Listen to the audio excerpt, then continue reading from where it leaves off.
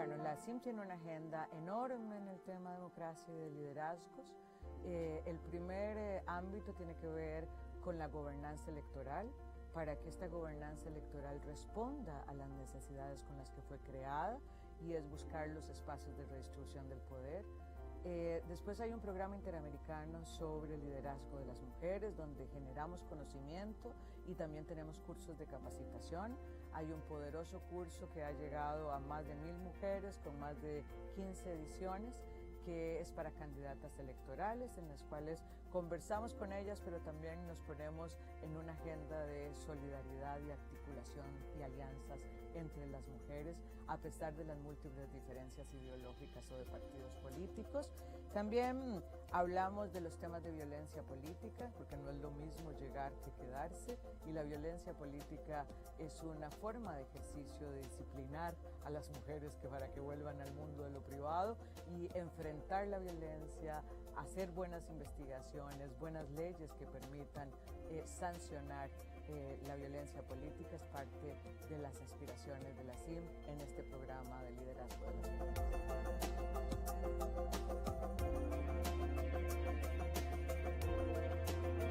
La aspiración histórica de las mujeres es estar en el mundo del público, que nuestro trabajo sea remunerado y que tenga un reconocimiento. COVID ha puesto en evidencia una profundización de las brechas existentes para el logro de estos objetivos. Estas brechas existentes ahora dan cuenta de que podríamos tener un rezago de más de 2 décadas en el mundo laboral. Que el cierre de brechas, que se previó que podía tardar 100 años en cerrarse, ahora se habla de 135 años para cerrar la brecha entre los hombres y las mujeres. Entonces nuestro objetivo es que miren el derecho de las mujeres al empoderamiento económico, que el statement "quédate en casa", que es un viejo conocido del patriarcado, no sea que nos quedemos en casa siempre, y que entendamos que la inserción de la mitad de la población, de este talento humano que tiene una serie de ventajas competitivas, es necesario para el crecimiento económico. De manera que la CIM está colocando esta realidad, está colocando las necesidades de las mujeres y está haciendo unas recomendaciones de rutas para poder cumplir con el derecho al empoderamiento económico y con el crecimiento económico que requieren nuestras empobrecidas economías en tiempos de COVID.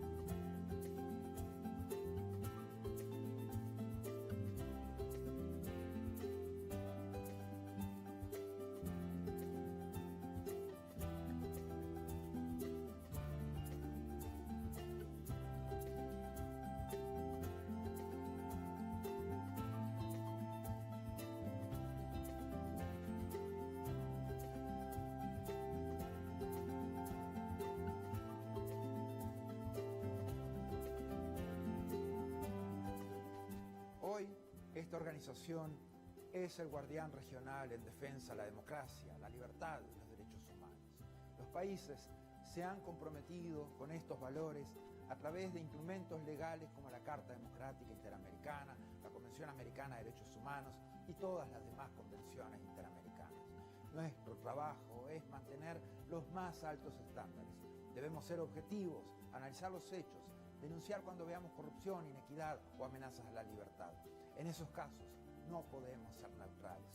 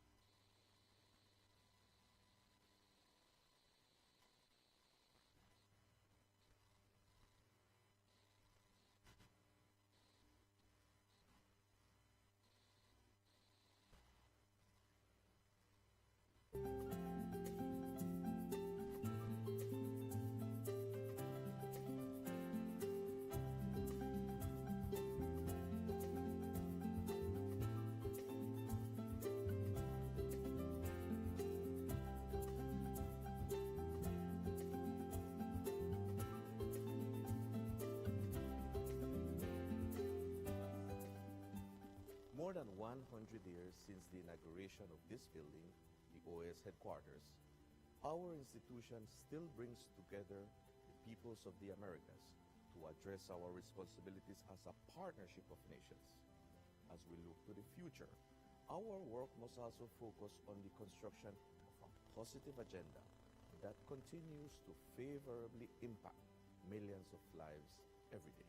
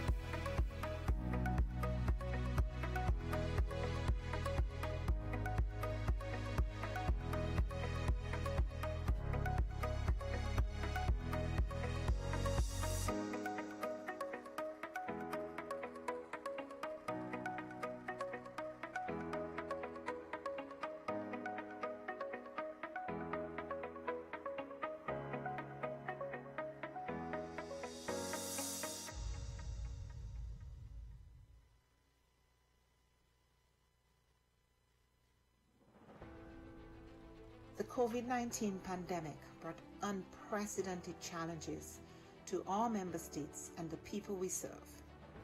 In response, the OAS Secretariat for Integral Development adopted a three-pronged approach by 1. Adjusting our portfolio of existing projects, 2. Exploring new projects to meet emerging needs, and 3. Expanding multi-sectoral partnerships. The results achieved in 2020 demonstrate the resilience of our member states and the commitment of the OAS SETI to work with member states and partners towards our common goals in the development of our region. Our Network on Competitiveness launched the COVID-19 Ideas Accelerator, sharing 250 tools, health solutions, responses, and recovery plans. The Network for Labor Administration published a portfolio of responses from ministries of labor to COVID-19, sharing over 420 measures taken to protect workers, employment, and income. Likewise, The Inter-American Teacher Education Network series, Teaching STEM in Quarantine, provided 117,000 teachers with key tools to continue advancing STEM education during the pandemic. Through its network and platforms, the Inter-American Committee on Ports promoted international and national best practices, guidelines, protocols, and recommendations on COVID-19 safety measures and continuity of logistic operations. Initiatives such as the Education in Times of Change platform allowed us to meet urgent needs by offering timely tools on virtual education and a dedicated space for ministries to share strategies, actions, and solutions. Other programs such as the Rowe Fund stepped up, providing emergency grants to offset the challenges imposed on our students by the pandemic. SETI's partnerships are adding value to member states in the form of technical assistance, training, and access to tools and services. In partnership with leading private sector institutions, we offered micro, small, and medium enterprises access to online tools and training, increasing their visibility and participation in e-commerce, a key to their survival and growth in the pandemic and post-pandemic era. A new OAS SETI Facebook initiative provided 85,000 MSMEs across the region with capacity building opportunities and WhatsApp business tools to aid response, recovery, and resilience building. The Caribbean Small Business Development Centers program achieved real impact, supporting new businesses, expanding sales, and driving growth. A new network of Caribbean SPDCs will broaden the program's reach. The Inter-American Committee on Tourism, the CTOUR, convened ministerial-level policy dialogue in an urgent response to the impact of the pandemic on the hard-hit tourism and hospitality sectors. Policymakers and experts discussed biosanitary protocols, travel and visa facilitation, among other critical areas for the sector's recovery. Partnering with the George Washington University and the U.S. Bureau of Indian Affairs, we went ahead with the scheduled first Indigenous Tourism Forum of the Americas, pivoting to a virtual format and convening over 240 participants from indigenous communities, the private sector, and governments. SETI also integrated sustainable development practices in the COVID-19 response. The pandemic is a daily reminder of the links between water, health, sanitation, food security, and nutrition. We ensured the continuity of our water management projects in the Plata Basin and worked with governments and partners in the design of an investment portfolio valued at $90 million. Additionally, the Energy and Climate Partnership of the Americas continued to share relevant best practices and responses to the pandemic on energy and air quality. These few examples indicate our collective impact. We cannot do this alone. It is now more urgent than ever to address the region's structural weaknesses, to recover from the health, economic, and social crises occasioned by the pandemic and prepare for future shocks. It is imperative that we work together as we risk losing recent development gains and seeing millions fall back into poverty. It is time for the region to redirect course and pursue a more sustainable, resilient, and equitable future for all. We are in this together. But the resilience building agenda is too big for any one stakeholder to address acting alone, and simply bringing together stakeholders, whether at the national, subnational, regional, or global level, is not enough. Effective, focused, and sustained coordination among stakeholders is paramount to provide countries with integrated and comprehensive support.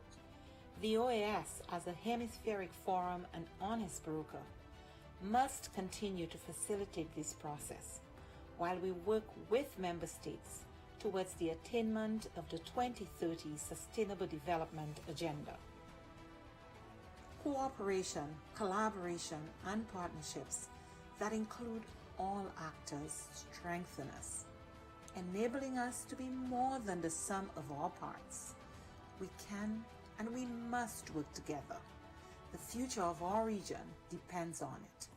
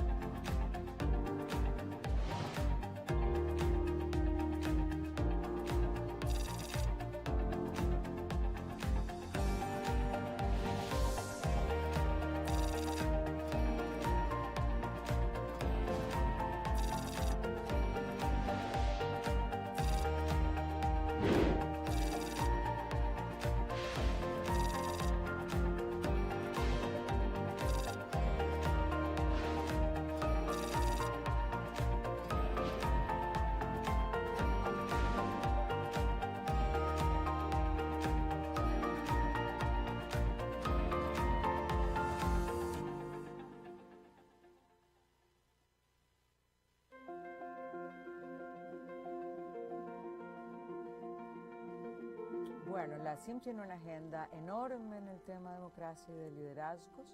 El primer ámbito tiene que ver con la gobernanza electoral, para que esta gobernanza electoral responda a las necesidades con las que fue creada, y es buscar los espacios de redistribución del poder. Después hay un programa interamericano sobre liderazgo de las mujeres, donde generamos conocimiento y también tenemos cursos de capacitación. Hay un poderoso curso que ha llegado a más de 1000 mujeres con más de 15 ediciones, que es para candidatas electorales, en las cuales conversamos con ellas, pero también nos ponemos en una agenda de solidaridad y articulación y alianzas entre las mujeres, a pesar de las múltiples diferencias ideológicas o de partidos políticos. También hablamos de los temas de violencia política, porque no es lo mismo llegar que quedarse, y la violencia política es una forma de ejercicio de disciplinar a las mujeres para que vuelvan al mundo de lo privado y enfrentar la violencia, hacer buenas investigaciones, buenas leyes que permitan sancionar la violencia política. Es parte de las aspiraciones de la CIM en este programa de liderazgo de las mujeres.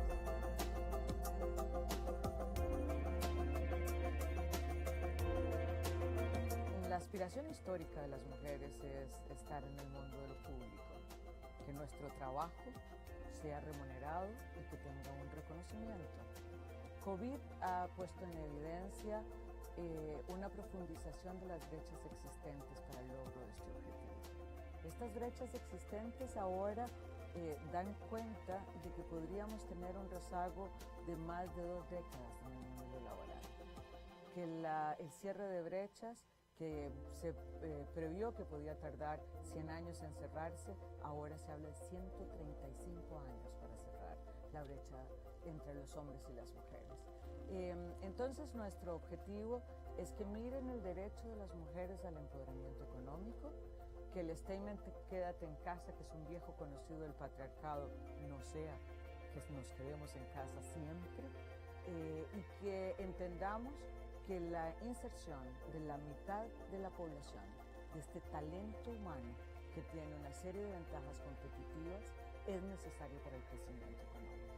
De manera que la CIM está colocando esta realidad, está colocando las necesidades de las mujeres y está haciendo unas recomendaciones de rutas para poder cumplir con el derecho al empoderamiento económico y con el crecimiento económico que requieren nuestras empobrecidas economías en tiempos de COVID.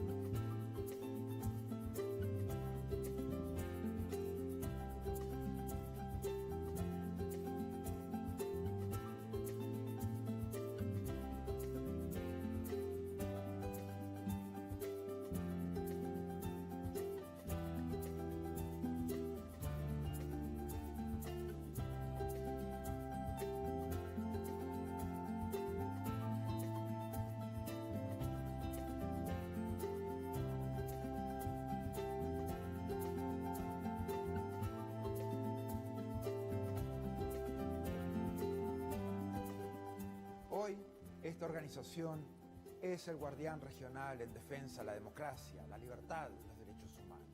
Los países se han comprometido con estos valores a través de instrumentos legales como la Carta Democrática Interamericana, la Convención Americana de Derechos Humanos y todas las demás convenciones interamericanas.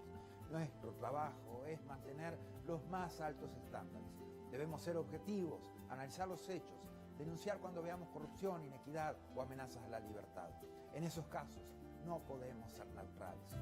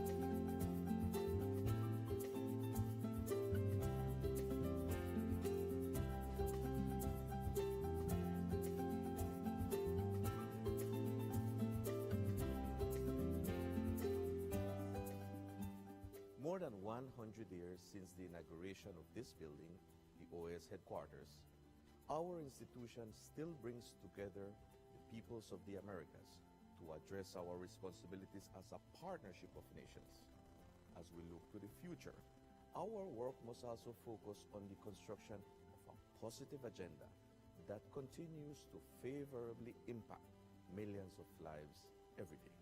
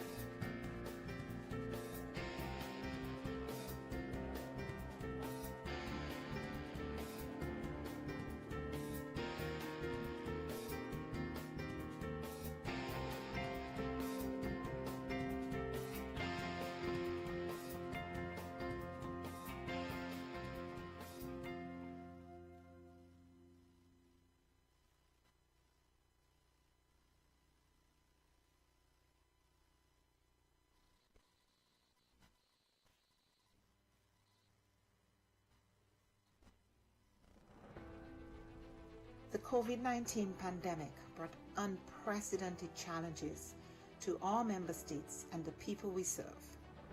In response, the OAS Secretariat for Integral Development adopted a three-pronged approach by 1. Adjusting our portfolio of existing projects, 2. Exploring new projects to meet emerging needs, and 3. Expanding multi-sectoral partnerships.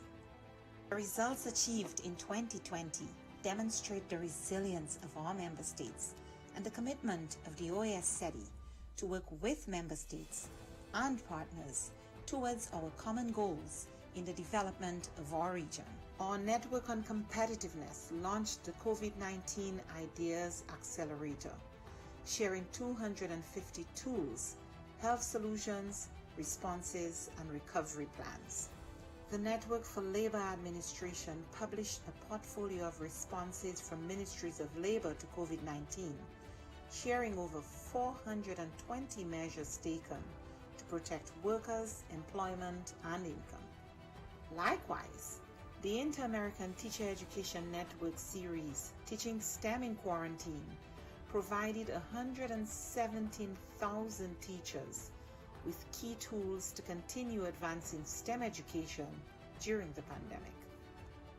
Through its network and platforms, the Inter-American Committee on Ports promoted international and national best practices, guidelines, protocols, and recommendations on COVID-19 safety measures and continuity of logistic operations. Initiatives such as the Education in Times of Change platform allowed us to meet urgent needs by offering timely tools on virtual education and a dedicated space for ministries to share strategies, actions, and solutions. Other programs such as the Rowe Fund stepped up, providing emergency grants to offset the challenges imposed on our students by the pandemic. SETI's partnerships are adding value to member states in the form of technical assistance, training, and access to tools and services. In partnership with leading private sector institutions, we offered micro, small, and medium enterprises access to online tools and training, increasing their visibility and participation in e-commerce, a key to their survival and growth in the pandemic and post-pandemic era. A new OAS SETI Facebook initiative provided 85,000 MSMEs across the region with capacity building opportunities and WhatsApp business tools to aid response, recovery, and resilience building. The Caribbean Small Business Development Center's program achieved real impact, supporting new businesses, expanding sales, and driving growth. A new network of Caribbean SBDCs will broaden the program's reach. The Inter-American Committee on Tourism, the C2, convened ministerial-level policy dialogue in an urgent response to the impact of the pandemic on the hard-hit tourism and hospitality sectors. Policymakers and experts discussed biosanitary protocols, travel and visa facilitation, among other critical areas for the sector's recovery. Partnering with the George Washington University and the U.S. Bureau of Indian Affairs, we went ahead with the scheduled first Indigenous Tourism Forum of the Americas, pivoting to a virtual format and convening over 240 participants from indigenous communities, the private sector, and governments. SEDI also integrated sustainable development practices in the COVID-19 response. The pandemic is a daily reminder of the links between water, health, sanitation, food security,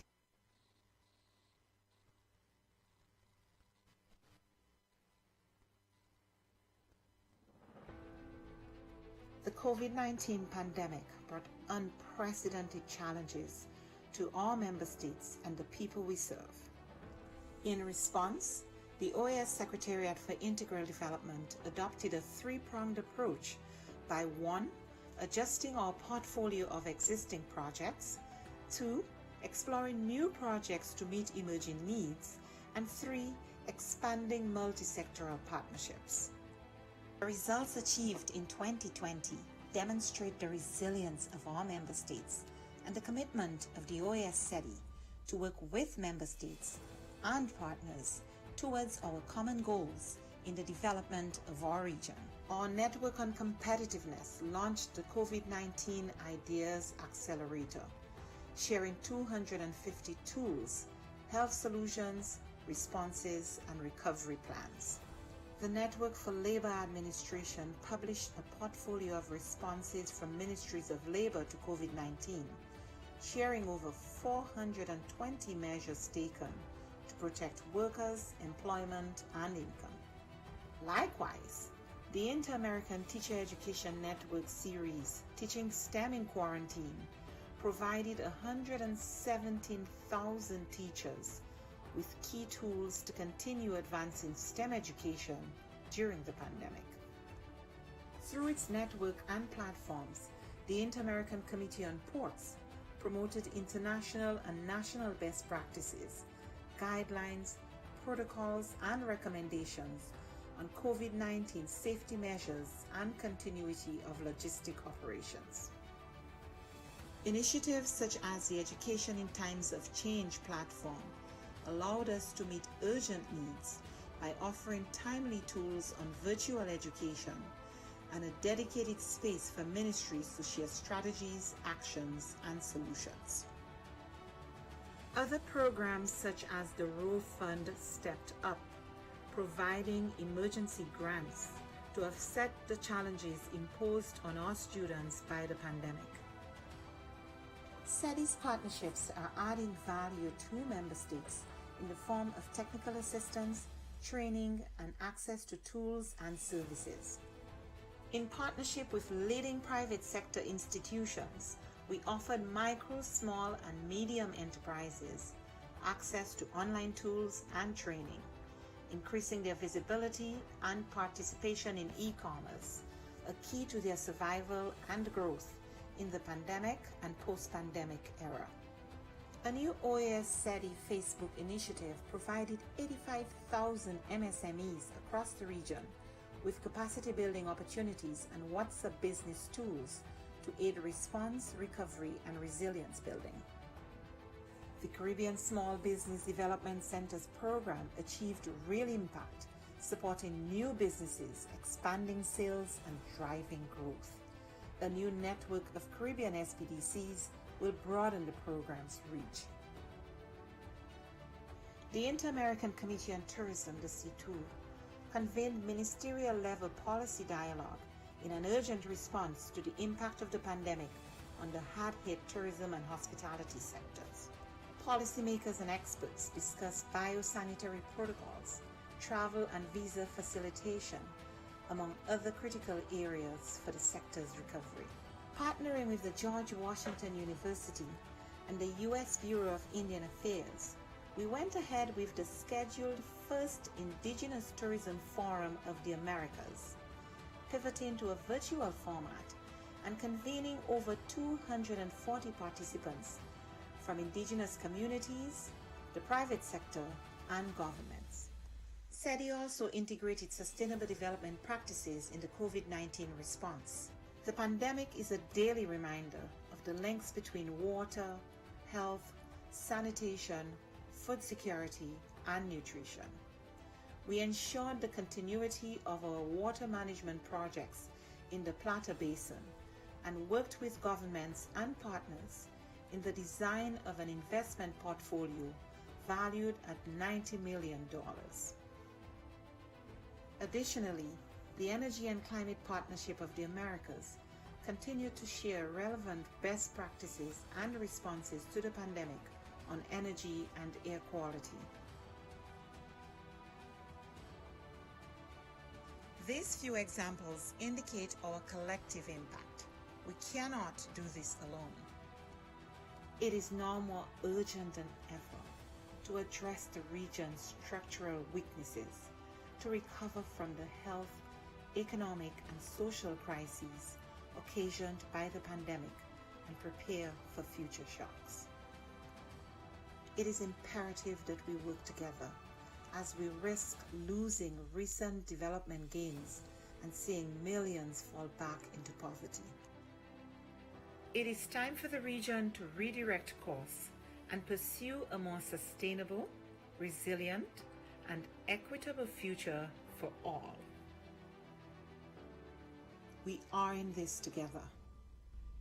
But the resilience building agenda is too big for any one stakeholder to address acting alone, and simply bringing together stakeholders, whether at the national, subnational, regional, or global level, is not enough.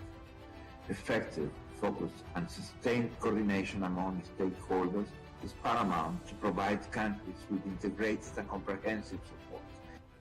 The OAS, as a hemispheric forum and honest broker, must continue to facilitate this process while we work with member states towards the attainment of the 2030 Sustainable Development Agenda. Cooperation, collaboration, and partnerships that include all actors strengthen us, enabling us to be more than the sum of our parts. We can and we must work together. The future of our region depends on it.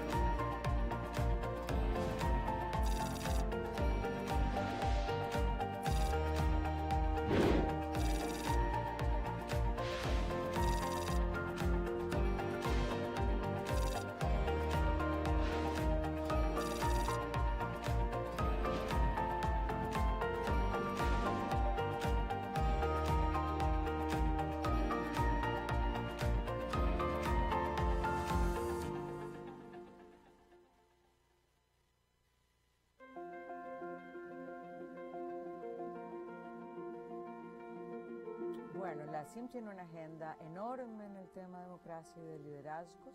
El primer ámbito tiene que ver con la gobernanza electoral, para que esta gobernanza electoral responda a las necesidades con las que fue creada, y es buscar los espacios de redistribución del poder.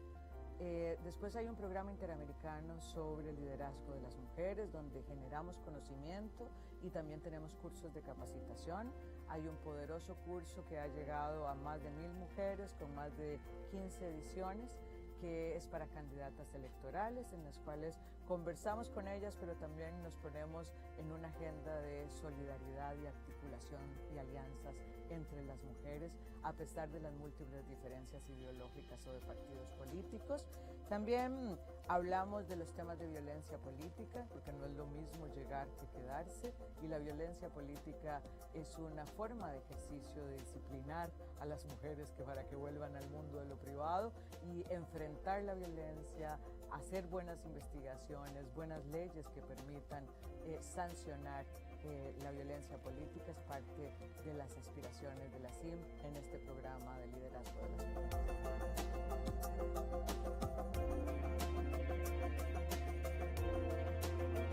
La aspiración histórica de las mujeres es estar en el mundo del público, que nuestro trabajo sea remunerado y que tenga un reconocimiento. COVID ha puesto en evidencia una profundización de las brechas existentes para el logro de este objetivo. Estas brechas existentes ahora dan cuenta de que podríamos tener un rezago de más de 2 décadas en el mundo laboral, que el cierre de brechas que se previó que podía tardar 100 años en cerrarse, ahora se habla de 135 años para cerrar la brecha entre los hombres y las mujeres. Entonces nuestro objetivo es que miren el derecho de las mujeres al empoderamiento económico, que el statement "quédate en casa", que es un viejo conocido del patriarcado, no sea que nos quedemos en casa siempre, y que entendamos que la inserción de la mitad de la población, de este talento humano que tiene una serie de ventajas competitivas, es necesario para el crecimiento económico.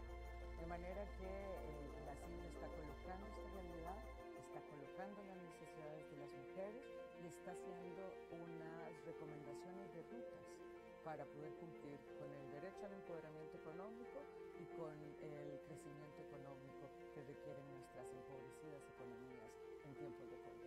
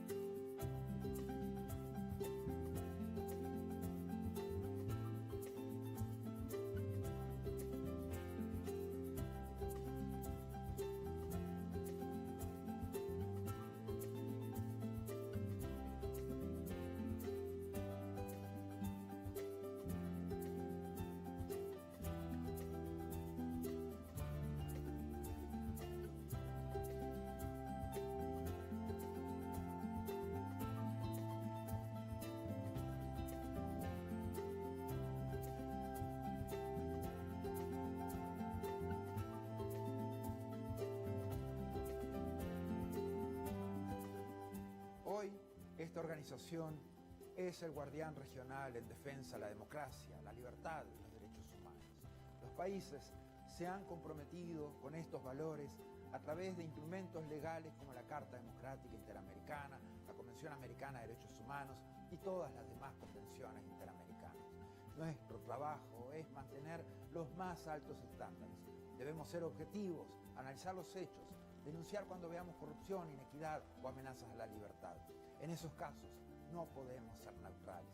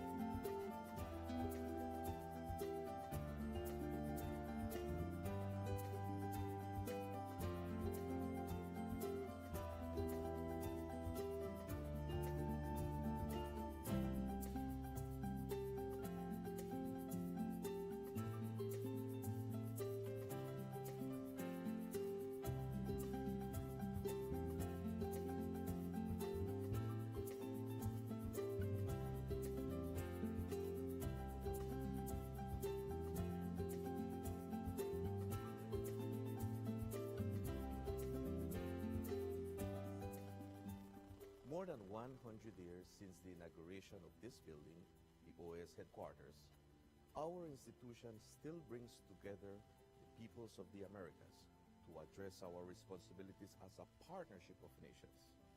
As we look to the future, our work must also focus on the construction of a positive agenda that continues to favorably impact millions of lives every day.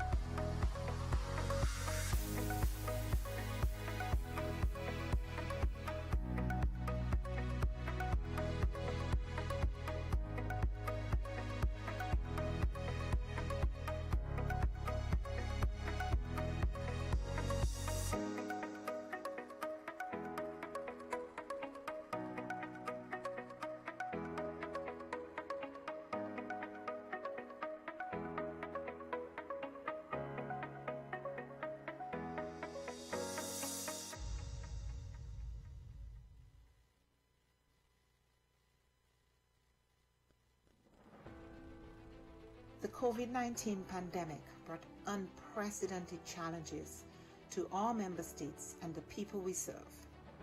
In response, the OAS Secretariat for Integral Development adopted a three-pronged approach by 1. Adjusting our portfolio of existing projects, 2.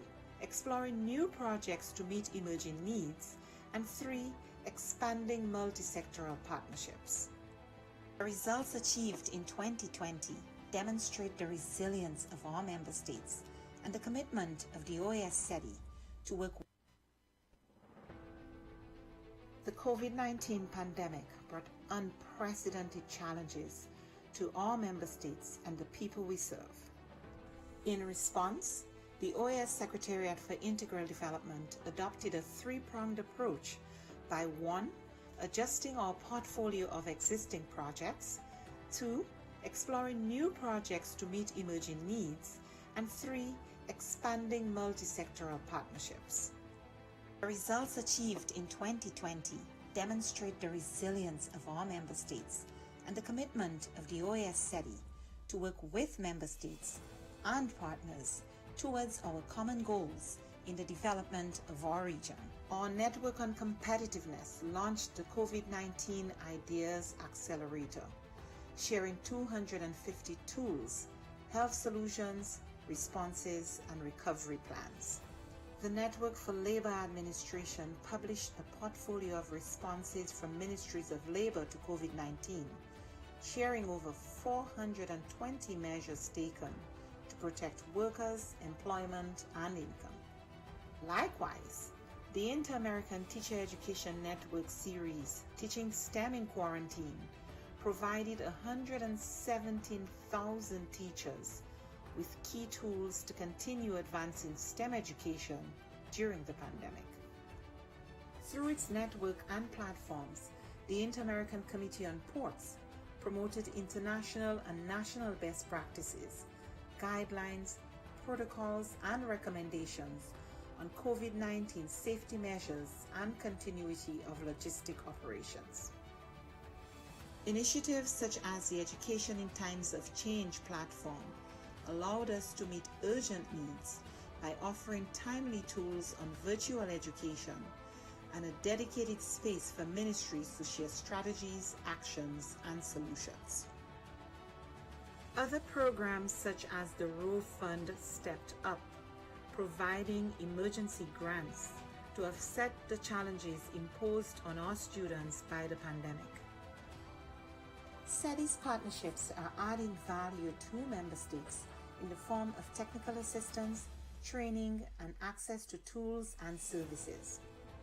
In partnership with leading private sector institutions, we offered micro, small, and medium enterprises access to online tools and training, increasing their visibility and participation in e-commerce, a key to their survival and growth in the pandemic and post-pandemic era. A new OAS SETI Facebook initiative provided 85,000 MSMEs across the region with capacity building opportunities and WhatsApp business tools to aid response, recovery, and resilience building. The Caribbean Small Business Development Center's program achieved real impact, supporting new businesses, expanding sales, and driving growth. A new network of Caribbean SBDCs will broaden the program's reach. The Inter-American Committee on Tourism, the CTOUR, convened ministerial-level policy dialogue in an urgent response to the impact of the pandemic on the hard-hit tourism and hospitality sectors. Policymakers and experts discussed biosanitary protocols, travel and visa facilitation, among other critical areas for the sector's recovery. Partnering with the George Washington University and the U.S. Bureau of Indian Affairs, we went ahead with the scheduled first Indigenous Tourism Forum of the Americas, pivoting to a virtual format and convening over 240 participants from indigenous communities, the private sector, and governments. SETI also integrated sustainable development practices in the COVID-19 response. The pandemic is a daily reminder of the links between water, health, sanitation, food security, and nutrition. We ensured the continuity of our water management projects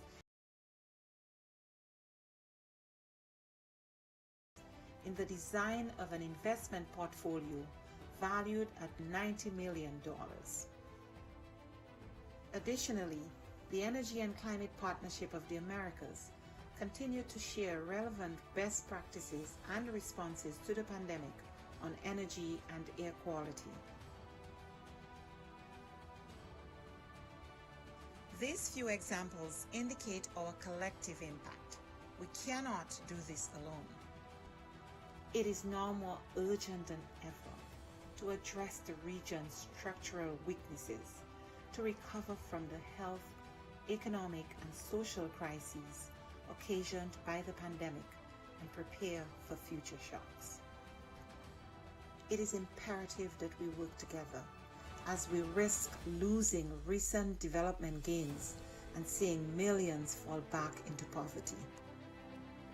It is time for the region to redirect course and pursue a more sustainable, resilient, and equitable future for all. We are in this together. But the resilience building agenda is too big for any one stakeholder to address acting alone, and simply bringing together stakeholders, whether at the national, subnational, regional, global level, is not enough. Effective, focused, and sustained coordination among stakeholders is paramount to provide countries with integrated and comprehensive support. The OAS, as a hemispheric forum and honest broker, must continue to facilitate this process while we work with member states towards the attainment of the 2030 Sustainable Development Agenda. Cooperation, collaboration, and partnerships that include all actors strengthen us, enabling us to be more than the sum of our parts. We can and we must work together. The future of our region depends on it.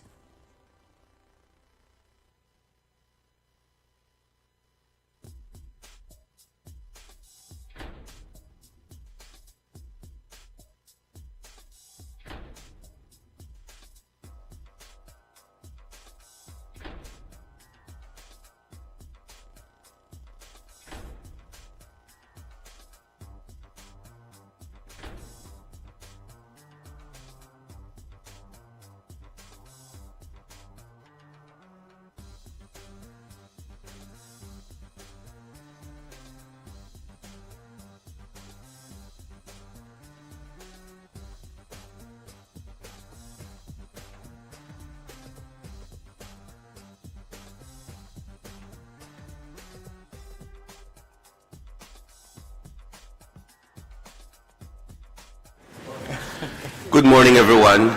This is a hybrid meeting of the Permanent Council. We have delegations here in the Hall of the Americas, and we have delegations connected outside of headquarters.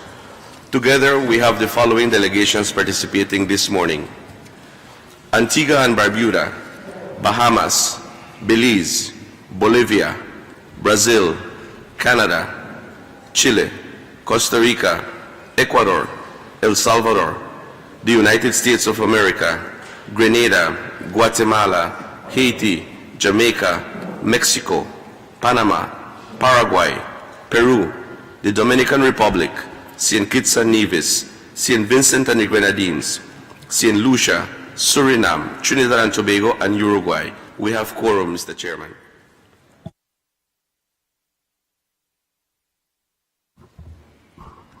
Good morning, and thank you very much, Assistant Secretary General.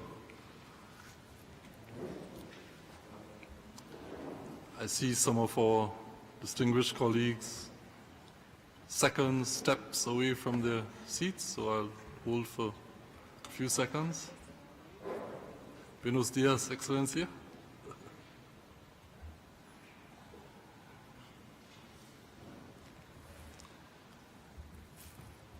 Good morning once again. Morning, distinguished representatives and alternate representatives, permanent, interim, and alternate representatives. Before proceeding to the adoption of the order of business,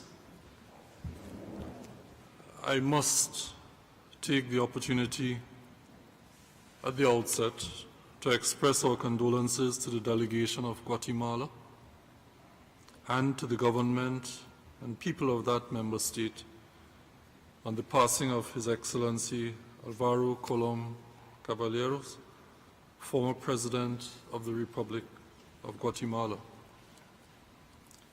His Excellency President Colom Caballeros served as Guatemala's 47th President from January 14, 2008 to January 14, 2012. This Permanent Council will pay tribute to him later in our meeting. However,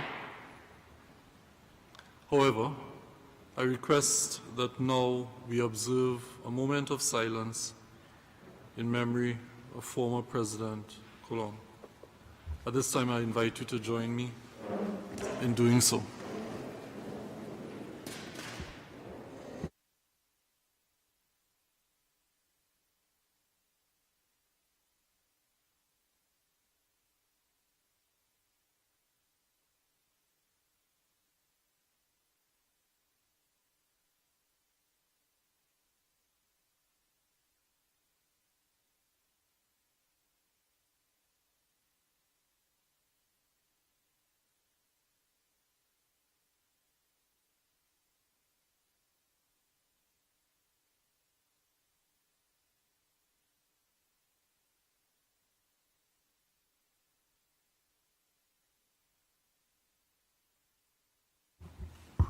Thank you.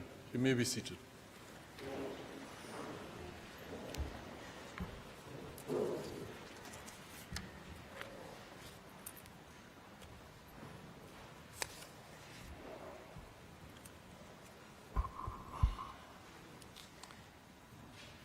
Esteemed colleagues, I am pleased now to declare open this regular meeting of the Permanent Council, convened to consider the items contained in the order of business, the draft order of business, document CP/OD-2413/23, which I hereby submit for the consideration of this council.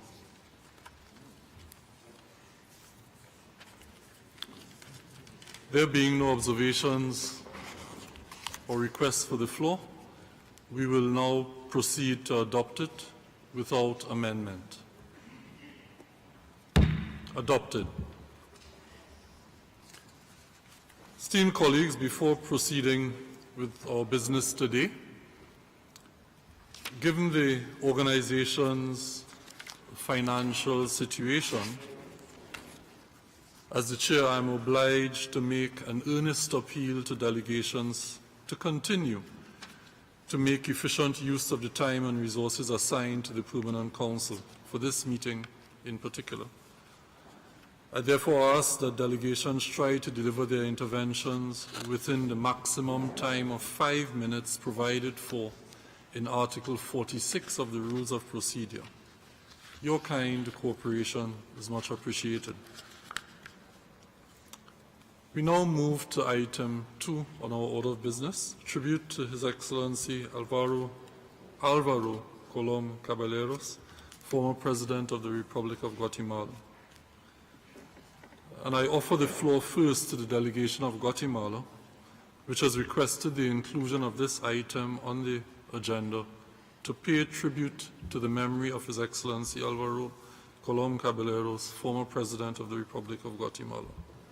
Excellency Ambassador Rita Claverie de Scioli, the floor is yours. Gracias, señor presidente.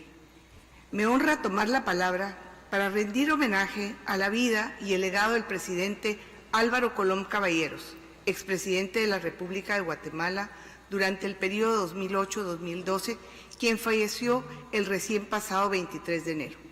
Expreso asimismo el agradecimiento de mi delegación por las manifestaciones de sentida condolencia recibidas de parte de los Estados miembros, observadores permanentes, autoridades y amigos de esta organización.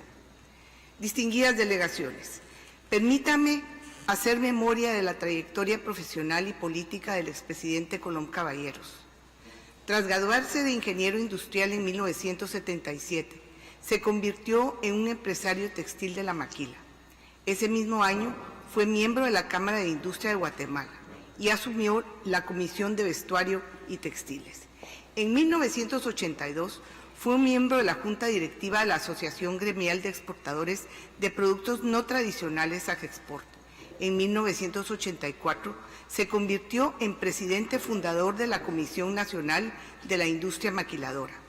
Después de 1986, expandió sus negocios y fundó 2 maquiladoras y el Grupo Mega, una firma de consultoría con fines de desarrollo económico y responsabilidad social.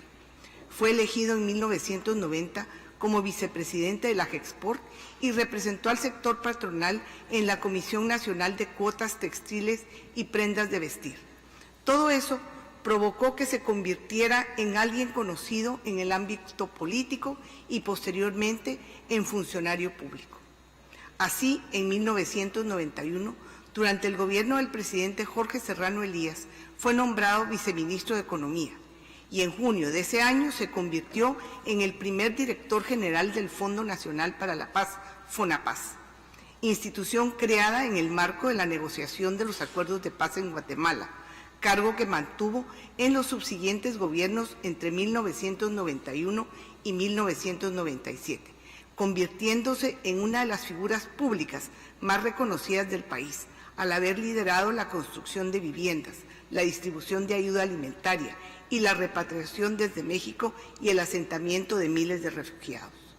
Mantuvo además un compromiso inclaudicable de apoyo al proceso de pacificación regional que culminó con los acuerdos de paz en Centroamérica, Esquipulas 1986 y Esquipulas II 1987, los cuales aportaron a la institucionalización de la democracia y la promoción de la integración regional centroamericana. Distinguidos colegas, con esta visión, compromiso y convicción por la paz en Guatemala y Centroamérica, Álvaro Colom tomó la decisión de participar en la política y buscar la presidencia del país. En el año 1999 participó en la contienda electoral y nuevamente se presentó a las elecciones presidenciales en el año 2003, con el partido Unidad Nacional de la Esperanza, obteniendo el segundo lugar. En el año 2007, por tercera vez, participó y obtuvo la victoria en los comicios generales, siendo la primera vez en la que un candidato obtiene el triunfo con el voto mayoritario del interior del país. El 14 de enero del 2008 tomó posesión del cargo como el 47º presidente constitucional de la República de Guatemala, convirtiéndose en el primer gobernante socialdemócrata en la historia reciente del país. Su programa de gobierno se basó en la solidaridad, gobernabilidad, productividad y regionalidad. Tuvo como propósito fortalecer el orden constitucional y el cumplimiento de los acuerdos de paz para eliminar los desequilibrios sociales, económicos y la discriminación social y la pobreza extrema, además de fomentar la libertad, solidaridad y el empoderamiento de los pueblos indígenas en Guatemala. Desarrolló y ejecutó también importantes programas sociales, entre ellos Mi Familia Progresa, constituyéndose en el primer gobierno de Guatemala que instauró las transferencias condicionadas, enfocadas en favorecer la escolaridad, atendiendo a las necesidades nutricionales apremiantes de las familias más vulnerables. Estableció otros programas como el adulto mayor, las becas solidarias y los programas de escuelas abiertas y escuelas seguras, alcanzando un alto número de cobertura de la enseñanza primaria en el país. Estimados amigos, como orgulloso hijo de Centroamérica y ciudadano de las Américas, al concluir su presidencia mantuvo una relación muy especial con la OEA, liderando misiones de observación electoral en las cuales privó siempre su compromiso de proteger y promover los principios de la democracia representativa contenidos en la Carta de la OEA y la Carta Democrática Interamericana. Como jefe de misión, presentó ante este foro los informes finales de las MOE, destacando las misiones desplegadas para las elecciones generales de 2014 y locales del 2015 en el Estado Plurinacional de Bolivia. Amante de la paz y comprometido con la solidaridad y el bienestar en nuestro hemisferio, fue jefe de la misión de veeduría electoral en el plebiscito por la paz sobre el acuerdo final para la terminación del conflicto y la construcción de una paz estable y duradera, celebrado en Colombia en el año 2016. En calidad de asesor especial, integró la misión desplegada para las elecciones generales del 2017 en Honduras. Señor presidente, permítame agradecer nuevamente la oportunidad de celebrar la vida y el legado del presidente Álvaro Colom Caballeros y patentizar las más sentidas condolencias a sus hijos Patricia, Antonio y Diego Colom, a sus hermanos, sobrinos y demás familia, quienes lo acompañaron siempre a lo largo de su vida. Guardaré en mi memoria la sencillez de este entrañable amigo y leal amigo, su admiración a la nobleza e hidalguía del Quijote de la Mancha, su alegría contagiosa y su compromiso con los más necesitados. Descanse en paz, Álvaro Colom Caballeros. Gracias, presidente.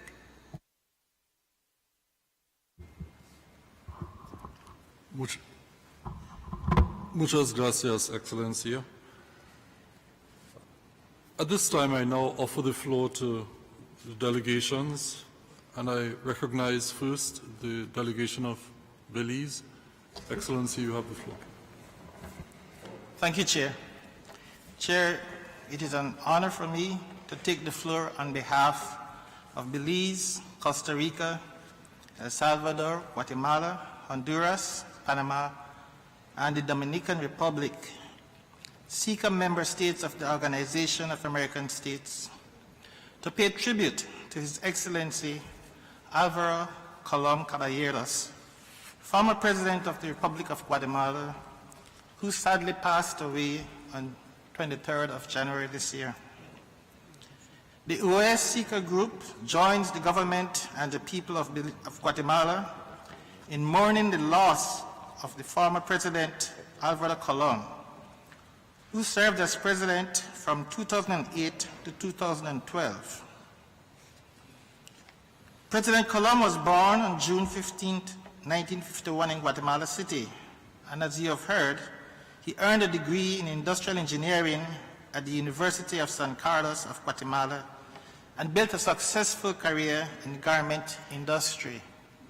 I think, on a personal note, his success in politics, coming from an engineering background, is quite an inspiration for me too. After a devastating earthquake in 1976, President Colom launched hundreds of small businesses in the affected areas, fostering economic development and after the environmental devastation. This demonstrated what would later become a hallmark of his political career, a sense of solidarity with rural communities. Another noteworthy inspiration for his future political aspirations was the career of his uncle, Manuel Colom, who served as mayor of Guatemala City and was tragically assassinated in 1979. The loss of his uncle inspired President Colom's political mission of fighting for justice and equality.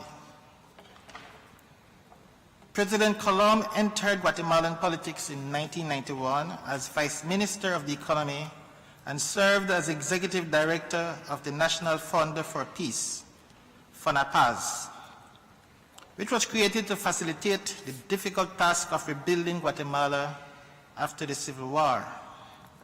This position provided him the opportunity to travel all over the country and see firsthand the challenges facing the most vulnerable populations. He worked closely with indigenous community leaders and sought their participation in identifying and creating solutions for the problems they faced. The social projects supported by FONAPAZ brought prosperity and stability by rebuilding houses and community centers destroyed by war, bringing food and clean water, and resettling thousands of displaced Guatemalans. In 1996, he was recognized for his special attention to indigenous communities by being named Bridge Man of the Western World by the National Council of Mayan Elders.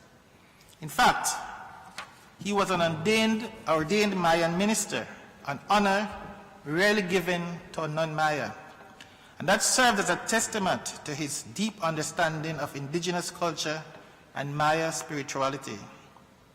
He understood in a way that few had the centrality of indigeneity to the Guatemalan national identity and endeavored to better reflect the political needs of the most neglected members of the population. This quest for representation led him to the National Palace when he was elected President of the Republic of Guatemala in 2008. President Colom worked tirelessly to create a peaceful post-war society, starting with the communities most marked by violence. He improved public education, as you've heard, brought critical healthcare infrastructure to rural communities, and opened pathways to political and economic access for indigenous Guatemalans. After his presidency, he became a member of the Central American Parliament, on which he served from 2012 to 2016. His first-hand experience of post-war reconstruction in Guatemala provided the knowledge required to lead the OAS Observer Mission for the Colombian Peace Accords process in 2016. His political legacy is worthy of emulation and best demonstrated in his political slogan for the 2007 election, Tu esperanza es mi compromiso. A man committed to a legacy of hope, peace, and a more prosperous future for Guatemalans. President Colom's commitment to the service of his country and its citizens will not be forgotten. The OS Seeker Group reiterates its deepest condolences to the government and people of Guatemala, the family, and the friends of former President Colom. May his soul rest in peace. Chair, if I could just add a sentence on behalf of Belize, I want to say that Belize had high regards for President Colom. As President of Guatemala, he did quite a bit to promote the relationships, good relationships between Belize and Guatemala. Indeed, his wife was educated in Belize. And Belize will always remember him as someone who helped to move Guatemala and Belize closer in solving the situation we have between Guatemala and Belize. So Belize especially offers sincere condolences and remember him well. Ambassador, thank you. Thank you very much, Excellency. I now offer the floor to the distinguished permanent representative of Suriname. Excellency, you have the floor. Thank you, Chair.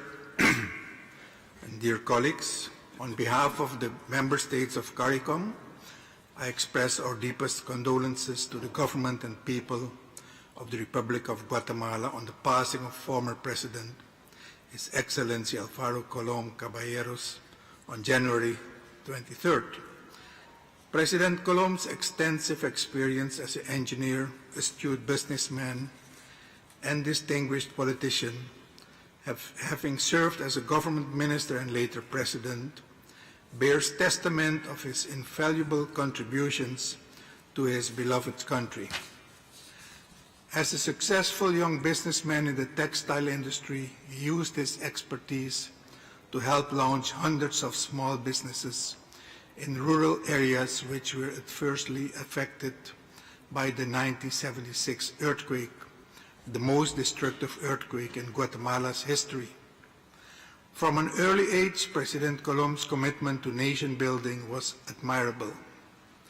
His political career began shortly after he was appointed Vice Minister of Economy in 1991. During that same year, he also served as Executive Director of the National Fund for Peace, where he played a vital role in managing refugees who were displaced as a result of the civil war that went on between 1960 and 1996.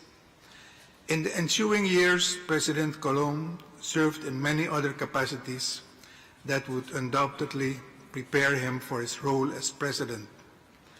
Having served as President of the Republic of Guatemala from 2008 to 2012, President Colom made significant contributions to the national development of Guatemala through the implementation of several reforms to reduce poverty and inequality, improve access to education, health care, and infrastructure. Even after leaving active politics, President Colom continued to contribute to the development of the region by serving as a member of the Central American Parliament from 2012 to 2016, and also leading an OAS observer mission to the Colombian Peace Agreement referendum of 2016. Chair, the many homages that have been delivered since the news of his passing and those that are being delivered here today highlight President Colom's outstanding contributions, his notable character, and commitment to his country. We honor the memory of President Colom, a peacemaker, a human rights advocate, a nation builder, and a statesman gone too soon. We, the members of CARICOM, reiterate our sincerest condolences to the people of the Republic of Guatemala, to the family and friends of President Colom. May his soul rest in eternal peace. Thank you, Chair. Thank you very much, Excellency. Now offer the floor to the delegation of Brazil. I recognize the distinguished colleague ambassador. You have the floor, Excellency. Obrigado, Sr. Presidente. Fazemos questão de intervir nesta oportunidade para transmitir nossas sentidas condolências à família do ex-presidente Álvaro Colom Caballeros e ao povo guatemalteco. A prioridade conferida à área social pelo Sr. Colom durante sua gestão como primeiro mandatário da Guatemala é por todos muito bem conhecida e reconhecida. Devem ser sempre exaltadas suas ações em prol do acesso à saúde e à educação e o combate que empreendeu às desigualdades e à criminalidade em um país que ainda se ressentia dos efeitos de conflagração interna. Ademais, sua história pessoal de superações e seu legado de genuína busca de aproximação com os povos originários são exemplos de perseverança, de respeito e de clarividência para as futuras gerações.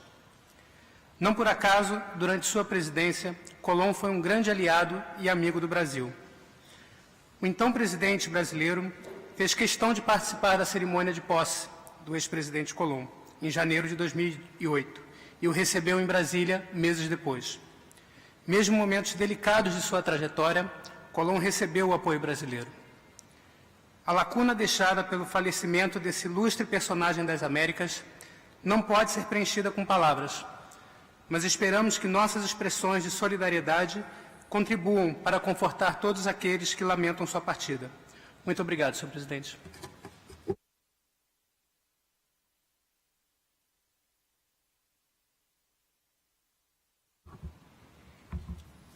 Thank you very much, distinguished colleague. I offer the floor now to the delegation of Mexico. Excellency, you have the floor.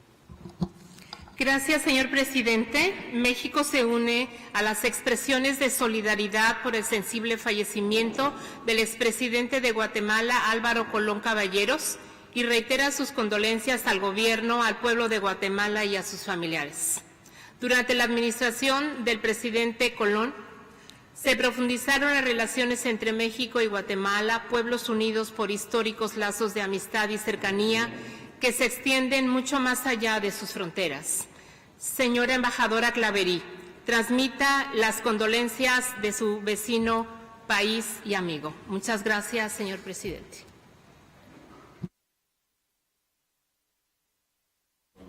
Muchas gracias, Excellencia. I now offer the floor to the Secretary General. Thank you, Mr. Chair. Como muchos han mencionado, el expresidente Álvaro Colom fue un ingeniero y empresario textil devenido en político. Llegó a la presidencia tras intentos previos, convencido que la democracia era el camino.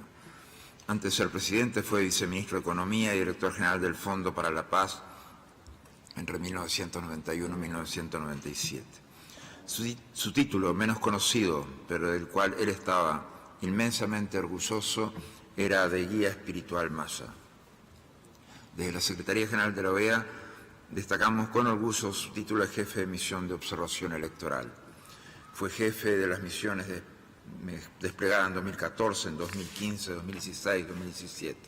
Álvaro Colom defendió la democracia y la paz de distintas trincheras. Estaba convencido de que sin educación no hay democracia, sin educación no hay futuro.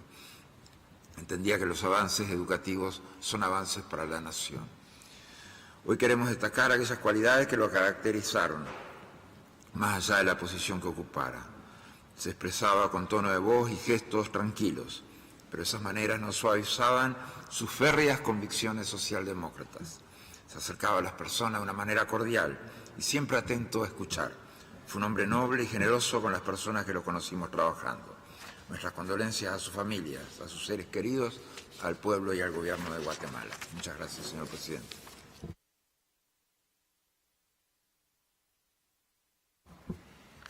Thank you very much, Secretary General. There being no further requests for the floor, on behalf of the Permanent Council, I reiterate our expressions of condolences on the passing of His Excellency, President Colom Caballeros. Thank you. We now move to item 3 on our order of business, which is a tribute to Ambassador Richard Bernal, former permanent representative of Jamaica. I therefore offer the floor first to the delegation of Jamaica, which has requested the inclusion of this item on our order of business to pay a well-deserved tribute to to the memory of Ambassador Richard Bernal, former permanent representative of Jamaica to the OAS. Excellency, Ambassador Marks, welcome. You have the floor. Thank you. Chair of the Permanent Council, Secretary General, Assistant Secretary General, Excellencies. Mr. Chair, this is the first occasion that I'll have to address you since the assumption of the presidency of the Permanent Council. So I'll take this opportunity to wish you all the very best in this role and to offer our congratulations. Mr. Chair, it is with sadness that I take the floor this morning to share this tribute on the occasion of the sudden passing of Ambassador the Honorable Dr. Richard Bernal, former permanent representative of Jamaica to the OAS and ambassador to the United States. I take this opportunity to thank all delegations who signed the Book of Condolence, which was opened at the mission from the 17th to 20th of January. I have no doubt that the warm sentiments expressed will bring cheer and comfort to the grieving family and loved ones. I will now read the tribute which was recently delivered by Senator the Honorable Kamina Johnson-Smith, Minister of Foreign Affairs and Foreign Trade. On behalf of the Ministry of Foreign Affairs and Foreign Trade, I extend my deepest condolences to Ambassador Richard Bernal's wife, Margaret, other family members, and his large number of colleagues, admirers, and friends. Ambassador Richard Bernal, who has had a long and distinguished career in business and in academia, counts among his many other signal accomplishments his appointment as Ambassador of Jamaica to the United States, and simultaneously as permanent representative of Jamaica to the Organization of American States, recorded one of the longest tours of duty in that jurisdiction from 1991 to 2001. He was unstinted in the service he gave to the government and people of Jamaica, representing the country in many regional and international engagements, always with keen insights and avid interest in preserving the integrity of diplomacy. He earned an admirable reputation for his critical analysis on regionalism and for his commitment to promoting the higher virtues of regional integration.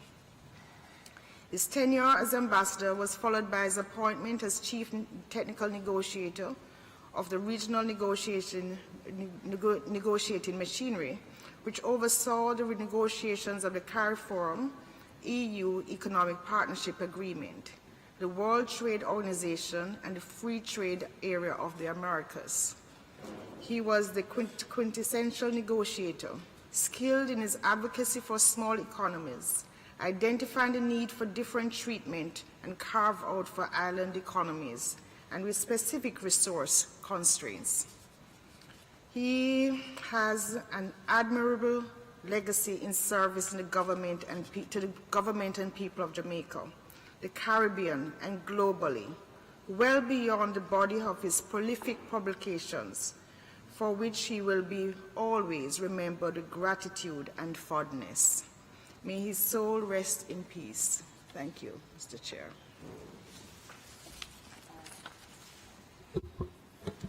Thank you very much, Excellency. The Chair will now offer the floor to delegations, and immediately I recognize the distinguished delegation of Barbados. Excellency, you have the floor.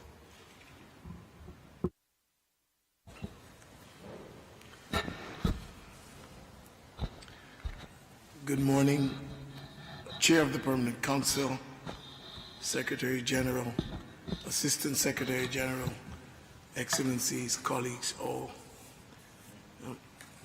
I give these remarks endorsing the remarks by the Ambassador of Jamaica, but on behalf of the 14 member countries, member nations of CARICOM.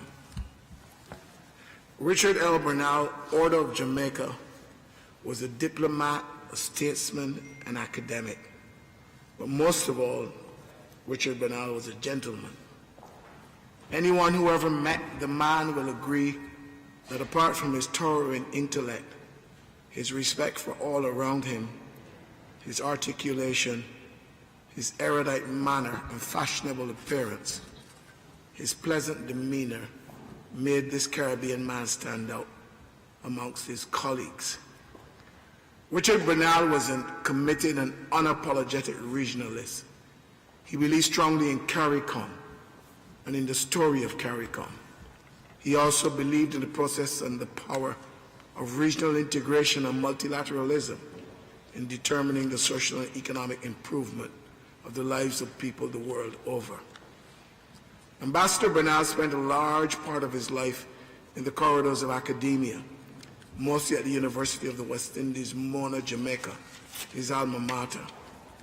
His distinguished academic career in many capacities was spent mostly in the Department of Economics and the Institute for Social and Economic Research at the Mona campus of the Caribbean University. At the time of his passing, he was professor of practice within the Sir Arthur Lewis Institute of Social and Economic Research and a research fellow at the P.J. Patterson Center for Afro-Caribbean Advocacy. His was a life dedicated to crafting what was described by the Pro-Vice Chancellor of the University of the West Indies, Sir Hilary Beckles, as the progressive Caribbean consciousness. Bernal was a gentleman who demonstrated a unique understanding of the post-colonial condition of Caribbean people and what action it would take to improve the lives of those that colonialism had essentially kept back and that this system had in great measure contributed to in terms of their underdevelopment. His was a professional life dedicated to contributing to the public advocacy of the principles of social justice and the democratization of the post-colonial culture. He was always willing to share and impart his extensive and renowned internationally accumulated knowledge to advance Caribbean societies. Dr. Bernal was described by those who served alongside him, both in diplomacy and academia, as a respectful, kind, and a reasonable colleague who believed in the values of the Academy and was keen to participate in their consolidation.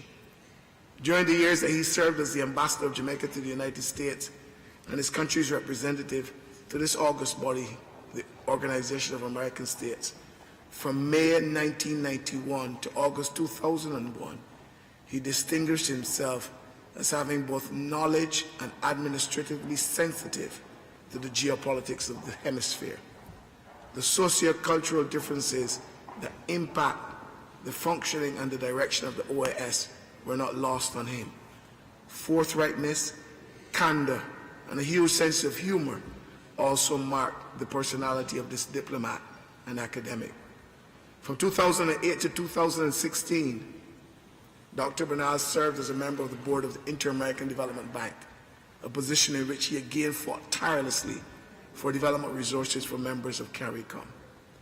In the midst of all that Professor Bernal achieved, both professionally and personally, however, many of those that knew him and worked alongside him have actually expressed the opinion that Richard's finest moment was his service as the Director General and Principal Negotiator of the regional negotiating machinery during the years 1999 to 2007. In the R&M, during those years, the economic destiny of many of the membership of CARIFORUM, CARICOM, the Dominican Republic, and Cuba was literally in the hands of Dr. Bernal and his team as they negotiated the CARIFORUM European Economic Partnership Agreement, the EPA, which still governs our relationship with Europe, trading relationship with Europe today. He also participated in the World Trade Organization and Free Trade Area of the Americas negotiations.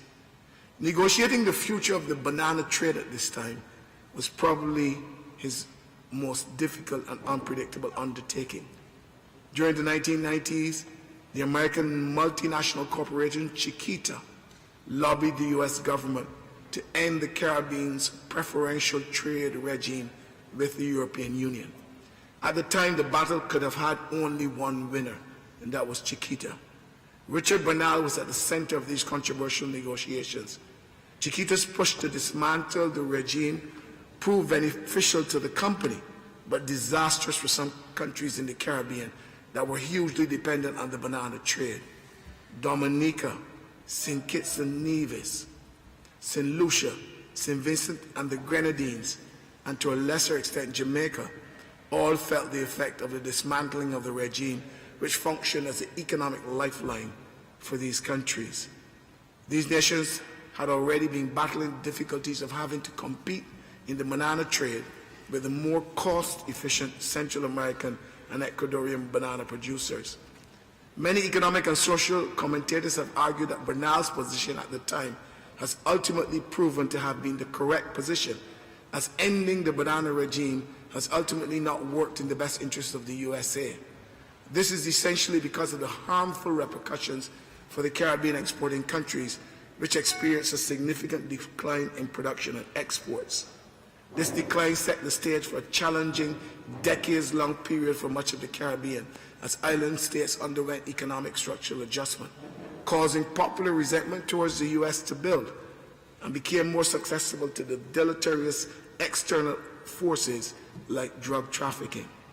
Consequences that were written off in the U.S. as collateral damage constituted a veritable catastrophe, which over the long term opened the doors to increasing other countries' influences in the Caribbean. As Bernal observed, Chiquita used its financial power and might to get the U.S. government administration of the day to pursue a policy in its interests. Moreover, U.S. national interests were not well served. The collapse of the banana industry caused serious economic dislocation and thereby made these small island developing states more vulnerable to narcotics trafficking and the associated transnational crime. These issues continue to dog some of these countries even today. To Bernal's credit, the banana giant was eventually forced to file for Chapter 11 bankruptcy in 2001. Although Chiquita restructured its business and emerged from bankruptcy, it was eventually bought out by a combination of Brazilian interests, bringing the long saga of United Fruit and Chiquita to an end. The effects of this company's actions, however, are still being felt across the Caribbean today. Bernal's position on the subject has left lots of food for thought for those interested in the Caribbean, corporate politics, and the challenges that corporations pose to democratic governments and their prospects for social and economic development. This gentleman, academic, and statesman will be sorely missed. His contribution to the development of the Caribbean is well recorded in the annals of CARICOM. His sojourn as an envoy is much celebrated in Washington, D.C. He was a huge public advocate for social justice. His focused insights and ardent interest in preserving the integrity of diplomacy will remain with us forever. Thank you, Jamaica. May he rest in peace. I'm obliged to you, sir. Thank you very much for your very important intervention, Excellency. The Chair would also, at this moment, just remind delegations that we are attempting to use most efficiently the time we have. I now offer the floor to the distinguished delegation of Belize. Excellency, you have the floor. Chair, thank you. And it's an honor for me to once again take the floor on behalf of Belize, Costa Rica, El Salvador, Guatemala, Honduras, Panama, and the Dominican Republic, SICA member states of the OAS, to pay tribute to Ambassador Richard Bernal, former permanent representative of Jamaica to the OAS. It is with deep sadness that we received the news of his passing on the 4th of January this year. Ambassador Bernal was a consummate diplomat and a towering Caribbean intellectual. His contribution to the development of Jamaica's highly regarded multilateral diplomacy was manifested in this organization from 1991 to 2001, when he served with distinction as the permanent representative of Jamaica. He also served his country as ambassador to the United Nations, where he was a member of the Leadership Council of the United Nations Sustainable Development Solutions Network. His distinguished and long service to Jamaica and the Caribbean earned him the distinction of the Order of Jamaica. Ambassador Bernal's list of accomplishments, as you have heard, is long and deeply impactful. Prior to his diplomatic career, he taught economics at UWI for several years and worked as an economic advisor to the government of Jamaica. After leaving the diplomatic corps in 2001, he continued to serve as a trade advisor and negotiator for various Jamaican and Caribbean regional trade organizations. As Director General of the Caribbean Regional Negotiating Machinery, he was responsible for trade negotiations for the Caribbean Community, CARICOM, Cuba, and the Dominican Republic.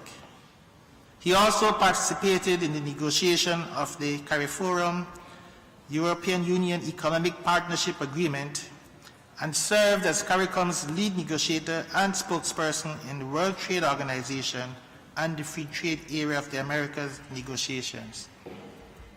Between 2008 and 2016, Ambassador Bernal served as a member of the board of the Inter-American Development Bank, and he also served as a member of the World Bank's External Advisory Panel for Diversity and Inclusion. Ambassador Bernal was also an accomplished writer, having published several important books shedding light on regional economic issues. He was a senior associate non-resident of the Center for Strategic and International Studies and published opinion editorials in publications such as the Miami Herald. His legacy of commitment to the service of his country and its citizens will not be forgotten. Ambassador Bernal was much more than a successful Jamaican diplomat, however. He was a regional giant whose work and influence emanated throughout the Americas and beyond. The OS member states of SECA expressed their deepest condolences to the people and government of Jamaica on the passing of Ambassador Bernal and offer our sincere condolences to his family. Ambassador, may he rest in peace. Thank you very much, Excellency. I now recognize the delegation of Canada. Excellency, you have the floor. Thank you, Chair. Good morning. Colleagues, let me add Canada's voice to the voices of others we've heard already this morning. We were saddened as well to learn of the sudden passing of Ambassador Richard Bernal. Ambassador Bernal, as others have mentioned, will be remembered as a passionate and devoted diplomat who served his country well and honorably in his capacity as Jamaica's permanent representative to the Organization of American States. He leaves behind a legacy as a strong advocate for the interests of Jamaica and the interests of other small island developing states in the Caribbean.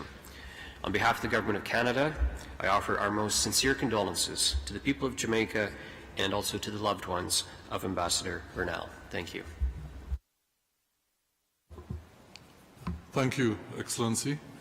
I offer the floor now to the distinguished delegation of the United States. Excellency, you have the floor.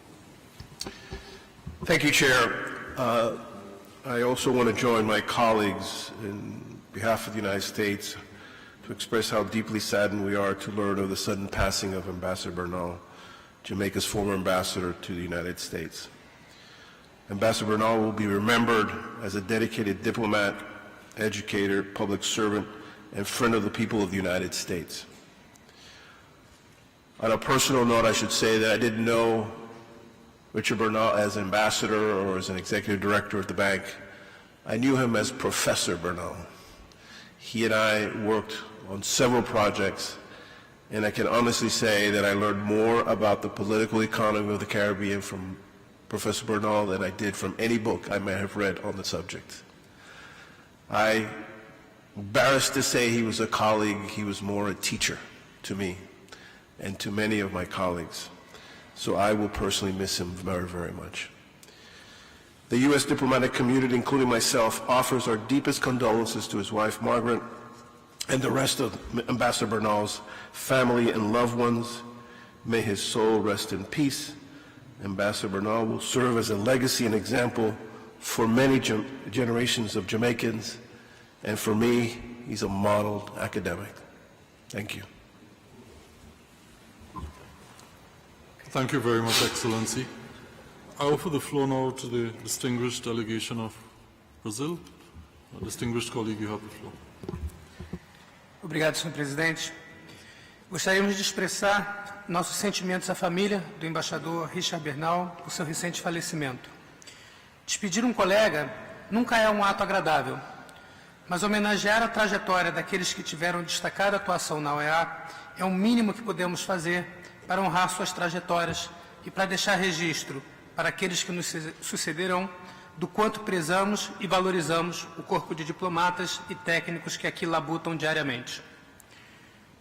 Nesse sentido, senhor presidente, gostaria de destacar entre os logros do embaixador Bernal sua ativa participação nas negociações que culminaram em 2001 com a adoção da Carta Democrática Interamericana. Esse marco da democracia em nosso hemisfério, aprovado naquele fatídico 11 de setembro de 2001, constitui uma das maiores contribuições desta organização para a prosperidade das Américas. Esperamos que os familiares e amigos do embaixador Bernal tenham ciência da relevância da participação desse talentoso diplomata para esse e muitos outros logros da OEA. Obrigado, senhor presidente.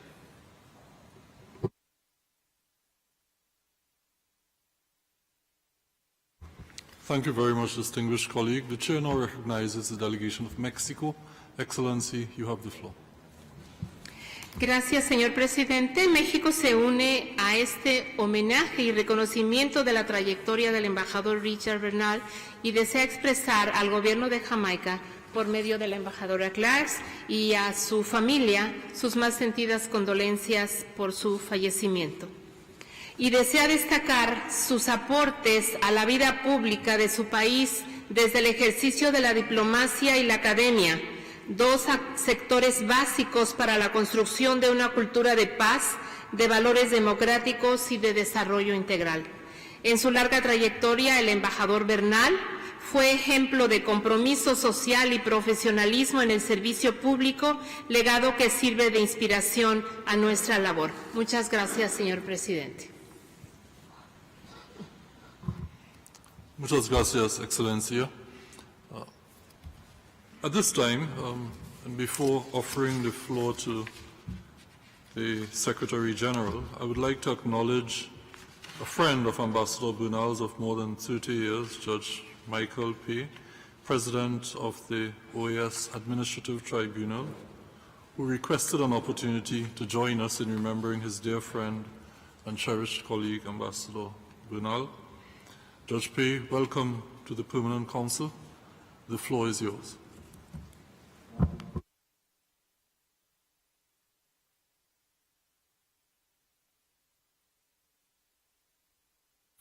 Thank you most kindly, Mr. Chairman and members of the Permanent Council, for this opportunity to speak glowingly, but in grief, in remembrance of my cherished friend, Ambassador Richard Bernal. I extend my most profound condolences to Mrs. Bernal and the rest of the family, the Jamaican delegation, the Jamaican government, and the people of Jamaica. My friendship with Ambassador Bernal took root very shortly after his arrival in Washington to begin his 10-year tour as Jamaica's ambassador to the United States and to the U.S. and to the OAS. Ironically, his 10-year tour coincided with my 10 years as the State Department's principal legal advisor for inter-American affairs, including the U.S. mission to the OAS. So he and I were in regular contact over that 10-year period. From the beginning, our fast friendship endured for 30 years and was nourished for several reasons that readily come to mind. One, the two of us quickly discovered that we shared close mutual friendships with other distinguished Jamaican diplomats and jurists, including my close friend, Judge Patrick Robinson, who currently sits on the International Court of Justice in The Hague. Two, Ambassador Bernal and I were both proud graduates of the Johns Hopkins School of Advanced International Studies, SAIS, here in Washington, D.C., and we both often recognized the exceptional academic training that we had received there, which had contributed substantially to our blossoming professional careers.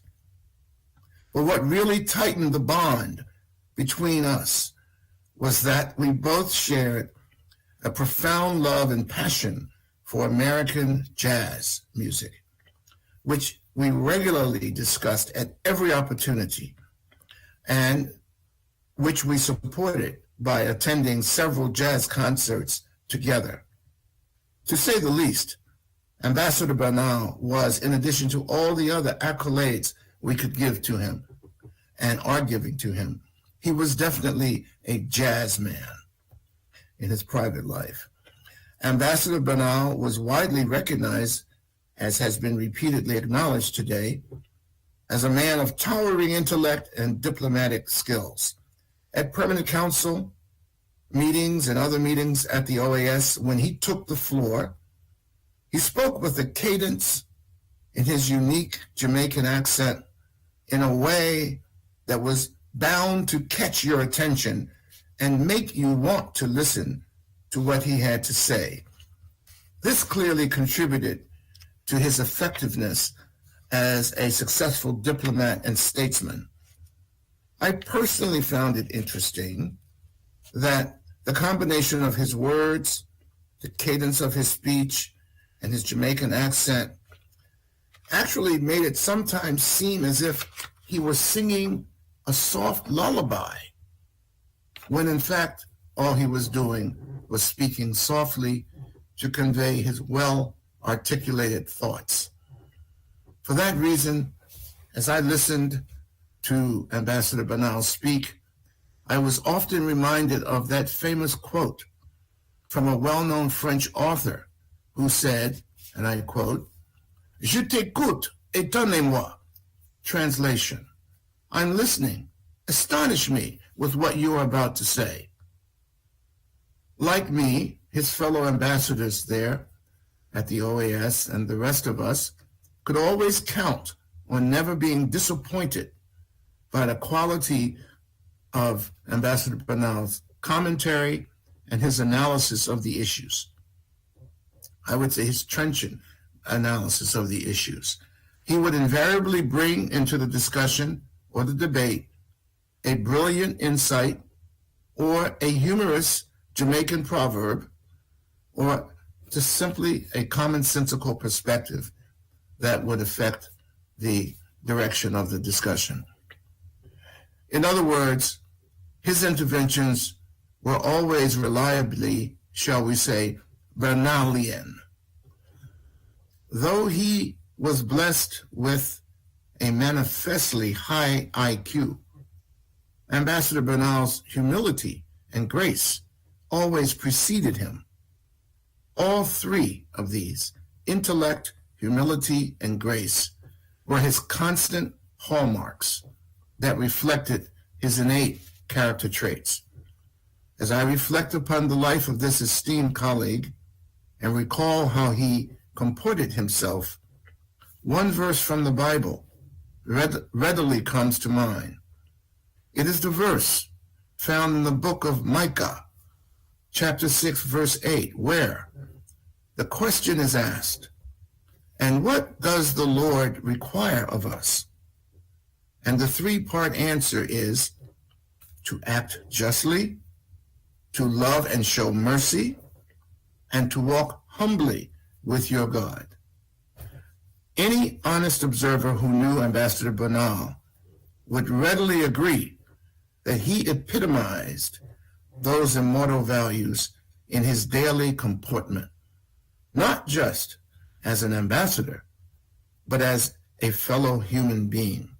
So, in closing, despite our collective, still reverberating shock at Ambassador Bernal's sudden loss to humanity, I, like many of you, feel exceedingly honored to have crossed paths with this great and gentle man, and to have earned and enjoyed a friendship that lasted over 30 years. I pray that the bond that we shared in life can be resumed on the other side of life. Rest in peace, dear friend. Thank you, Mr. Chairman, for this opportunity. Thank you very much, Judge Pei, for your remarks. And seeing no further requests for the floor on behalf of the Permanent Council, I reiterate our expression of deepest condolences to the... Oh, sorry. My apologies, Secretary General. Sorry.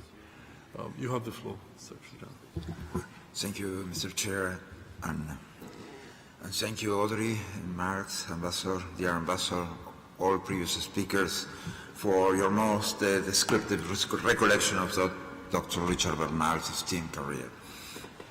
I'm certain that there is more to add to the many accomplishments that our formidable Caribbean brother has achieved, therefore creating a sense of pride and joy for one to be proud about. I extend my sincerest condolences to his wife, Margaret Bernal, his children, and his cherished friends. Distinguished colleagues, Dr. Bernal played an intrinsic role during negotiations as a member of the core group on the situation in Haiti, noting that the restoration of democracy in Haiti in 1994 was one of the greatest highlights observed during his diplomatic career at the organization.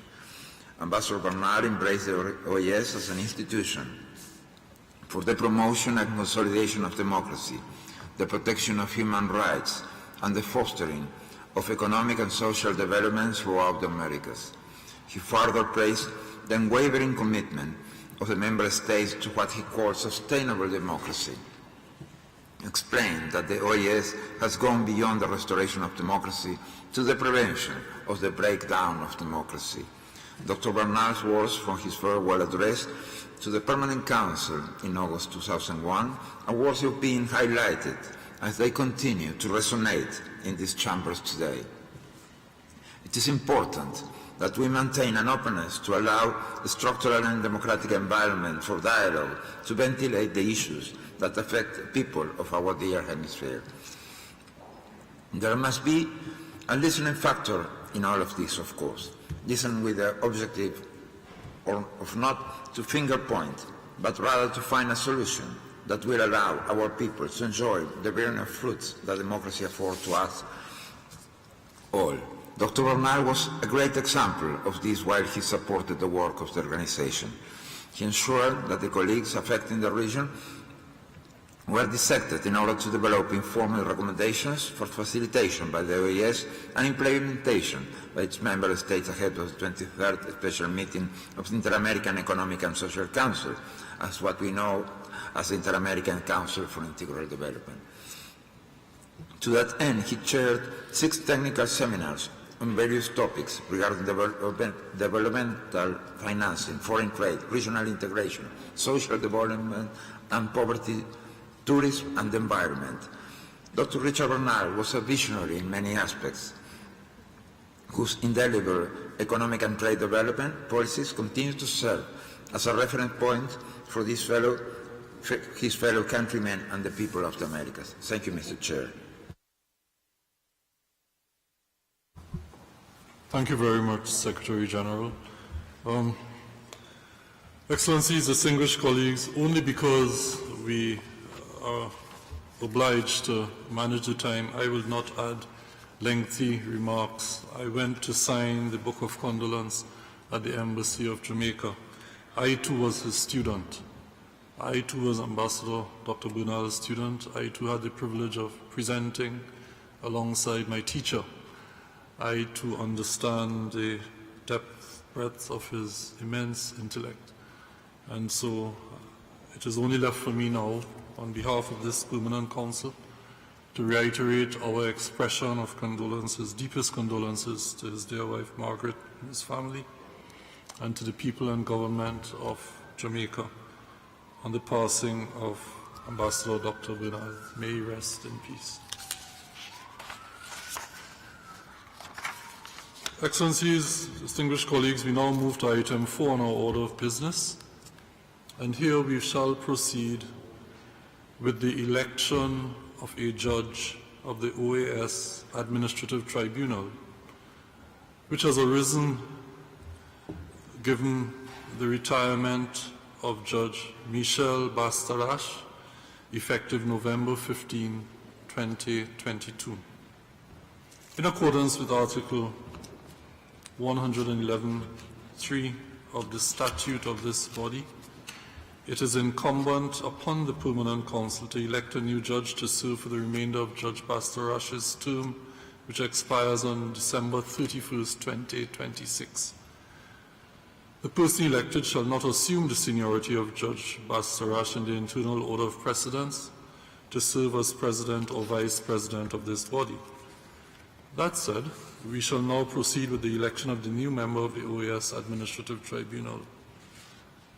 For the vacancy, we have received the candidacy of Judge Janet Nosworthy, submitted by the Permanent Mission of Jamaica. Since there is one candidate, I propose that Judge Nosworthy be elected by acclamation to serve as a member of the OAS Administrative Tribunal for the period beginning today, February 1st, 2023, through December 31st, 2026. Observing that there is neither objection nor comment, I therefore declare that it's so agreed. Agreed.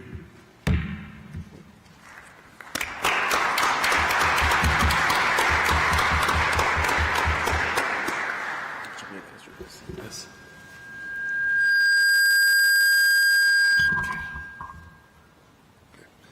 My sincerest congratulations are extended to Judge Janet Nosworthy on her election to this post, and I wish her every success as a member of the Administrative Tribunal.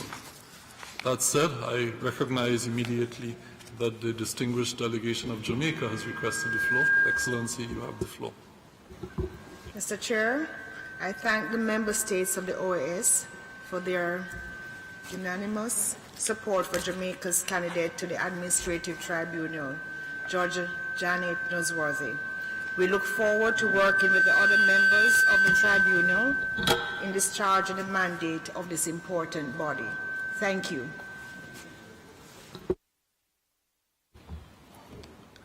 Thank you very much, Excellency, and again, congratulations. I now offer the floor to the delegation of Canada. Excellency. Thank you very much, Chair. Canada also wishes to offer Judge Nosworthy a warm welcome and congratulations. We know with her extensive legal experience that she'll make a significant contribution, and as a woman and a Caribbean judge, also bring greater gender, regional, and legal balance to this important body. Mais, Monsieur le Président, je voudrais aussi profiter de cette occasion pour remercier publiquement le juge Bastarash pour les services distingués qu'il a rendus pendant 7 ans au tribunal. Bien qu'elle ait servi à titre personnel, le Canada a grandement apprécié sa contribution à l'OEA et elle lui souhaite le meilleur pour sa retraite. Merci, Monsieur le Président. Merci, Monsieur l'Ambassador. I now offer the floor to the delegation of Bolivia. Excellency, you have the floor. Muchas gracias, señor presidente. Muy buenos días. Yo, en mi calidad de ex juez del Tribunal Administrativo de la Organización de Estados Americanos, donde tuve el honor de estar por 12 años, 2 periodos consecutivos, no quería dejar de pasar esta oportunidad para rendir un homenaje al juez Bastarash, con quien tuve el honor, juez canadiense, tuve el honor de compartir cuanto menos 4 años de trabajo ininterrumpido. Su gran profesionalismo, su gran conocimiento del derecho administrativo en las Américas fue fundamental para un desarrollo importante de este importantísimo órgano de la Organización de Estados Americanos, que tiene la labor de, en muchos casos, defender la acción tutelar y la acción de la justicia en determinadas circunstancias que ocurren al interior de las relaciones laborales de la Organización de los Estados Americanos.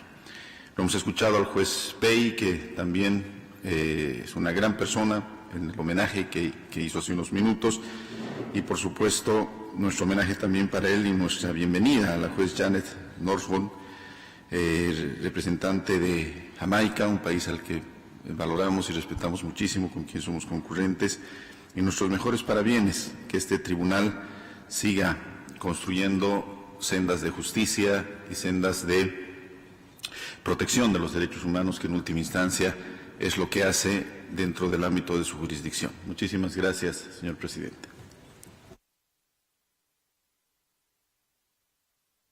Muchas gracias, Excellencia. Excellencies, distinguished colleagues, we have concluded our consideration of item 4, and we move now, therefore, to item 5 on our order of business, which is the election of a member to the Leo S. Rowe Fund Committee. This election is in response to the recent request made by the delegation of St. Vincent and the Grenadines through note CP/INF.9604/23, and therefore we will proceed with the election of a member of the Leo S. Rowe Fund Committee based on the provisions of Article 2 and 3 of its statutes. I now therefore offer the floor to delegations wishing to make nominations. The Chair recognizes the distinguished permanent representative of the Dominican Republic. Tiene la palabra, Excellencia. Muchas gracias, señor presidente. Buenos días, estimados colegas. El Fondo Leo Rowe fue instaurado con una dotación recibida a través de un legado del doctor Leo Rowe, ciudadano estadounidense que se desempeñó como director general de la Unión Panamericana, precursora de esta OEA, de 1920 a 1946. Fue un firme defensor de la promoción de la paz, la seguridad y el fortalecimiento de los lazos culturales entre las naciones de las Américas. Su vida giró en torno a la promoción del panamericanismo y la promoción de la educación superior.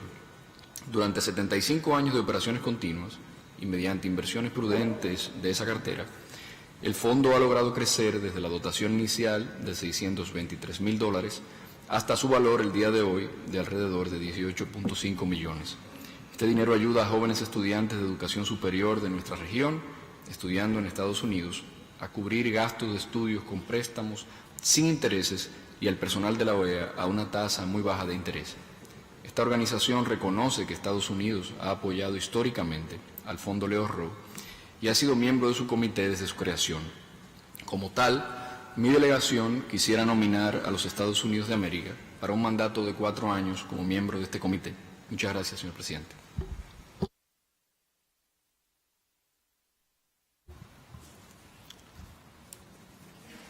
Thank you very much, Excellency. Yes. Thank you very much, Excellency. I now recognize the delegation of Canada. Excellency, you have the floor. Thank you very much, Chair. It would be Canada's honor to second the nomination of the United States. Thank you. Thank you very much, Excellency. The Chair sees no further requests for the making of nominations, and the sense, therefore, is that this nomination can be agreed on by acclamation. It is so agreed.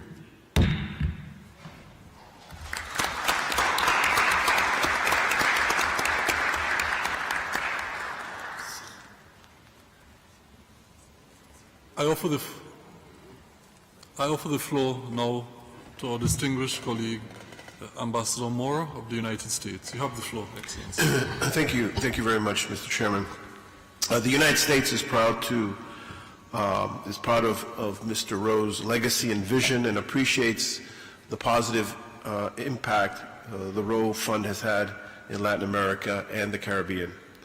Through the Rowe Fund's supplementary financial aid, as we all know, the OAS is contributing to the educational and social advancement in the region, fulfilling Dr. Rowe's wishes and helping the hemisphere prosper. My delegation would like to take this opportunity to thank the efforts of the members of the Rowe Fund Committee, as well as the OAS staff, who together worked diligently to advance the fund's mission, ensuring efficiency and continued growth. It is clear that Dr. Rowe's generosity and vision have touched thousands and will continue to make a positive difference in the education and lives of those who pursue the fund he created. We are honored to continue serving as Vice Chair of the committee, and thank the Dominican Republic and Canada for their nomination and support. Thank you very much, Mr. Chairman. Thank you very much, Excellency. I now offer the floor to our distinguished colleague, Permanent Representative of St. Vincent and the Grenadines. Excellency, you have the floor. Thank you, Chair.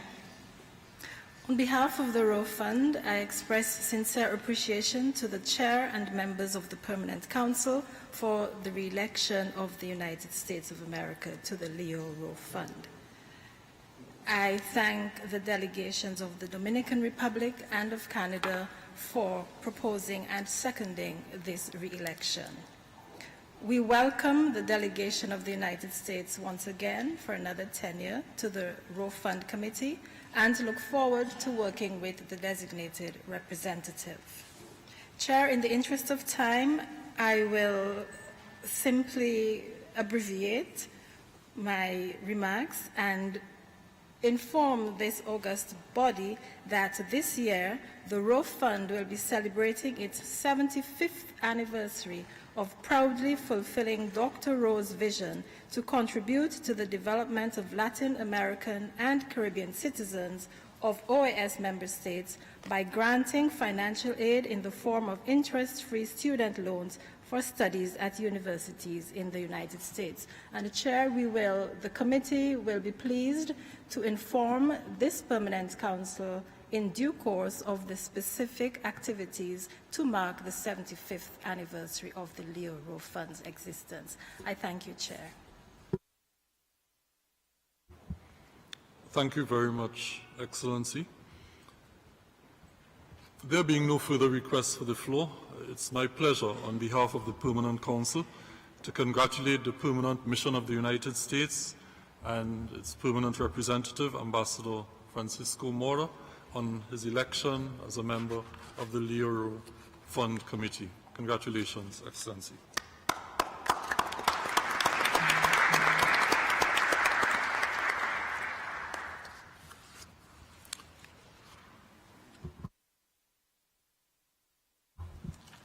The Chair recognizes the delegation of Brazil. You have the floor, distinguished colleague. Obrigado, Sr. Presidente. Perdão por pedir a palavra já no encerramento da abordagem do assunto. Embora a inclusão desse ponto na nossa agenda de trabalho possa ser considerado business as usual, gostaria de aproveitar a ocasião para saudar todos os envolvidos neste e em outros demais iniciativas da organização voltadas a promover a educação e o conhecimento. Compartilhamos o entendimento de que a educação é um bem fundamental, um ativo capaz de mudar as perspectivas de vida de todos os indivíduos. Apesar de vivermos a era do conhecimento, ainda não fomos capazes de erradicar muitas das mazelas que assolam a humanidade há muito tempo. O caminho é longo, mas a causa é nobre e, por isso, precisamos perseverar. Cito a propósito a Constituição da Unesco, que, adotada em novembro de 1945, já anunciava que, uma vez que as guerras se iniciam nas mentes dos homens, é nas mentes dos homens que devem ser construídas as defesas da paz. Muito obrigado, Sr. Presidente.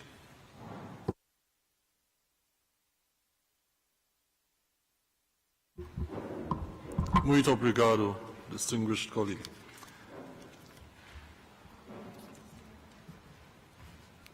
Excellencies, we have now come to, and possibly in fitting follow-on from item 5 on our order of business, we have now come to item 6 on our order of business, which is the commemoration of the International Day of Education.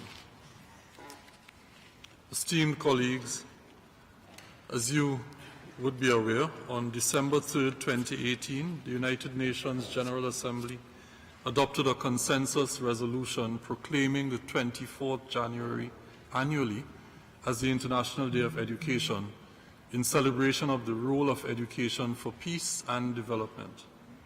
This year's International Day of Education has been observed with the theme "To invest in people, prioritize education," which is critical to achieving Sustainable Development Goal 4.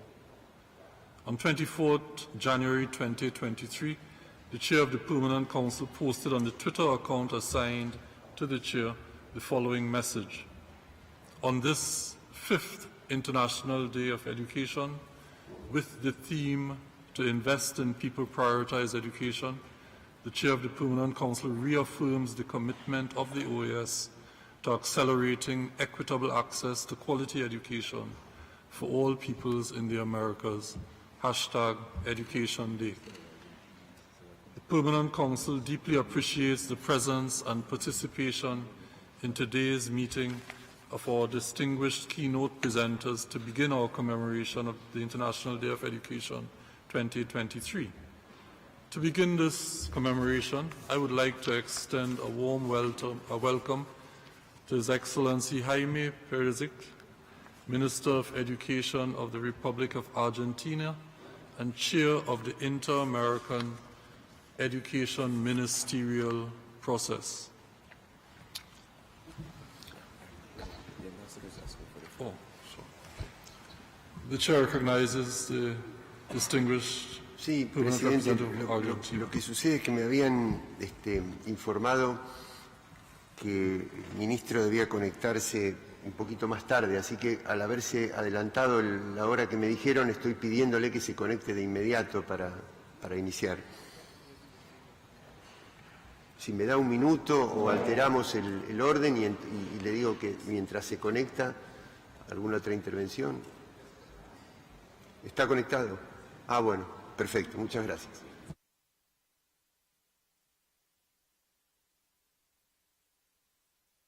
Muchas gracias, Excellencia. Sí, I'm happy that the synchronization is working spot on. Thank you very much for your assistance in making it so, Excellency. So, to begin our commemoration, I would like to extend a warm welcome to the Minister of Education of the Republic of Argentina and Chair of the Inter-American Education Ministerial process. The Permanent Council welcomes you, Excellency, and we recognize that your participation in this important dialogue is another way for us to translate our commitments and global initiatives into action around education in Latin America and Caribbean. Excellency, bienvenido. You have the floor. Bueno, buen día o buenas tardes.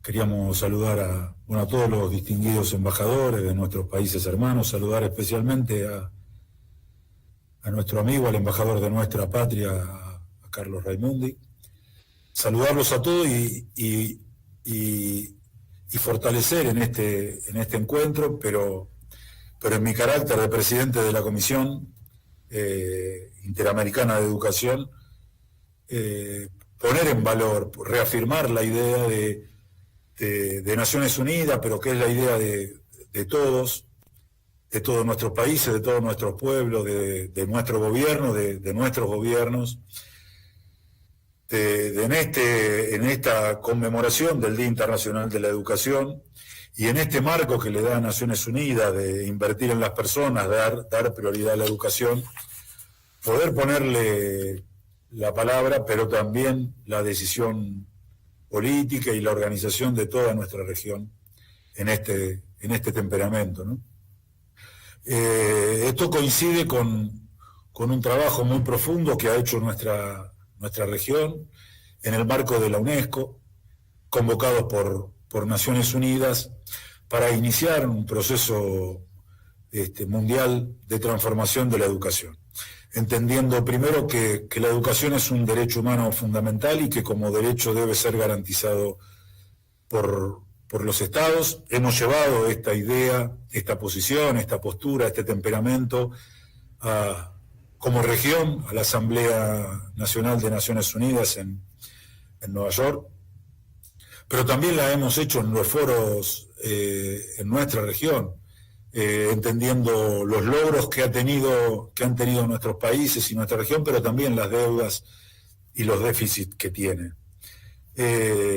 Y como derecho humano fundamental que debe el Estado garantizarlo, los Estados deben garantizarlo para todos, le asignamos un papel central al financiamiento de la educación. No es posible garantizar los derechos de todos y todas, no es posible que nadie quede atrás, como dice el ODS 4, si no lo aseguramos con el financiamiento adecuado. Y el financiamiento en nuestra región tiene los condicionamientos de las deudas externas, de los términos de intercambio, y nosotros debemos asegurar, y la comunidad internacional, y nuestros gobiernos, y el nuestro en particular, debe asegurar el financiamiento para que la educación efectivamente sea un derecho en un momento que la definimos como universal, pero que definimos además que debe ser una educación transformada, que debe incorporar la tecnología, y eso requiere inversiones profundas, requiere inversiones para que llegue para todos, requiere inversiones para que sean bienes públicos que lleguen a todas las regiones de cada uno de los países y de toda nuestra región. Por tanto, nos parece muy importante que en esta reunión podamos poner esta voz, ponerle la voz de que hay que invertir en las personas, de que nadie debe quedar atrás, de que es un derecho, de que lo debemos garantizar con financiamiento, con decisiones políticas,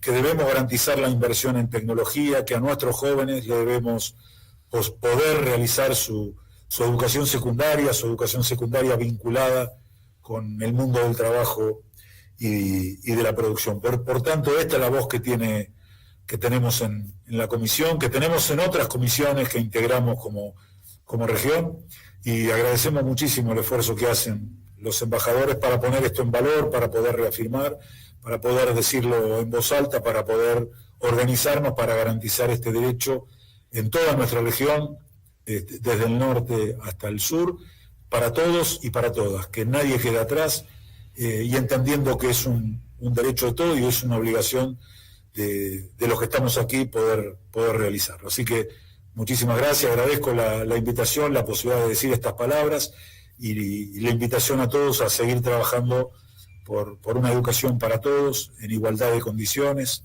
en toda nuestra región, en un mundo que sea más igualitario, más justo, en paz y con solidaridad.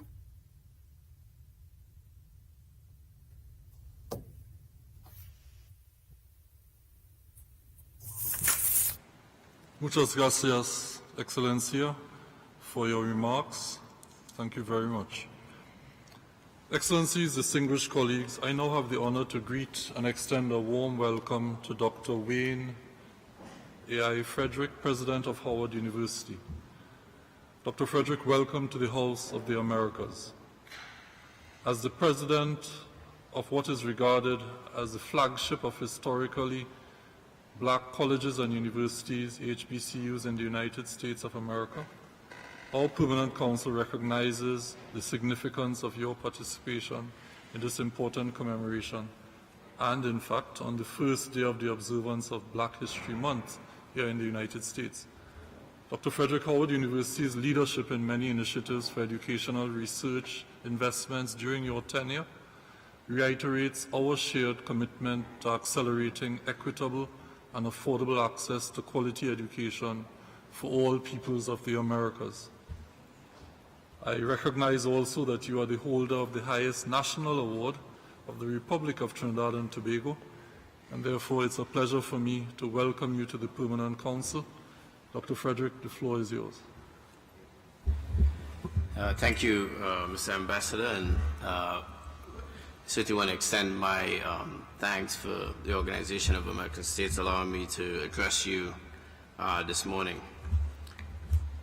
I want to assure you that I'll keep my remarks brief, but I do find this a very stimulating topic and one that I've obviously been involved in for quite some time. For those of you that I have not met previously, I'm Dr. Wayne Frederick. I'm currently the 17th President of Howard University and the Charles R. Drew Professor of Surgery at Howard University. I actually am originally from Trinidad and Tobago, and it's my honor to be before you today. While we're here to commemorate the International Day of Education, which fell on January 24th this year, we should also recognize that today, as mentioned by the Ambassador, is the first day of February, universally recognized as the beginning of Black History Month. I've been asked to speak on the theme to invest in people, prioritize education. And for those in the room who are familiar with the history of Howard University and of historically Black colleges and universities nationwide, you know that's the story of who we've been, who we are, and who we'll always be. Howard University was chartered on March 2nd of 1867 in the immediate aftermath of the American Civil War. The university's explicit mission was to simultaneously uplift African Americans, especially those recently freed from slavery, while maintaining the principle to be open to all races and colors, both sexes and all social classes.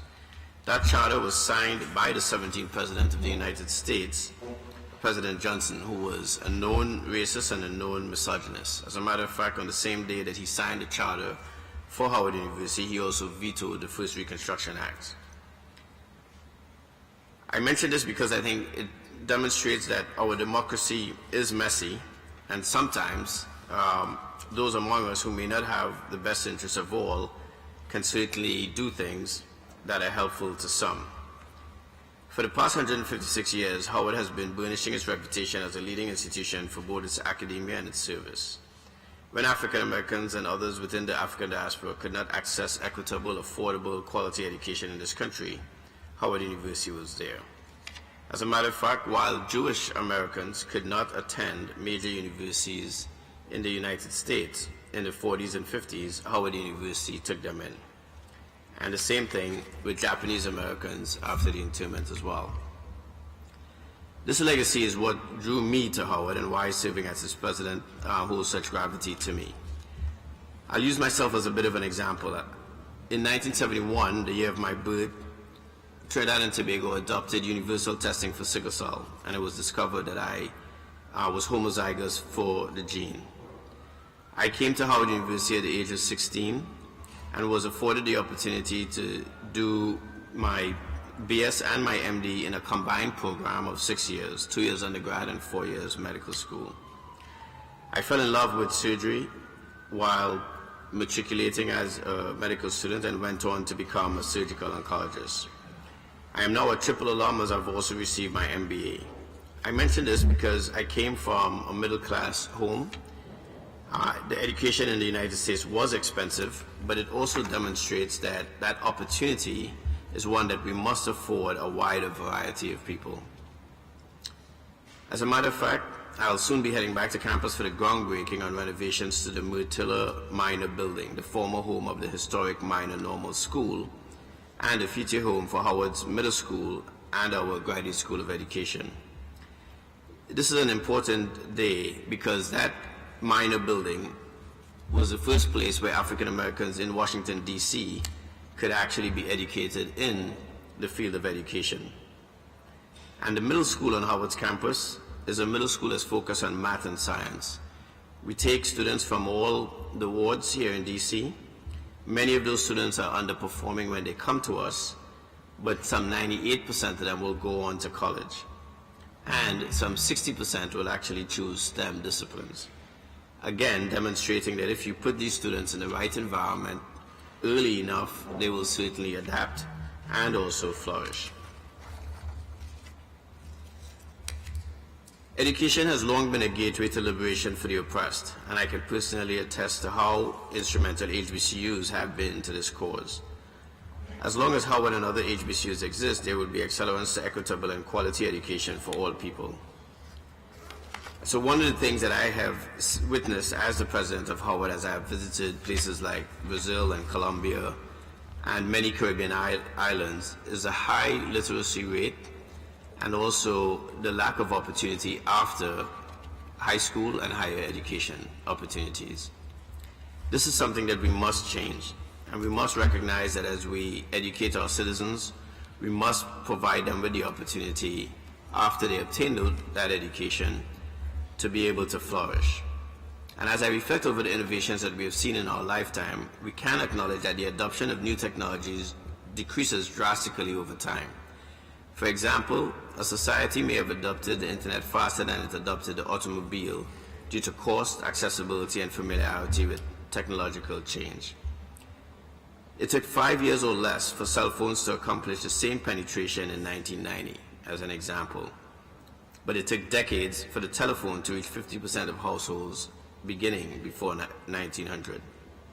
It also took an additional 39 years for telephones to reach 40% penetration and another 15 before they became ubiquitous. Smartphones, on the other hand, accomplished a 40% penetration rate in just 10 years. So as we know, currently information moves at the speed of light. So those of us committed to education must also be prepared to be agile to meet the needs and expectations of our students. ChatGPT was recently created and is having a profound impact on our educational systems. The artificial intelligence utilized in the ChatGPT systems is requiring that we rethink how we evaluate our students' learning and demonstration of knowledge in an era when technology adoption happens before we can fully understand the capabilities and reach of new systems. Ted Leonsis, the CEO of Monumental and the CEO at General Catalyst, gave at an annual general meeting his opening remarks totally crafted by the ChatGPT. And as he will tell the story, it was the largest standing ovation that he's received at any annual general meeting. So much so that he had to confess that he actually gave his remarks based on the ChatGPT. So I leave you all with these thoughts today in hopes that you will continue to advocate for this equity and push for change. I want to thank you all again for the opportunity to be before you today. I'm disappointed that I must leave soon, but I would like to thank the OAS once again for the invitation, and I appreciate your willingness to listen. Thank you, and I hope that your work will continue to allow the members of the OAS to flourish.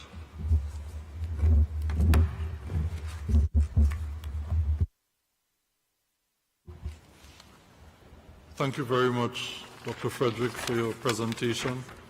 As always, very inspiring and insightful. I now offer the floor to delegations who wish to speak on this item, and I offer the floor first to the delegation of El Salvador. Excellency, tiene la palabra. Muchas gracias, señor presidente.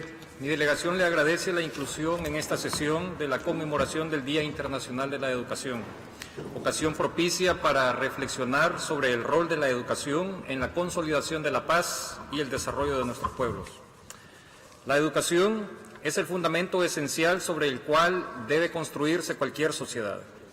No es casualidad que se reconozca como la única inversión que los países pueden realizar para construir sociedades equitativas, saludables y prósperas.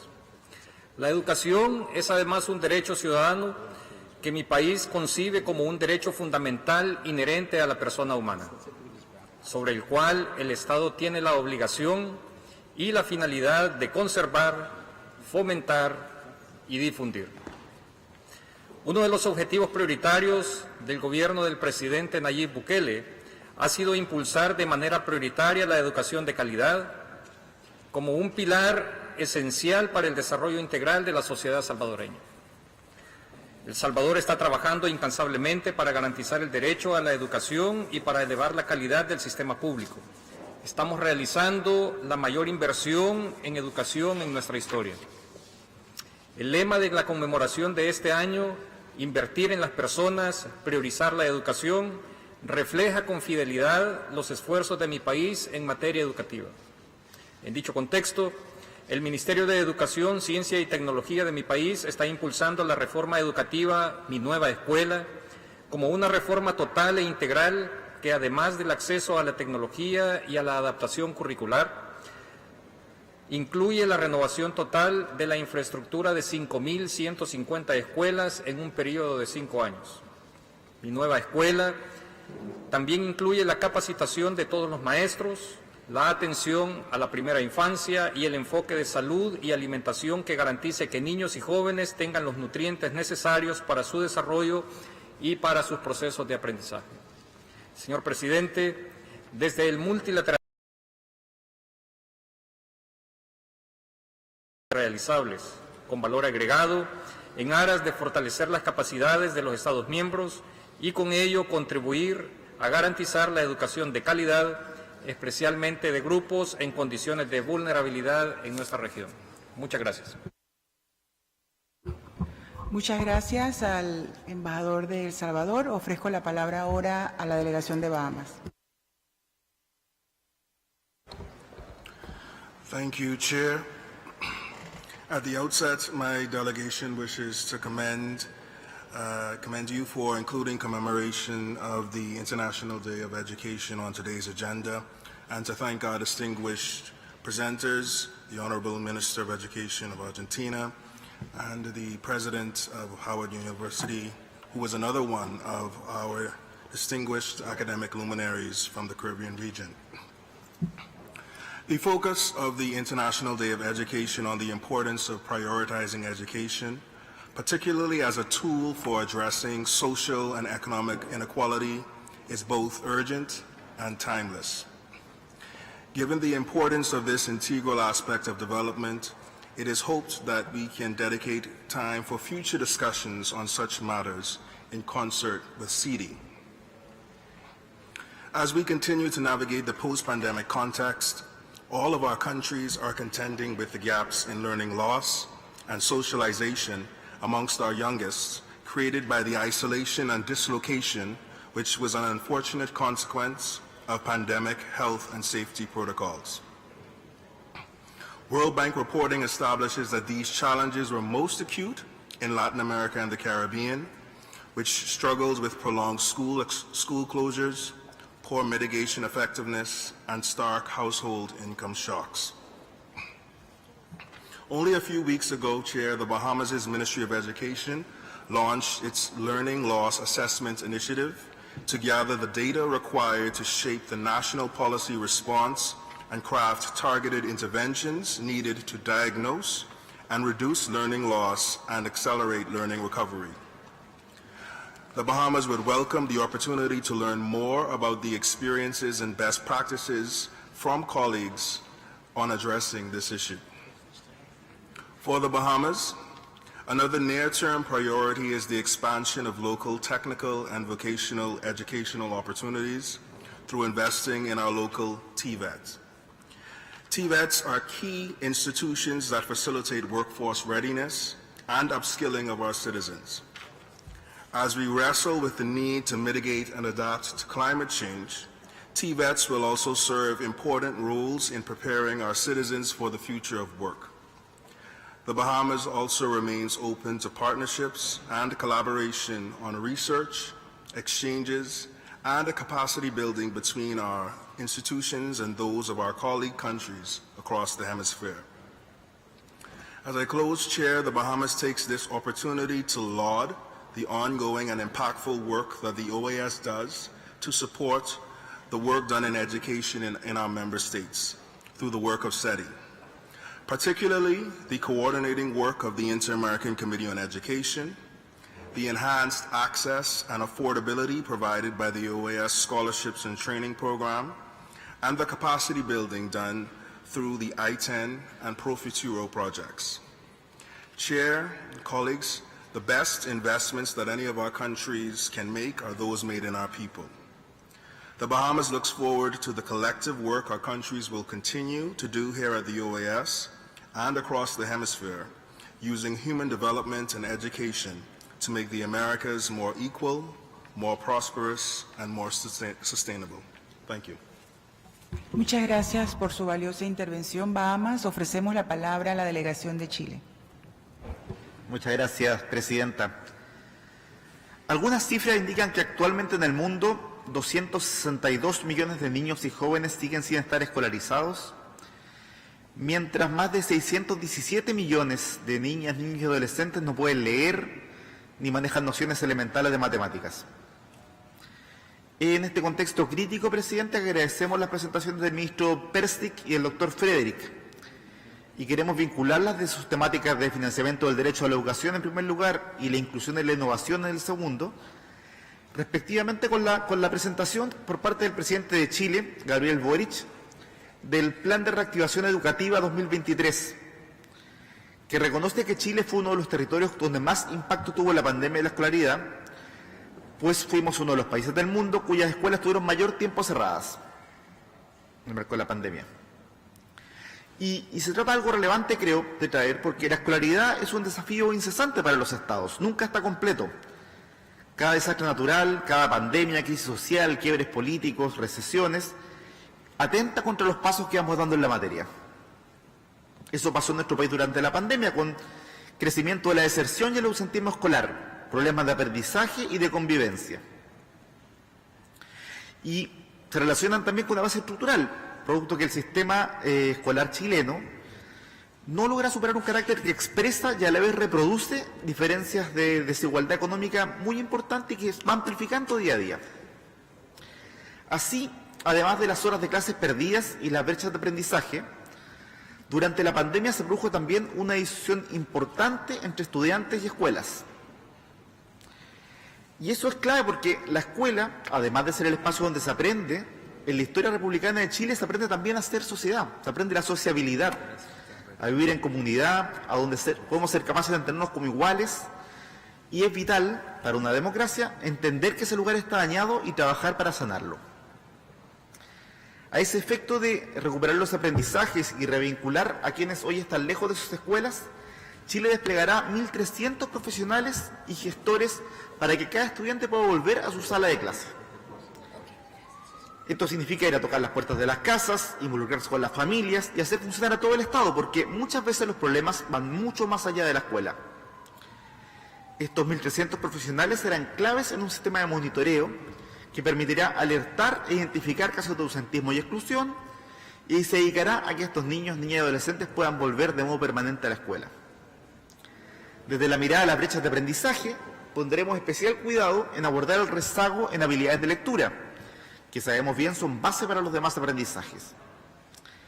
En paralelo, trabajaremos prioritariamente con aquellas escuelas que han tenido mayores problemas de convivencia, salud mental y violencia escolar.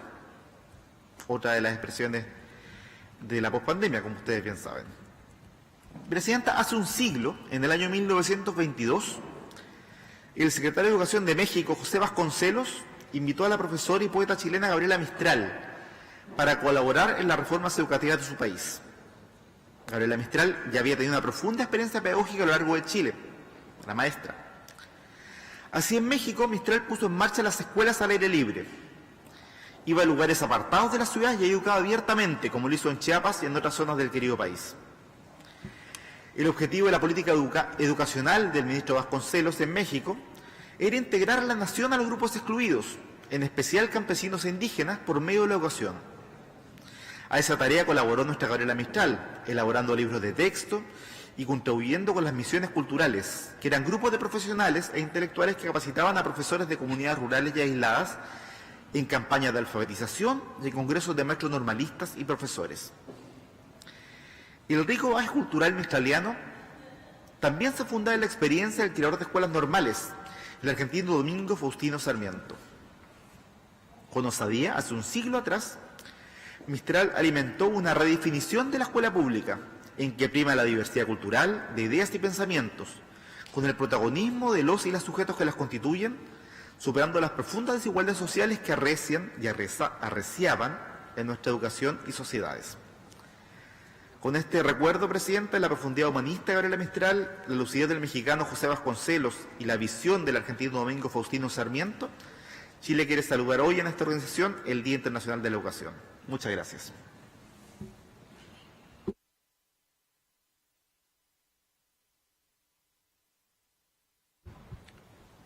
Muchas gracias, Excelencia. I offer the floor now to our distinguished colleague, Permanent Representative from Colombia. Excellency, you have the floor. Tiene la palabra.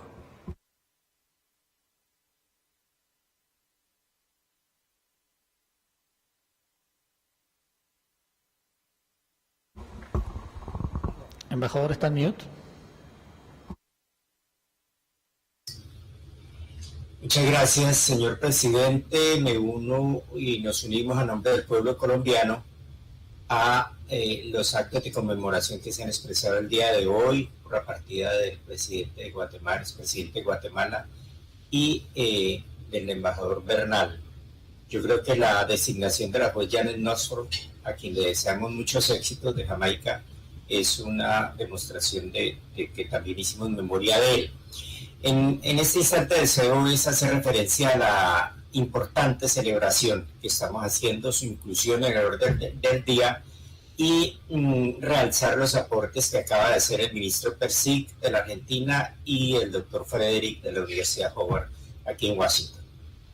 En el marco de esta conmemoración, Colombia reitera una vez más su compromiso con el ODS 4 de garantizar una educación inclusiva y equitativa de calidad y promover oportunidades de aprendizaje permanente para todos. En el contexto post-pandemia es evidente la crisis que atraviesa la educación a nivel mundial, situación que afecta el desarrollo y el progreso económico y social. Las cifras que acaba de revelar, de evocar nuestro colega de Chile son elocuentes. Y en este orden de ideas es necesario que en la agenda de todos los países se priorice la educación como una inversión para la paz, la equidad y la prosperidad, como permanentemente lo ha dicho el presidente Gustavo Petro. En el plano hemisférico tenemos una herramienta para lograr esa meta.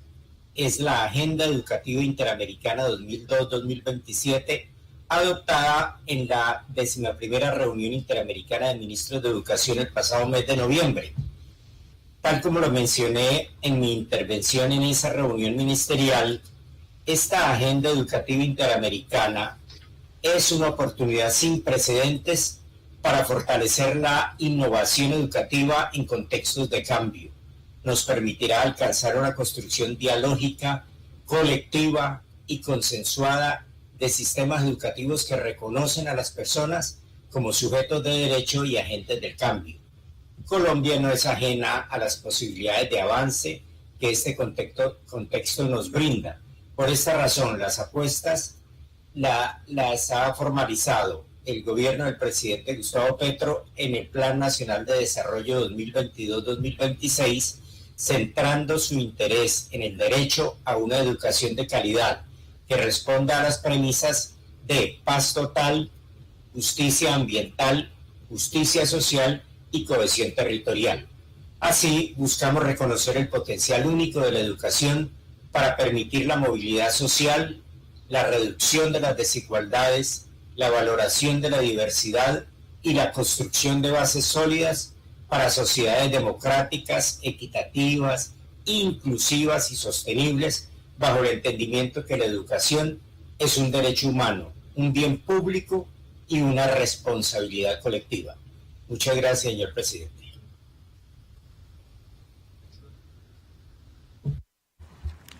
Muchas gracias, Excellencia. I now offer the floor to the distinguished delegation of Paraguay. Distinguished colleague, you have the floor.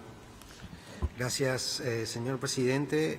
Primeramente, deseo manifestar que mi delegación acompaña plenamente el homenaje al señor Álvaro Colom Caballeros, expresidente de la República de Guatemala, y al ex embajador Richard Bernal, ex representante permanente de Jamaica.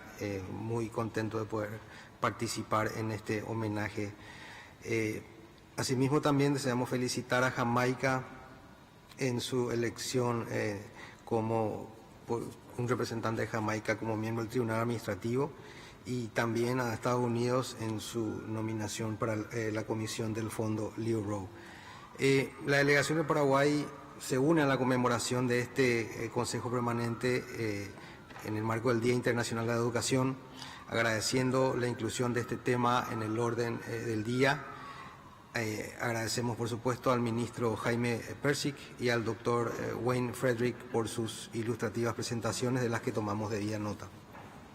En este contexto, el gobierno del Paraguay se encuentra comprometido con la educación, la cual, al ser la clave para el futuro, es prioridad tener presente y ha sido un desafío para nuestro país desde el pasado.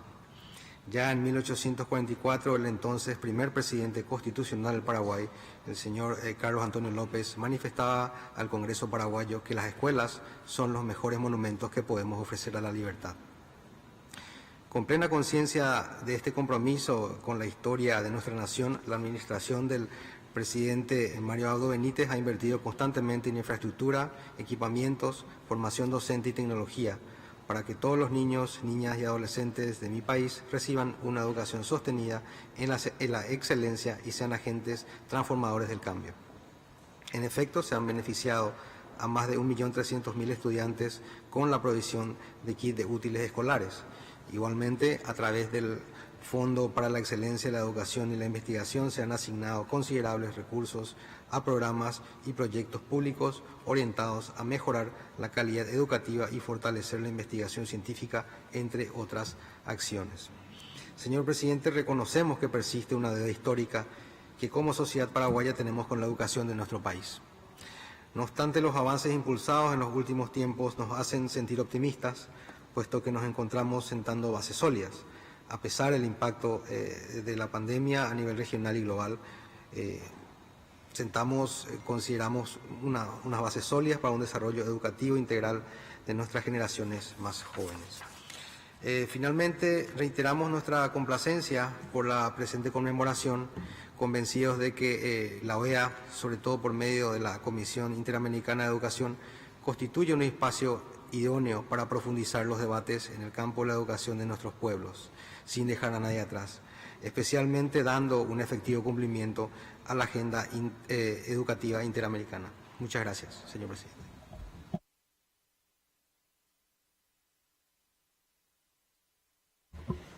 Thank you, distinguished colleague. The chair offers the floor to the delegation of Bolivia. Excellency, you have the floor. Muchas gracias, señor presidente. Bolivia saluda la conmemoración del Día Internacional de la Educación y agradece las exposiciones del ministro de Educación de la Nación Argentina y el presidente del proceso ministerial interamericano de educación, y de manera especial al presidente de la Universidad Howard de Washington, D.C. La educación de calidad es uno de los elementos más importantes que contribuye a reducir la pobreza en todas sus dimensiones, dado que proporciona a las personas habilidades que amplían las oportunidades personales, laborales y de ingresos para construir una sociedad más justa, inclusiva y equitativa. El Estado Plurinacional de Bolivia, desde el año 2006, inició la revolución educativa que permitió construir un sistema educativo inclusivo y pertinente, plasmando las aspiraciones de los movimientos sociales, indígenas, maestros, padres de familia, de la comunidad educativa en general.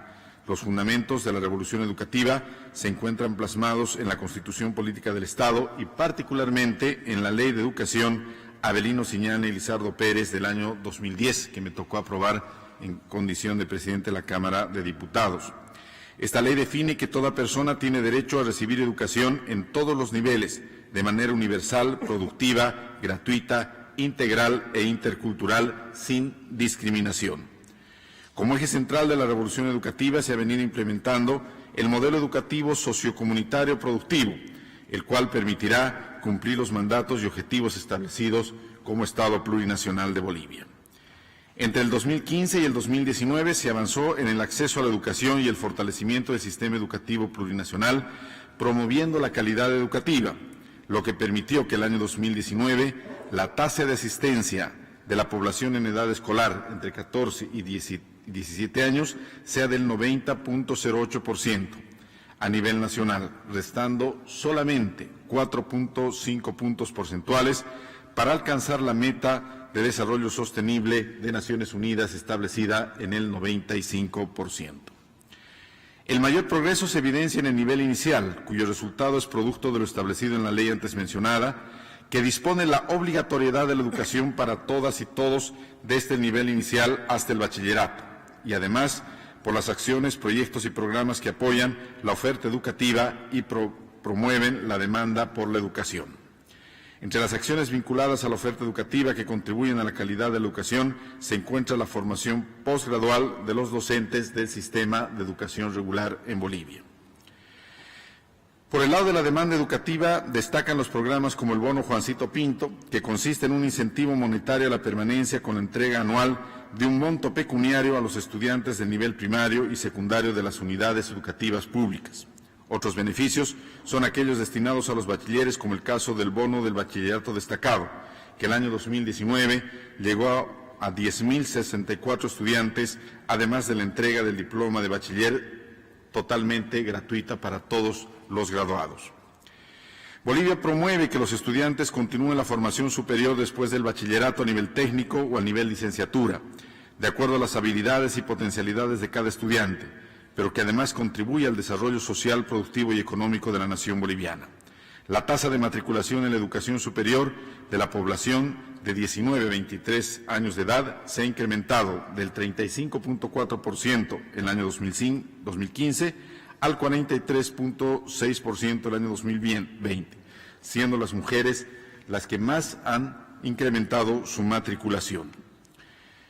Por otra parte, se ha fortalecido la oferta de educación técnica superior con la creación de institutos técnicos tecnológicos y la dotación de equipamiento a los mismos.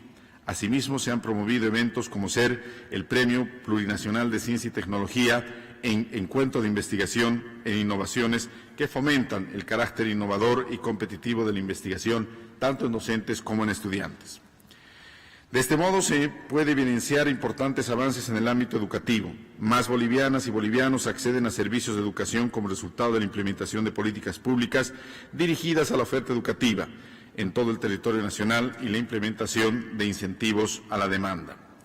Nuestra finalidad es seguir transformando Bolivia en armonía, sin pobreza, sin exclusiones y con igualdad, siendo conscientes de que la educación es el pilar fundamental sin el cual es imposible reducir las desigualdades, fomentar la tolerancia entre las personas y crear sociedades más pacíficas. El embajador de Chile, señor presidente, hacía referencia, entre muchos autores destacados, a Domingo Faustino Sarmiento, un gran presidente argentino, con cuya frase quisiera cerrar este homenaje. Domingo Faustino Sarmiento nos decía: hay que educar al soberano para que sea soberano. Muchísimas gracias, señor presidente.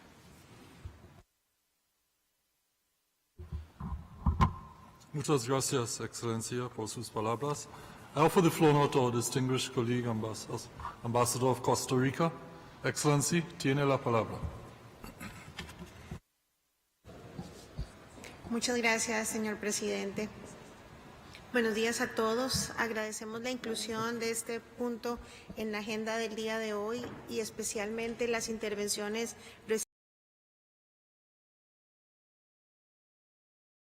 de Argentina y del presidente del proceso ministerial interamericano de educación y presidente de la Universidad Howard con sede aquí en Estados Unidos, el doctor Wayne A. Frederick, a quienes les agradecemos las valiosas intervenciones que nos han dado el día de hoy.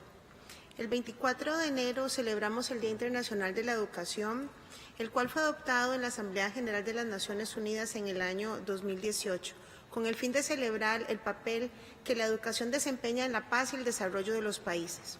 UNESCO ha conceptualizado la educación como un derecho humano, un bien público y una responsabilidad colectiva.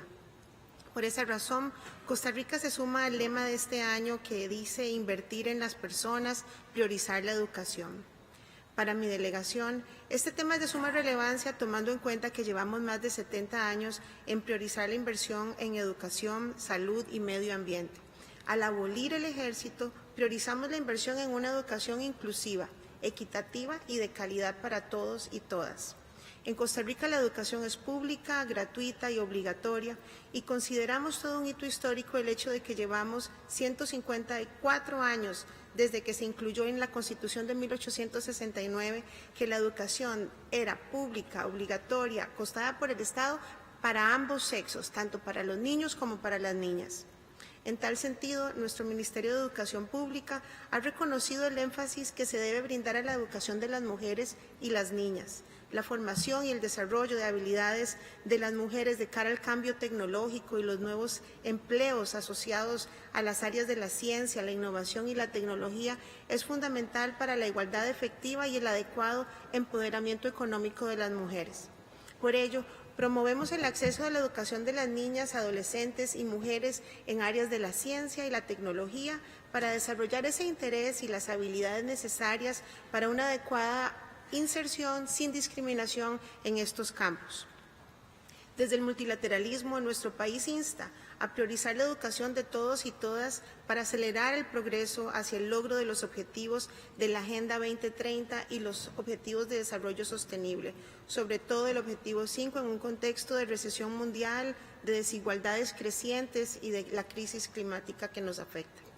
Aprovechamos esta oportunidad para hacer una breve referencia a una reciente política pública que implementa nuestra Presidencia de la República y el Ministerio de Educación de Costa Rica, denominada Estrategia Escuelas Modelo, que busca que las escuelas y colegios vuelvan a ser el centro de las comunidades de la mano con la gestión social. Se quiere dar a conocer las necesidades que tienen los centros educativos a los padres de familia, al sector privado y a las organizaciones sociales, para que mediante esta iniciativa el sector público y privado puedan contribuir junto con la sociedad civil a lograr mayores posibilidades que permitan lograr efectivamente esa educación inclusiva, de calidad y equitativa para todos y con mayores posibilidades de recursos humanos y tecnológicos que posibiliten a muchos niños, niñas y jóvenes acceder a una educación de calidad. El derecho a la educación y a la obligación del Estado a procurarla contribuye al progreso, a fortalecer la democracia y sus instituciones, así como a la formación de virtudes ciudadanas apegadas a la paz, al espíritu de progreso y al desarrollo de nuestros pueblos. Muchas gracias, señor presidente. Muchas gracias, Excellencia. I offer the floor to our distinguished colleague from Mexico. Excellency, tiene la palabra. Gracias, señor presidente. México desea dar las gracias por la inclusión de este tema y la participación del señor ministro de Educación de Argentina y presidente del proceso ministerial interamericano de educación, y al doctor Wayne Frederick, y desea muy respetuosamente sugerir que estas conmemoraciones se lleven a cabo en el marco del Consejo Interamericano de Desarrollo Integral, órgano de la OEA que los Estados miembros debemos fortalecer para su mejor funcionamiento y para darle relevancia a sus mandatos en el propio seno de ese Consejo, o en su caso realizar sesiones conjuntas del Consejo Permanente y del CIDI. La educación es el pilar del desarrollo y con ella contribuye igualmente a reducir la pobreza, a mitigar los niveles de violencia, a transformar nuestras sociedades y a coadyuvar a la plena realización de las personas. En México, toda persona goza del derecho fundamental a la educación universal, inclusiva, pública, gratuita, laica, de calidad, con equidad y excelencia. Con la reforma a la Ley General de la Educación de 2019, el Gobierno de México ha impulsado un nuevo modelo de desarrollo basado en el bienestar de las personas, en particular de las más vulnerables. Precisamente en 2023 se contará con el más grande presupuesto en educación que se haya tenido para mantenimiento de planteles, recursos que se entregan sin intermediarios a las comunidades más apartadas, cuya infraestructura educativa es muy endeble. Con este propósito, México adoptó medidas y acciones en el ámbito nacional, regional y universal para dar cumplimiento prioritario al objetivo número 4, garantizar una educación inclusiva y equitativa de calidad y promover oportunidades de aprendizaje permanente para todos, de los Objetivos de Desarrollo Sostenible de la Agenda 2030. Destacan en México las políticas educativas progresistas, como la Escuela es Nuestra, becas Benito Juárez para el bienestar, revaloración y dignificación del magisterio, planes y programas de estudio para educación básica, el marco curricular común para la educación media superior, la nueva Ley General de Educación Superior, así como las universidades Benito Juárez para el bienestar y las universidades interculturales que forman capital humano de excelencia en zonas con alta presencia de diversidad étnica y cultural. El Gobierno mexicano mantiene cooperación educativa internacional con 78 países, la cual se ha materializado con la suscripción de convenios en áreas prioritarias como becas, educación dual, formación docente, promoción de la lectura, investigación científica y tecnológica. En el marco interamericano, México mantiene una participación activa e impulsa un robusto programa de becas en nuestra región, que ha formado en el posgrado a decenas de médicos, académicos, investigadores y artistas. En la 11ª reunión interamericana de ministros de educación de la OEA, celebrada virtualmente los días 10 y 11 de noviembre del año pasado, reconoció la importancia de la labor de las y los ministros de educación para alentar un enfoque sistémico resiliente en contextos de cambio, y apoyó firmemente el consenso para la adopción de la Declaración Hemisférica de Educación y su Plan de Acción y de la Agenda Educativa Interamericana 2022-2027, a fin de avanzar en la construcción de un nuevo pacto educativo hemisférico que, a partir de la colaboración regional, nos permita transitar hacia nuevos y mejores sistemas educativos. México reafirma que invertir en educación es invertir en un mejor destino de nuestras naciones, para construir países a la altura de sus retos mediante un desarrollo centrado en las personas que considere a la educación como un derecho humano. Gracias, señor presidente. Muchas gracias, Excellencia. I offer the floor now to the delegation of Peru. Distinguished colleague, tiene la palabra. Muchas gracias, señor presidente. El Perú saluda la inclusión en el orden del día la conmemoración del Día Internacional de la Educación, cuyo lema para este 5º año de celebración es invertir en las personas, priorizar la educación, lo cual es un llamado a reflexionar sobre la necesidad de entender a la educación como un pilar fundamental para el desarrollo de las personas y su poder para llevar al máximo el potencial de los países. Hoy hemos tenido el honor de escuchar las destacadas presentaciones del ministro Perczyk y el doctor Frederick, a quienes agradecemos su valioso tiempo y la información y actualización sobre el estado del sistema educativo en el hemisferio. Al recordar que la educación es un derecho humano, un bien público y una responsabilidad colectiva, debemos destacar el papel que desempeña en la paz y el desarrollo. Es importante recordar también que el crecimiento sin desarrollo profundiza la desigualdad, por lo que el fortalecimiento de las medidas de colaboración intersectorial entre educación, trabajo y salud es indispensable. Cabe hacer mención de los importantes esfuerzos que como región estamos realizando. En ese sentido, con la aprobación de la Agenda Educativa Interamericana para el periodo 2022-2027, hemos extendido nuestro compromiso para avanzar colectivamente hacia los objetivos y metas globales establecidos, pero sobre todo definiendo acciones hemisféricas específicas. Continuemos trabajando juntos en aras de garantizar una educación inclusiva y equitativa de calidad y que nuestras acciones continúen siendo guiadas por los principios de colaboración, intersectorialidad e interculturalismo y, sobre todo, manteniendo un espíritu de solidaridad y construcción conjunta. Muchas gracias, señor presidente. Muchas gracias, distinguida colega. I offer the floor now to the delegation of Uruguay. Distinguished colleague, you have the floor. Gracias, señor presidente.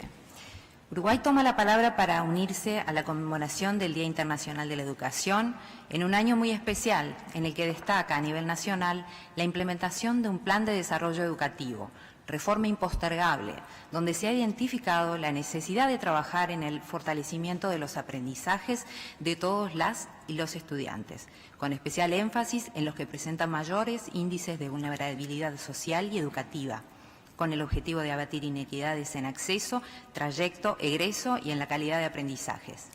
Se ha decidido priorizar la mejora de los procesos de aprendizaje y la reducción de la inequidad, colocando en el centro a las y los estudiantes. Las modalidades de las políticas a desarrollarse serán de carácter universal, o sea, se aplicarán a la totalidad de la población estudiantil y docente, y de carácter focalizado para aquellas poblaciones que así lo requieran. En ese sentido, las políticas transversales serán ambiente y desarrollo sostenible, ciudadanía digital, derechos humanos, educación inclusiva, educación lingüística, educación, trabajo y vinculación con la sociedad, educación, deporte, recreación, educación científica y artística, educación descentralizada, cooperación y vinculación internacional. El mencionado plan procura fortalecer y lograr una mejor eficiencia de todo el sistema educativo en la formación de las nuevas generaciones a través de una transformación curricular en toda la educación obligatoria del país, que favorezca el progreso continuo y fluido de las y los estudiantes en su trayecto. La transformación curricular se presenta desde un enfoque sistémico y procesual, entendiendo que el currículo es el espacio en el que un sistema educativo define qué deben aprender las jóvenes generaciones, por qué deben aprender eso y de qué estrategia se dispondrá para que lo logren. Desde 2021 se comenzó a instrumentar planes de intervenciones focalizadas dirigidas a una población específica, como son aquellos de mayor vulnerabilidad social y educativa, con estrategias destinadas a mejorar los aprendizajes en algunas áreas claves del conocimiento, como son lengua, matemáticas, habilidades socioemocionales. La gestión de los centros educativos también tiene un rol protagónico en la mejora de la calidad y equidad educativa. Se ha comenzado a desarrollar el fortalecimiento de las capacidades de las comunidades educativas a fin de que sean ellas quienes lideren los procesos de cambio que redundará en la mejora de los aprendizajes de todos las y los estudiantes, mediante la implementación de estrategias específicas de gestión escolar, con el involucramiento y participación de toda la comunidad educativa. Se actuará sobre aquellas variables que dependen de los centros educativos e impactan y afectan los resultados del aprendizaje. Para efectivizar esos propósitos, se comienza de esta forma a desplegar una política nacional docente, revalorizando el trabajo profesional y del efectivo reconocimiento social, generando una nueva carrera profesional para docentes con nuevas oportunidades de desarrollo profesional. Uruguay estará abierto a compartir sus experiencias, así como a observar los caminos que el resto de la región adopta en esta materia. Muchas gracias. Muchas gracias, distinguida colega. I offer the floor now to the delegation of Trinidad and Tobago. Distinguished colleague, you have the floor. Thank you, Chair. I wish to express appreciation to the distinguished Minister of Education of Argentina, as well as the President of Howard University for their very valuable and informative presentations. It is particularly heartwarming to have a distinguished son of the soil, Dr. Perczyk, grace us here this morning. Chair, Trinidad and Tobago is extremely proud to be counted among the few countries that offer free education to all its citizens, from primary to tertiary level. This major social safety net was instituted by the unwavering belief of Dr. Eric Williams, the first Prime Minister of Trinidad and Tobago, that the future of any nation lies in the school bags of its children. In our pursuit to the United Nations Sustainable Development Goals, Trinidad and Tobago has identified education as the cornerstone for the foundation of a productive, prosperous, and thriving society. Importance has also been placed on incorporating information and communication technology into student learning and improving access to same. The importance of education for the advancement of all our populations cannot be overemphasized, particularly given the devastating and crippling impact of the COVID-19 pandemic on our education systems and on our students. Mr. Chair, the government of the Republic of Trinidad and Tobago is convinced that inequality and poverty will persist if we do not give focused attention to improving equitable access for all our citizens to education, including vocational and technical skills training.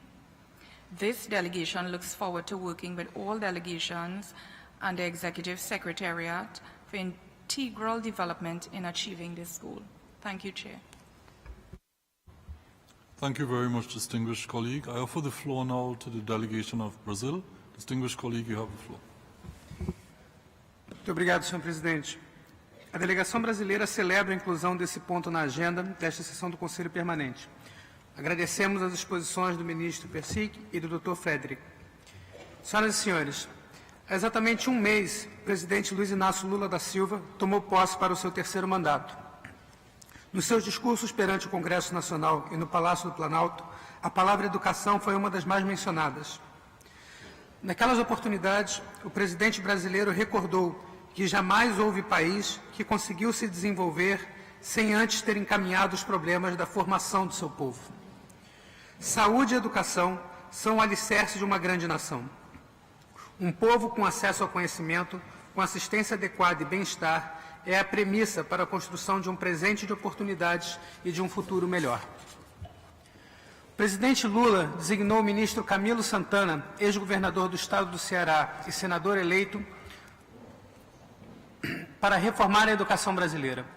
Com um mês de trabalho, já é possível ver a cara que a educação brasileira terá nos próximos 4 anos, com as seguintes novas diretrizes: recuperação da qualidade da merenda escolar, priorização da alfabetização na infância, retomada do Fundo de Financiamento Estudantil e do Programa Universidade para Todos, aumento de escolas em tempo integral, construção de novo Plano Nacional de Educação a partir de diálogo com estados, municípios, organismos internacionais e sociedade civil, incremento dos recursos orçamentários disponíveis para a educação em estreita cooperação com o Ministério da Economia e garantias à autonomia das universidades. Destacamos ainda a importância da educação indígena, a qual volta a ser uma pauta prioritária com a mobilização de diferentes atores, instituições e recursos.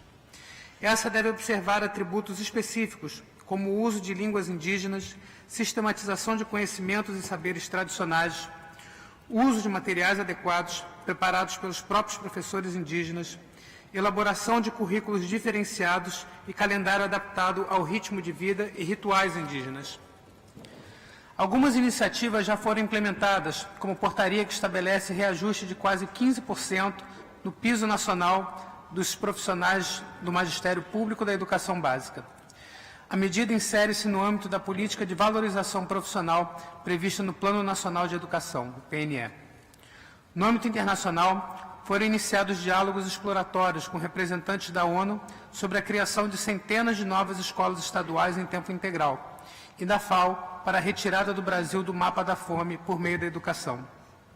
Em relação ao ensino superior e técnico, foi retomado no último dia 19 de janeiro o diálogo anual entre a Presidência da República e ministros com reitores de universidades e diretores de institutos federais de educação. Ainda em janeiro, o Grupo de Cooperação Internacional de Universidades Brasileiras divulgou os resultados finais do primeiro edital de seu novo programa de mobilidade. A iniciativa sucede o Bolsas Brasil, que por 11 anos, em parceria com a OEA, selecionou estudantes do continente americano para vagas de mestrado e doutorados no Brasil. Por meio do novo programa, com alto nível de adesão entre as universidades brasileiras, foram admitidos 583 candidatos de todos os continentes, sendo 234 selecionados de países das Américas, aportando contribuição direta para a internacionalização das instituições de ensino superior do Brasil. Os critérios de seleção buscaram favorecer a diversidade de origens, países de menor IDH, candidatos docentes e candidatas mulheres. Recordo ainda que acaba de cumprir 20 anos a Lei 10.639, considerada um marco na educação brasileira, pois tornou obrigatório o ensino de história e cultura africana e afro-brasileira, além de colocar o Dia da Consciência Negra como data prevista no calendário escolar. É com esse pano de fundo, bem como sob os ensinamentos de Paulo Freire, declarado em 2012 patrono da educação brasileira, que o governo federal pautará a sua atuação na educação nos âmbitos nacional e internacional. Muito obrigado, senhor presidente. Thank you very much, distinguished colleague. The Chair now offers the floor to the distinguished permanent representative of Guatemala. Excellency, you have the floor. Gracias, señor presidente. Mi delegación agradece las presentaciones del señor ministro Jaime Perczyk, ministro de la Nación de Argentina y presidente del Proceso Ministerial Interamericano de Educación, y del doctor Wayne Frederick, presidente de la Universidad Howard de Washington, D.C., en la conmemoración del Día Internacional de la Educación, que se celebra el 24 de enero del 2023. En el marco de esta efemérides, destacamos el papel de la educación como pilar fundamental para el desarrollo de la región, factor clave para propiciar la igualdad de oportunidades entre la población, promoviendo su bienestar y superación física, mental y social, constituyendo un componente vital para el éxito y el crecimiento personal. Con ese objetivo, el señor presidente Alejandro Yamatei Falla destacó en el informe de Gobierno 2022 que el Ministerio de Educación de Guatemala ha atendido a más de 3 millones de estudiantes que fueron cubiertos por los diferentes niveles y modalidades escolares del sector público. Se entregaron más de 14 millones de paquetes de libros de texto, útiles escolares y cuadernos de trabajo con una inversión superior a 18 millones de dólares desde el primer día de clases. Sin duda, la pandemia del COVID-19 provocó estragos en todos los ámbitos de la vida, particularmente en el sector educativo.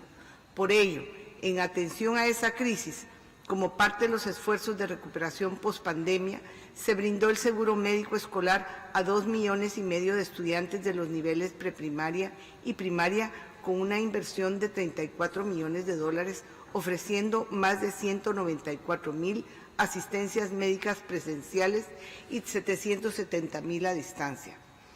Más allá de los riesgos inmediatos para la salud de los estudiantes, docentes y padres de familia, el cierre general de los centros educativos agravó la inseguridad alimentaria en aquellas poblaciones que dependían de la comida escolar.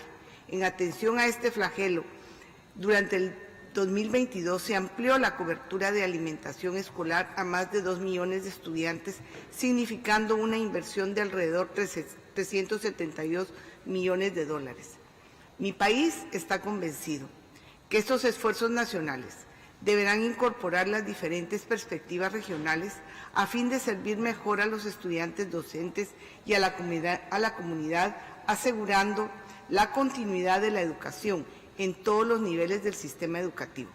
Guatemala está comprometida con el proceso ministerial interamericano y las metas adoptadas en la 11ª reunión de ministros de Educación celebrada el pasado 10 y 11 de noviembre del 2022, tendientes a garantizar una educación de calidad, inclusiva y equitativa que promueva oportunidades de aprendizaje permanente para todos. Mi país seguirá participando activamente en los grupos de trabajo de la Comisión Interamericana de Educación, CIE, procurando aportar al diálogo interamericano y cooperación técnica sobre las dos áreas prioritarias, un enfoque sistémico para la construcción de sistemas educativos resilientes y una agenda intersectorial. Finalmente, señor presidente, Guatemala aplaude la labor de la OEA, especialmente del Departamento de Desarrollo Humano, Educación y Empleo, que como Secretaría Técnica de la CIE brinda seguimiento a la Agenda Educativa Interamericana y su plan de acción. Asimismo, a través de sus programas de becas, la Red de Profesionales Líderes en Educación, el Portal Educativo de las Américas y el Fondo Rowe, al cual fue reelecto en representación de los Estados Unidos el embajador Frank Mora, a quien felicitamos, y que este fondo contribuye significativamente al intercambio de conocimientos y prácticas, así como también a la cooperación técnica entre los Estados miembros, permitiendo desarrollar y fortalecer sus capacidades para brindar mayor calidad educativa a los jóvenes, que sin duda son el futuro del hemisferio. Gracias, presidente. Muchas gracias, Excellencia. I now offer the floor to a distinguished colleague from Canada. You have the floor. Merci, Monsieur le Président. Le Canada se joint aujourd'hui aux autres délégations pour célébrer la Journée internationale de l'éducation sous le thème « Investir dans les gens, donner la priorité à l'éducation ». L'accès à l'éducation est un droit de la personne auquel chacun et chacune de nos citoyens a droit. Pourtant, les femmes et les filles rencontrent trop souvent des obstacles sociaux, culturels et basés sur les genres, notamment les responsabilités domestiques, les mariages d'enfants, les mariages précoces et les grossesses précoces. Le Canada est déterminé à assurer l'accès à une éducation sûre, inclusive, équitable et de qualité pour tous et toutes, en particulier pour les plus marginalisés, notamment les filles, les réfugiés, les enfants et les jeunes réfugiés des communautés d'accueil. C'est pourquoi nous travaillons en étroite collaboration avec les intervenants internationaux et locaux pour mettre en place des systèmes d'éducation plus durables et plus résilients, alors que la COVID, les conflits et les changements climatiques perturbent considérablement l'accès à une éducation de qualité. In closing, I would like to note that UNESCO has dedicated this year's day to Afghan women and girls. As such, we cannot properly mark this day without strongly condemning the Taliban's increasing restrictions on the rights and freedoms of Afghan women and girls, barring their access to education, freedom of movement, freedom of dress, participation in public life, and access to justice. Canada will continue to strongly advocate for the full realization of Afghan women's and girls' rights, and we thank those OAS member states who stand with the coordinated international effort in pursuit of these goals. Thank you, Mr. Chair. Thank you very much, distinguished colleague. I offer the floor now to the delegation of the United States. Excellency, you have the floor. Thank you, Mr. Chairman. As Dr. Martin Luther King said, the function of education is to teach one to think intensively and to think critically. Intelligence plus character, that is the goal of true education. It seems very appropriate to underscore this point today as we begin to mark Black History Month throughout the United States and in our diverse schools and institutions of higher education. We appreciate hearing this afternoon from Minister Perczyk, Dr. Frederick, to help commemorate the International Day of Education and to help us focus the discussion of this agenda item on investing in people by prioritizing education. Education is the key to achieving greater opportunity, prosperity, stability, and equality both here in the United States and throughout the Americas.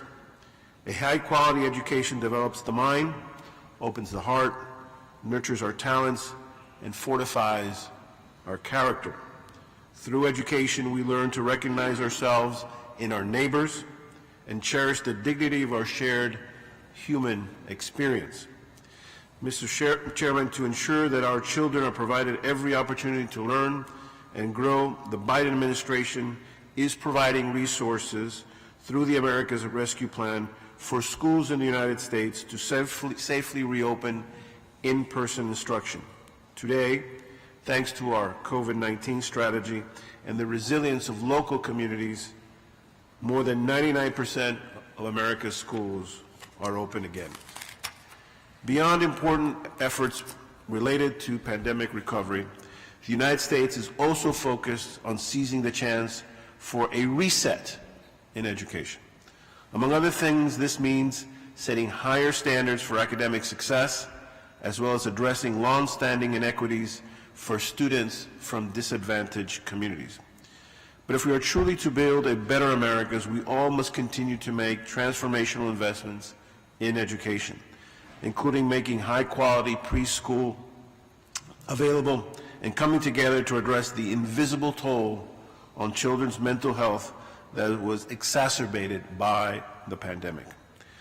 We also need to continue working to implement key education-focused initiatives announced at the 9th Summit of the Americas in June of last year, including the new 100,000 Strong in the Americas Climate and Green Economy Initiative that builds on a region-wide alliance between industry, governments, and a network of 2,500 higher education institutions across the United States. In addition, the 100,000 Strong in the Americas Inclusive Education Initiative will expand higher education partnerships between the United States and regional education institutions in Latin America and the Caribbean, and increases access to inclusive educational exchange and training opportunities for students and faculty from minority-serving institutions, including historically black colleges and universities, and Hispanic-serving institutions. The Department of State is launching these new 100,000 Strong competitions starting during 2023-2024 to stimulate and support new models of innovative and inclusive student exchange, training, research, and workforce development programs in the Americas. Funding from the Department of State and regional governments and private sector will support the department's commitment to current bilateral agreements on racial and ethnic equality, as well as international education exchanges with Colombia, Brazil, Uruguay, and other Western Hemisphere countries, consistent, again, with the commitments we all made at the General Assembly's Declaration of Lima. Today and every day, let us celebrate all the educators, advocates, and pioneers who teach young people the lessons that create caring neighbors and closer communities.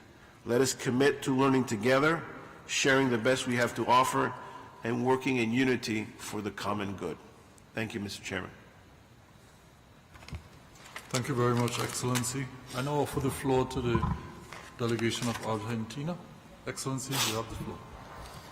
Gracias, Presidente. Agradezco esta reunión y las palabras del Ministro de Educación de mi país.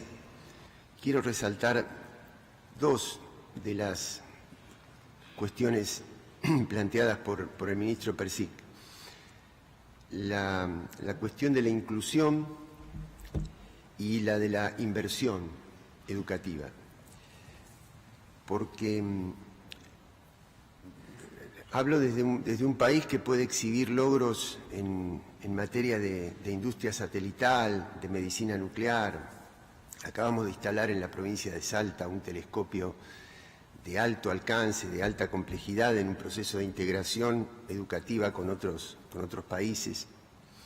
Pero al mismo tiempo estamos dando una batalla tremenda para reducir los niveles de deserción escolar causados por la pobreza. Muchas veces se presenta la cuestión de la masividad de la educación como contradictorio con el concepto de excelencia.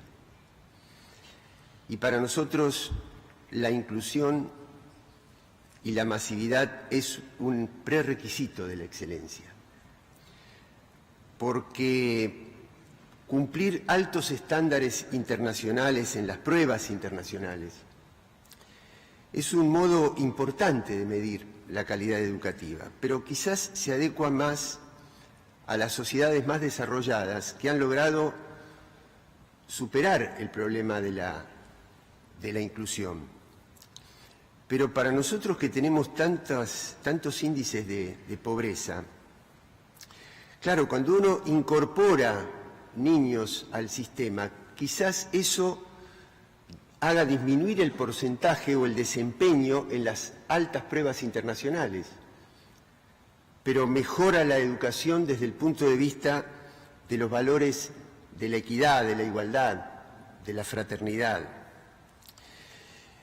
Desde luego que es muy importante la alfabetización digital, la cuestión tecnológica, pero que no solamente sirva a aquellas familias que tienen capacidad para tener una alta conectividad. Es decir, para nosotros la excelencia de un sistema educativo se mide en los niveles de inclusión que podamos tener. Y esto no es únicamente, no tiene un valor únicamente ético, también tiene un valor práctico, porque la calidad de vida de las familias que han podido acceder a un alto nivel de educación, una educación de élite, también se ve reducida si se desempeñan en un marco de subdesarrollo, de desigualdad, de pobreza estructural. Y el segundo valor que quiero resaltar es el tema de la inversión educativa, porque la otra batalla que está dando mi país es contra el endeudamiento estructural que no nos permite tener todos los recursos que necesitaríamos tener para la inversión educativa. Entonces, no hay contradicción entre masividad y excelencia, no hay contradicción entre educación digital y educación para los valores, porque verdaderamente la excelencia educativa tiene que ver cuando una sociedad se funda en valores como la convivencia, el amor, la solidaridad, la fraternidad, la igualdad. Ese es para nosotros el mejor logro que podemos tener y exhibir de nuestro sistema educativo. Muchas gracias. Muchas gracias, Excellencia. I offer the floor now to our distinguished colleague ambassador from Barbados. Excellency, you have the floor. Thank you, Mr. Chair. It is important that we commemorate this very significant day. I wish to offer first thanks to Minister Perczyk and to Dr. Frederick for their meaningful and important interventions. The fact is, however, Mr. Chairman, that this hemisphere faces significant challenges on how to develop its human capital and prepare generations to thrive in an increasingly dynamic world. Latin America and the Caribbean needs quality education to enable youth to acquire foundational and transversal skills in line with the demands of today's world. A modern labor market, as the IDB has outlined, needs young people who can navigate the digital world, become productive actors who promote innovation and creativity, and who are agents of change and responsible with respect to the environment in their communities. The fact is, Mr. Chair, that the human capital, the growing and developing human capital in our societies face a totally different world than the one in which we live today. Those who entered the school system in 2016, by the time they graduate high school, will face a world in which 60% of the available jobs do not exist today. They also need new skills. Everything that you need to know is on Google, on the internet.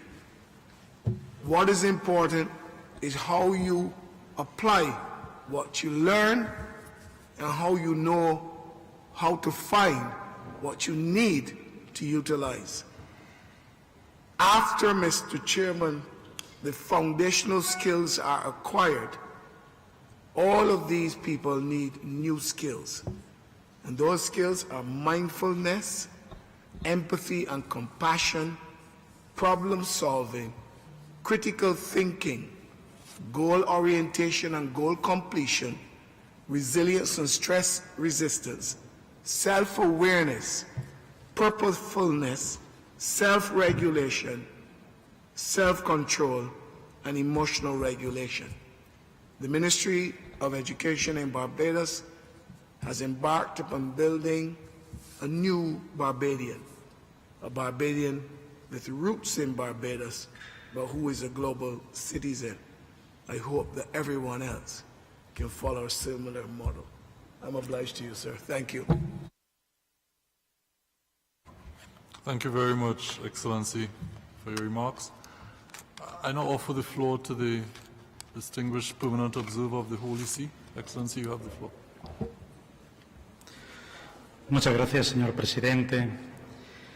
Esta delegación de la Santa Sede agradece la inclusión en la agenda de esta reunión ordinaria del Consejo Permanente la conmemoración de la 5ª Jornada Internacional de la Educación, celebrada el pasado 24 de enero, bajo el lema Invertir en las personas, dar prioridad a la educación, dando así la precedencia a la educación para alcanzar los objetivos del desarrollo sostenible y frenar las crecientes desigualdades.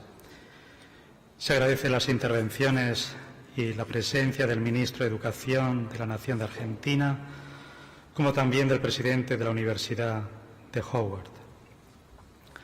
Las cifras que ofrece las Naciones Unidas sobre educación a nivel mundial son muy dramáticas, como ha referido también el distinguido representante de Chile. 258 millones de niños y jóvenes aún no asisten a la escuela y 617 millones de niños, niñas y adolescentes no saben todavía ni leer ni tampoco manejan las matemáticas básicas. Según datos de los organismos internacionales, la pandemia de COVID-19 ha supuesto una catástrofe educativa, aumentando todavía más la brecha de desigualdad.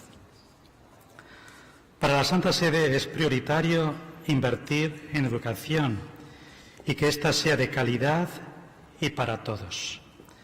De hecho, la Iglesia Católica, que está presente en todos los países representados en esta reunión del Consejo Permanente, desarrolla una intensa y amplia actividad educativa en diferentes sectores geográficos y sociales, desde las zonas más recónditas hasta los centros más desarrollados, desde escuelas rurales hasta universidades.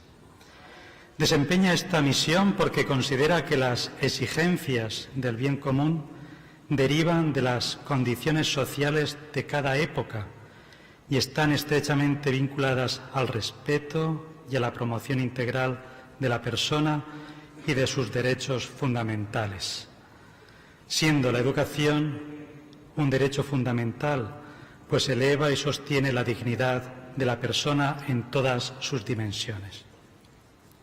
En esta lógica, el Papa Francisco, al contemplar el panorama social y cultural actual, considera que para crecer a nivel humano, social, como también económico, se debería dar la vuelta al modelo de desarrollo. Para generar este cambio se requiere una trayectoria educativa con vistas a construir nuevos paradigmas capaces de responder a los desafíos y emergencias del mundo contemporáneo, para comprender y encontrar soluciones a las necesidades de cada generación y para hacer que la humanidad florezca hoy y mañana. Por ello es necesario la coparticipación y pasar de la lógica de la indiferencia a aquella capaz de acoger nuestra pertenencia común. Para lograr este cambio de paradigma, el Papa Francisco ha propuesto un pacto educativo global. Pacto educativo global.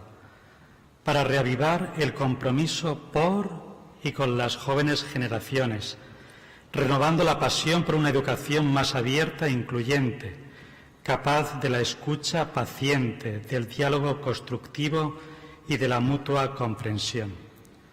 Se trata, pues, de unir los esfuerzos para una alianza educativa amplia, para formar personas maduras, capaces de superar fragmentaciones y contraposiciones y reconstruir el tejido de las relaciones por una humanidad más fraterna. Un pacto educativo global en el que todos tienen cabida para promover los valores de la dignidad humana, el cuidado, la paz, la igualdad de los niños y las niñas, la justicia, la aceptación de los demás y la hermandad universal.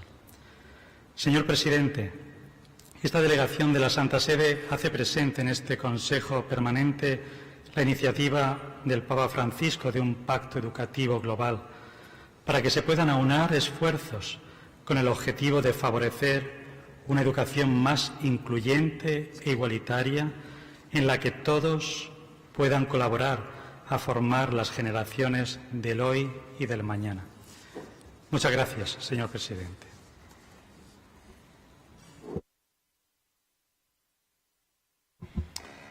Thank you very much, Excellency. The Chair sees no further requests for the floor, and therefore I wish to conclude our consideration and commemoration of this International Day of Education by thanking His Excellency the Minister of Education of Argentina and the President of Howard University for their inspiring and enlightening presentations, and to thank all delegations that have contributed to this important dialogue. There being no further business on item 6, we move now to item 7.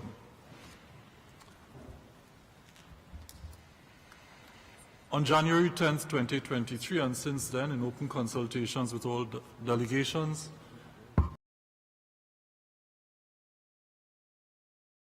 to elevate the level of consideration and commitment given to the situation in Haiti, particularly since the accord reached on 21st December 2022, entitled National Consensus for an Inclusive Transition and Transparent Elections.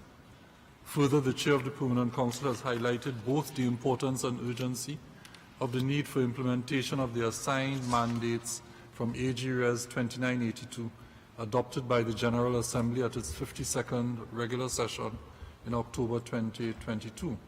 Most importantly, however, the situation in Haiti has worsened during the past week and requires our focused attention. Given the current time, Excellencies and distinguished colleagues, and given our responsibility for respecting the health and welfare of our dedicated interpreters, we will now proceed with receiving the presentations listed on the order of business under this item. The Chair will therefore propose that following the presentations, we pause for the required break for lunch for our interpreters, and we will resume thereafter at 2:30 to continue, to engage in our focused dialogue by member states on the situation in Haiti.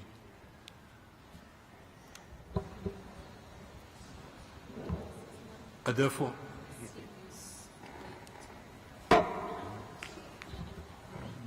did he request? That's Haiti.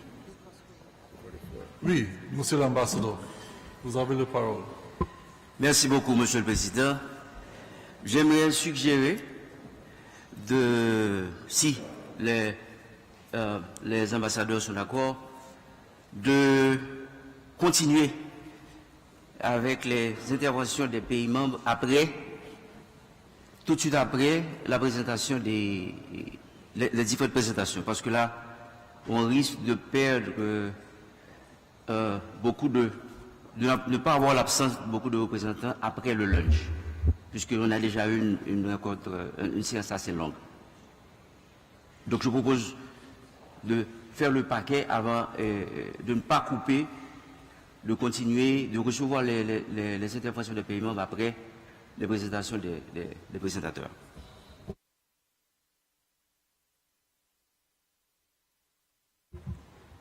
Merci, Monsieur l'Ambassador, for your proposal. The chair would be in the hands of the member states.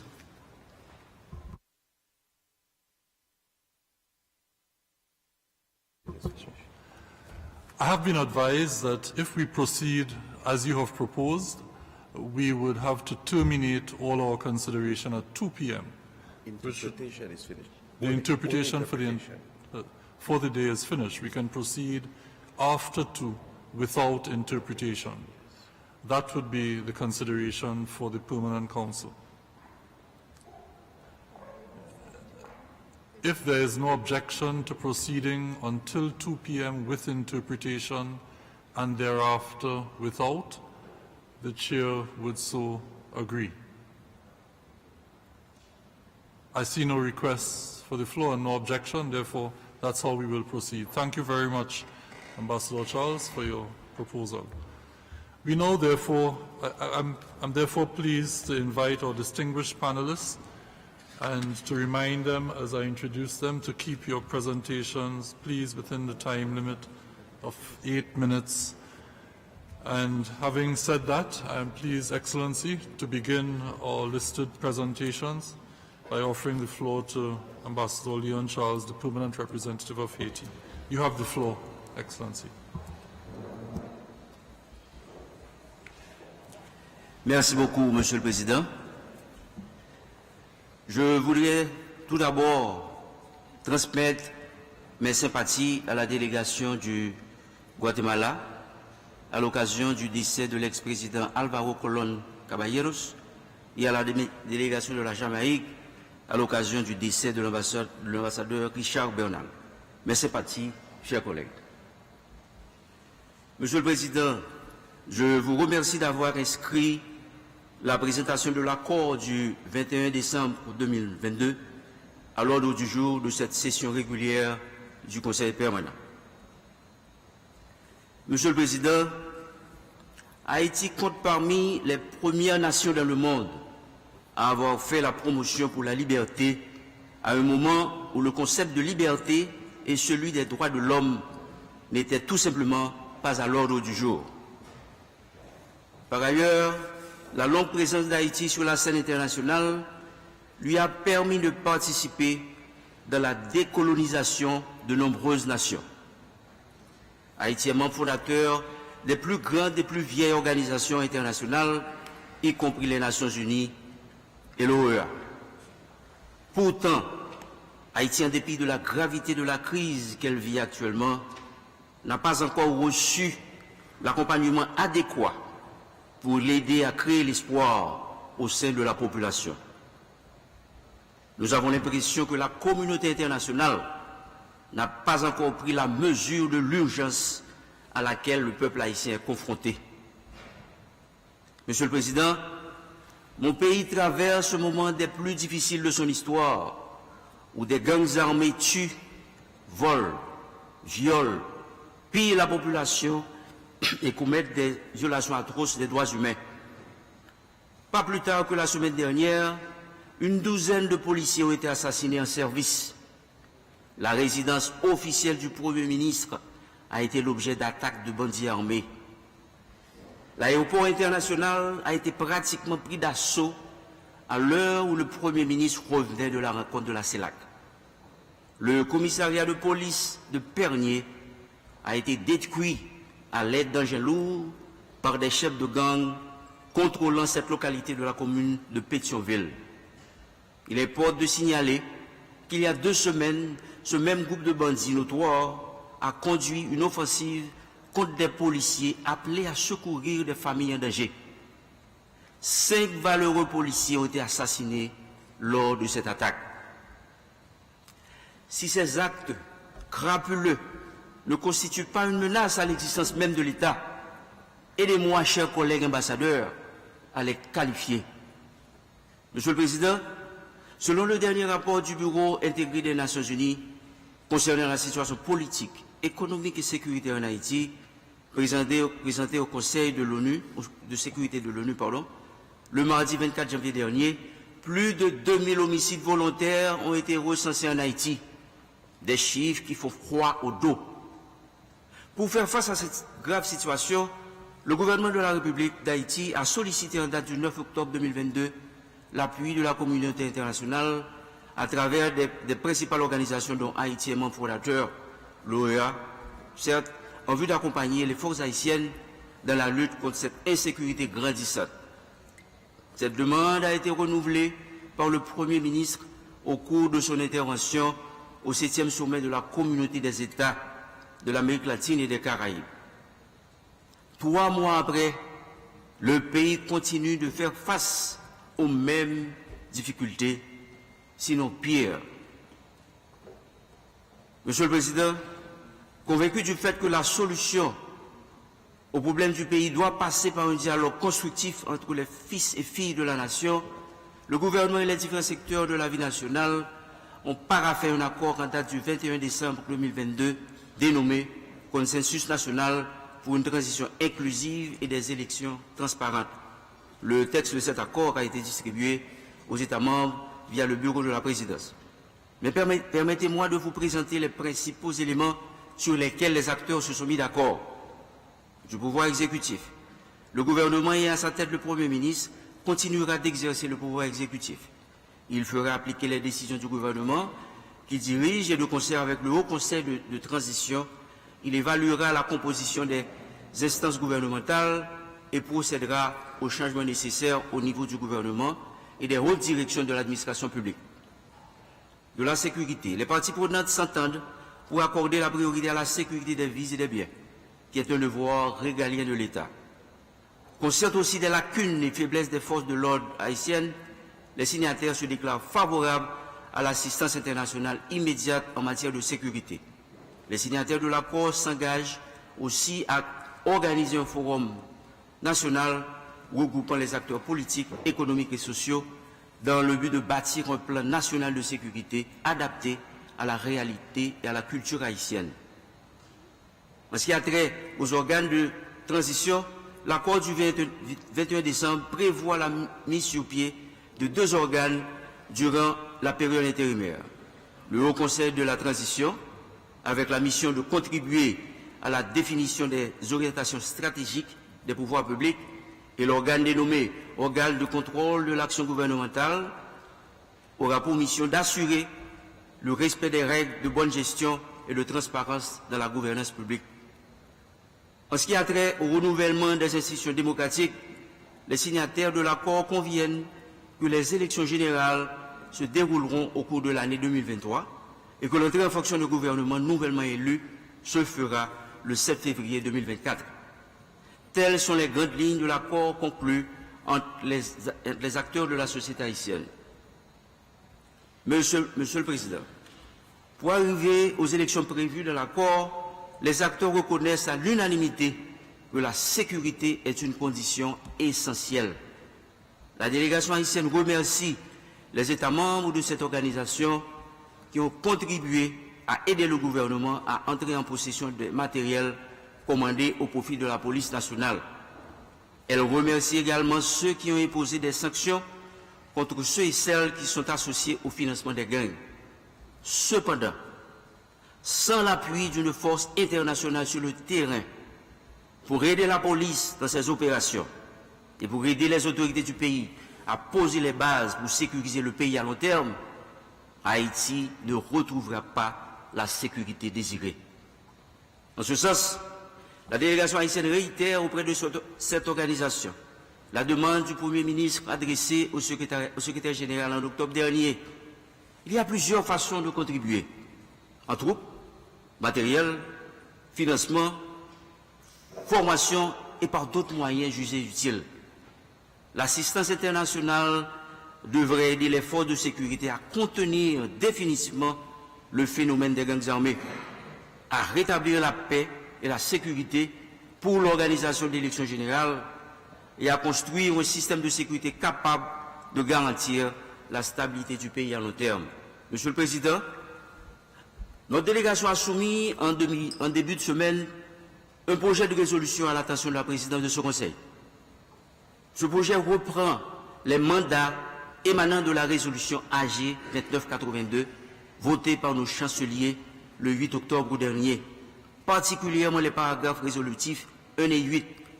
Nous comptons sur la solidarité de tous en vue de son adoption prochaine. Monsieur le Président, en conclusion de mon intervention, permettez-moi de rappeler à l'attention du Conseil qu'il y a extrême urgence en Haïti.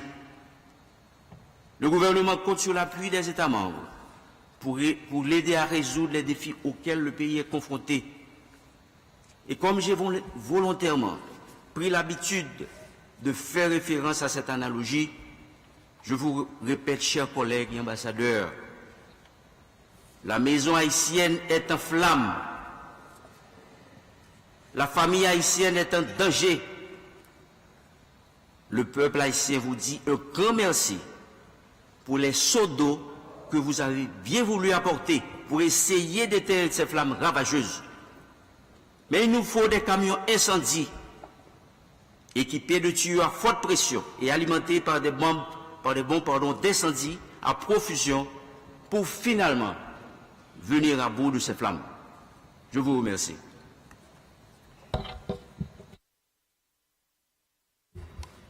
Merci beaucoup pour votre présentation, Monsieur l'Ambassadeur.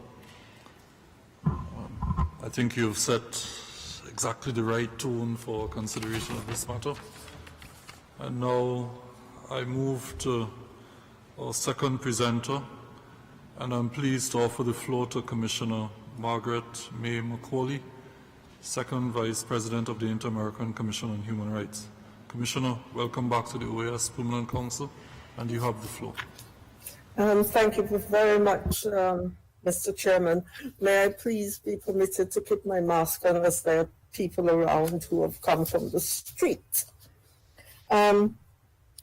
Ambassador Anthony Philip Spencer, Chair of the Permanent Council, and the Senator, the Honorable Dr. Henry Brown, Minister of Foreign Affairs and CARICOM Affairs of the Republic of Trinidad and Tobago, Mr. Luis Amargo, Secretary General of the Organization of American States, Mr. Nestor Mendez, Assistant Secretary of the Organization of American States, permanent and alternative representatives of all member states and observers, ladies and gentlemen.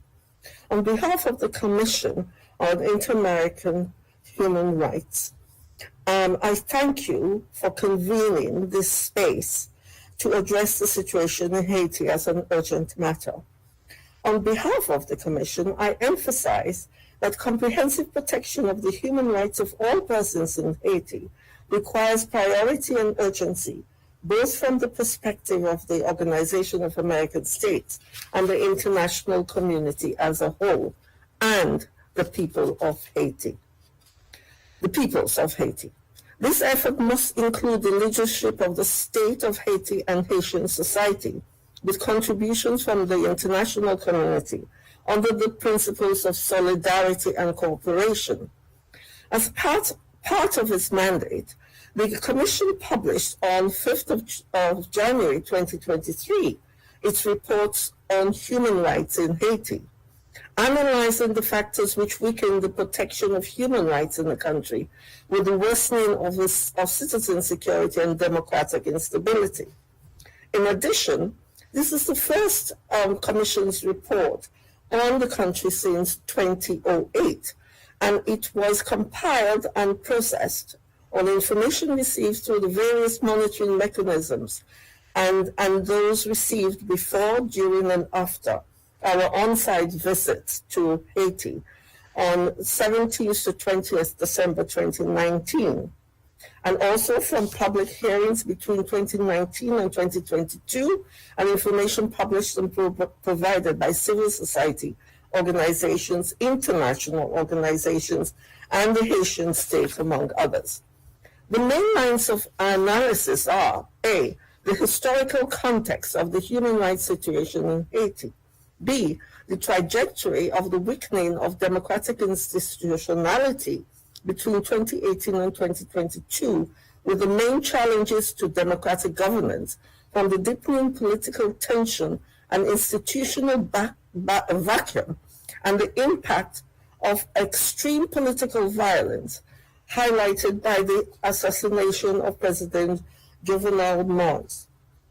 And C, the main factors of insecurity, which include the increase in homicides and kidnappings and serious human rights violations due to violence by armed groups in territorial control. The Commission observes two interconnected cycles which characterize the current institutional and political dynamics in the country. The first cycle was marked by the growth of social protests, motivated by the economic, social, and political discontent, as well as by efforts to consolidate an electoral institutionality in the midst of contestation processes and the expiration of the mandates of 119 representatives and 2/3 of the senators, a situation which left the legislative branch without the parliamentary quorum for its operation. 2, the second cycle follows the assassination of the president, as mentioned before, which led to the worsening of the political, institutional, and economical crisis in Haiti. With respect to citizen security, this represents a historical and complex challenge. 1, challenges of strengthening and consolidating security institutions. 2, lack of systematized processes for data collection. 3, the presence of and conflicts between organized crime groups. 4, the indiscriminate access to firearms. And 5, impunity with respect to the criminal offenses, to criminal offenses, especially those in which members of the security forces are alleged to have participated. The report also includes the main challenges for the enjoyment and protection of economic, social, cultural, and environmental rights in the country, the protection of freedom of expression, specifically in relation to the protection of journalists and communicators in the country, as well as an analysis of the context of human mobility which affects Haitians inside and outside the country. In this context, and under this framework, the Commission intensified its monitoring work and the development of recommendations in recent years, aimed not only to the Haitian state, but also the international community in general. Ladies and gentlemen, the recommendations of the report focus on 5 key and interconnected areas. These are democratic institutionality, citizen security, access to economic, social, cultural, and environmental rights, freedom of expression, and the protection of Haitians in human mobility, both considering the Haitian diaspora and internal displacement, including the effect due to extreme violence by armed groups. First, the Commission emphasizes the importance of strengthening democratic institutions in the country. To achieve this, measures must be taken to stabilize the functioning of state institutions, such as free and fair elections, inclusive dialogue, the establishment of agreements which allow for the recomposition of strategic organs of the 3 branches of the Republic. In addition, the state must be supported to guarantee the institutional and socio-political conditions of the Electoral Council to be re-established and to operate freely with an adequate budget and regulations which will make its function effectively. With regard to citizen security, it is necessary to establish a comprehensive and effective security policy. This policy should include directives for prevention, containment of violence, and assistance to victims, as well as strengthening social ties in addition, social ties. In addition, it is essential to strengthen the Haitian National Police with adequate budget and training in human and gender rights. It is also important to establish an independent mechanism for police oversight and a framework for international cooperation to promote the exchange of good security practices.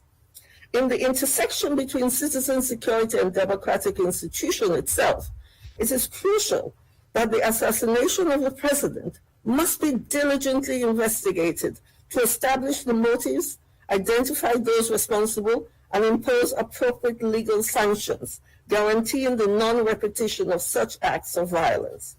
In addition, it is important to strengthen institutions for the protection of human rights and to guarantee spaces for action and services for civil society organizations, groups, and human rights defenders. In relation to economic, social, cultural, and environmental rights, we recognize the depth of the challenges for the integral socio-economic development of the country and the long road to strengthening institutional capacities for social policies, increasing the resilience of the population to the effects of climate change and natural disasters, access to basic goods. In relation to the mobility of Haitian persons at the international level, I refer to our resolution number 02 of 2021 on the protection of Haitian persons in human mobility, Inter-American Solidarity, which advances recommendations for the provision of protection mechanisms for displaced persons outside the country and addresses the link with development and cooperation mechanisms within Haiti. Likewise, in relation to internally displaced persons, many of whom have been suffering successive displacements due to violence, the Commission stresses the need for durable solutions so that they may leave their temporary situation of displacement and their rights to housing is guaranteed. Globally, all actions and recommendations developed by the Commission are based on recognition of the seriousness and complexity of the country's human rights protection challenges, their historic roots, as well as the present and past international factors which have contributed to the current scenario.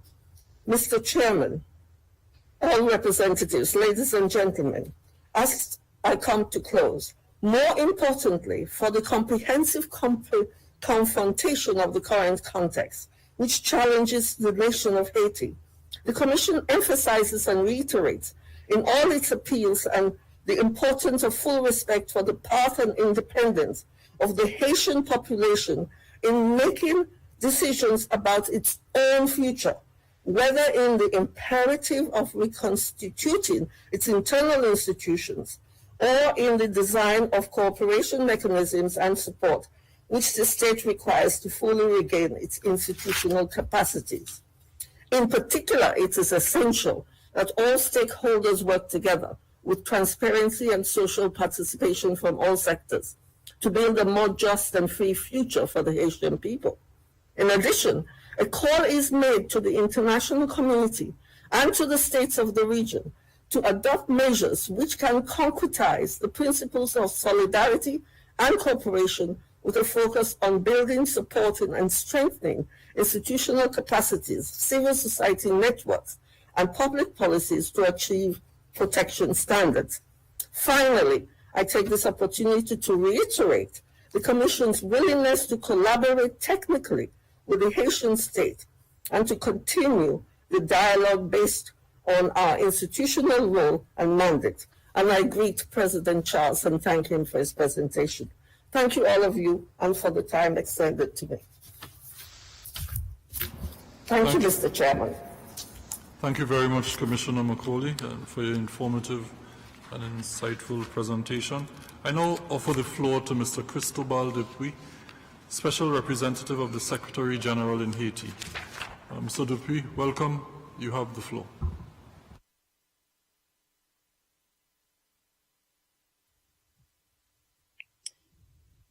Dear Secretary General, thank you for the opportunity to address you today, and thank you, Chair, Ambassador Anthony Philip Spencer, for hosting this important meeting.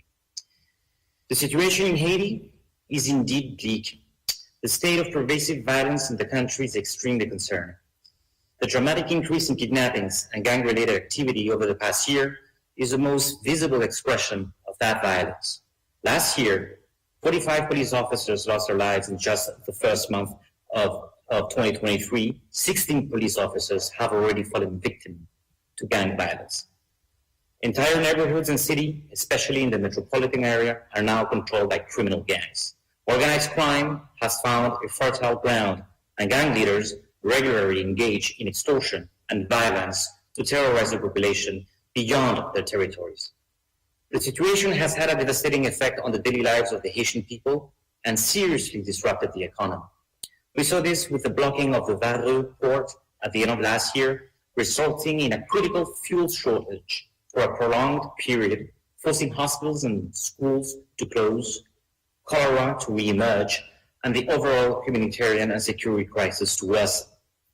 The economy is in dire straits, inflation is concerning, the currency continues to devalue, the budget is running a deficit, and despite some minor improvements, the ability of the state to collect taxes and customs is still critically low.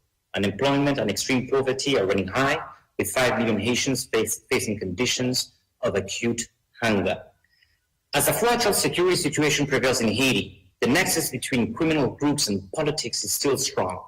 International sanctions imposed on certain individuals are an important step, but coordinated actions among all OAS member states against these individuals is still needed. The OAS continues to support international partners in gathering information related to criminals who are funding gangs and other illicit activities in Haiti, but much more can be done.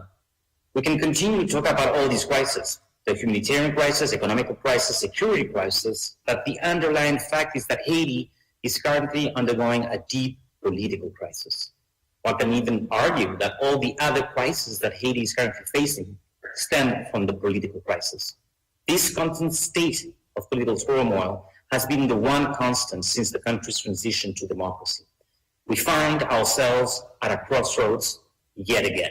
The latest advance on the political front has resulted from the December 21st accord.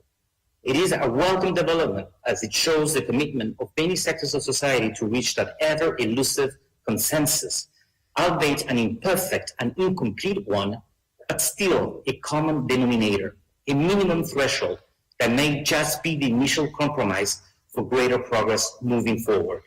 We encourage all actors involved to continue working towards an inclusive process and urge those who have not taken part to come together for the benefit of the country. Haiti urgently needs it.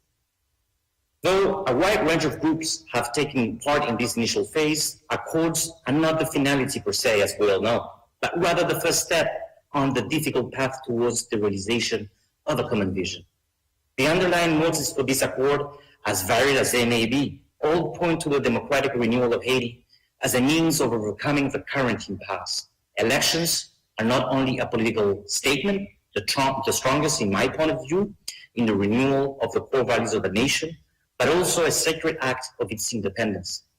At the same time, elections, they are also a highly technical endeavor that must be prepared carefully. We at the OAS have been diligently working on assisting the National Office of Identification, ONI, as the country will have to move towards elections to overcome the current situation. It cannot do so with an incomplete electoral roll that is not a true reflection of the willingness of the Haitian citizens to vote and freely take part in their country's democratic renewal. Created in 2005 with the OAS support, the ONI is a critical institution that must be supported as the country looks to guarantee both the basic right to identity of Haitian citizens and to ensure transparent and credible elections in the near future.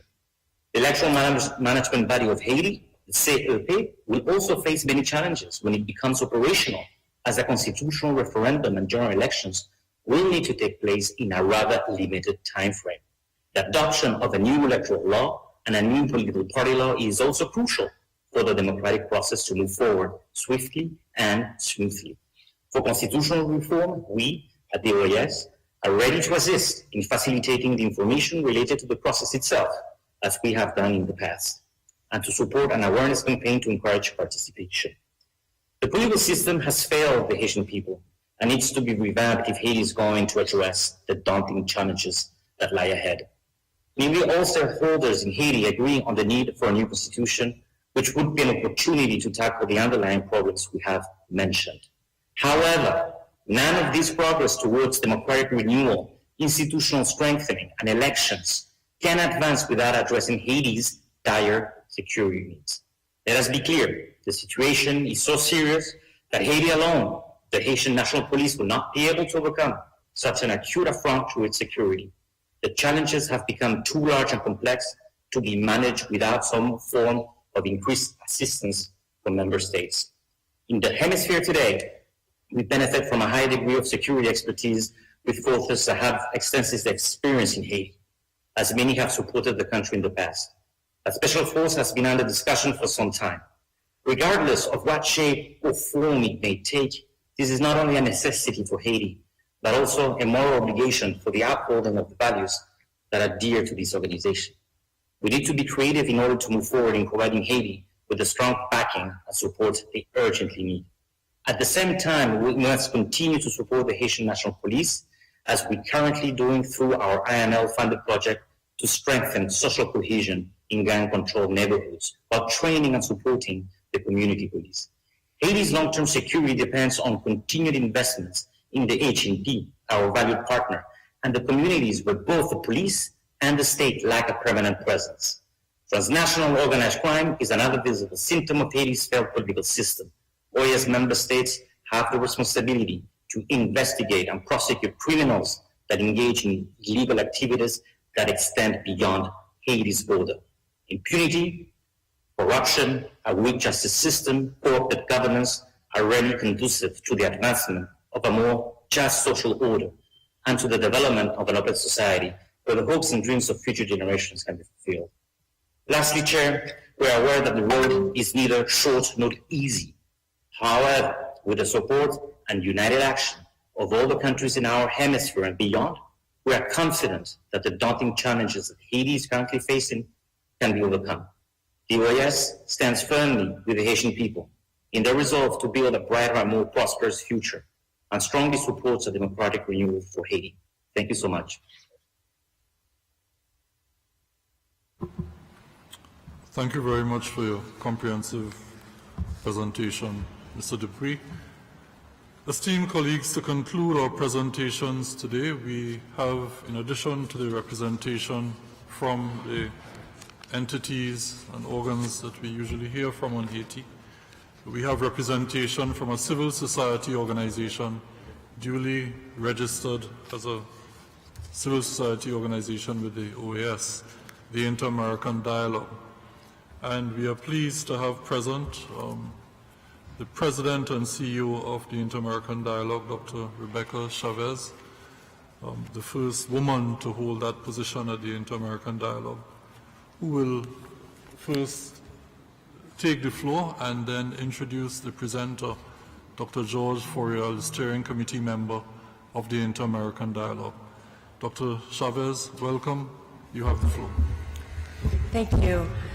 Chair of the Permanent Council, Ambassador Philip Spencer, permanent and interim representatives of OAS member states, Secretary General Almagro, Assistant Secretary General Mendez, permanent observers of the OAS, and distinguished fellow presenters.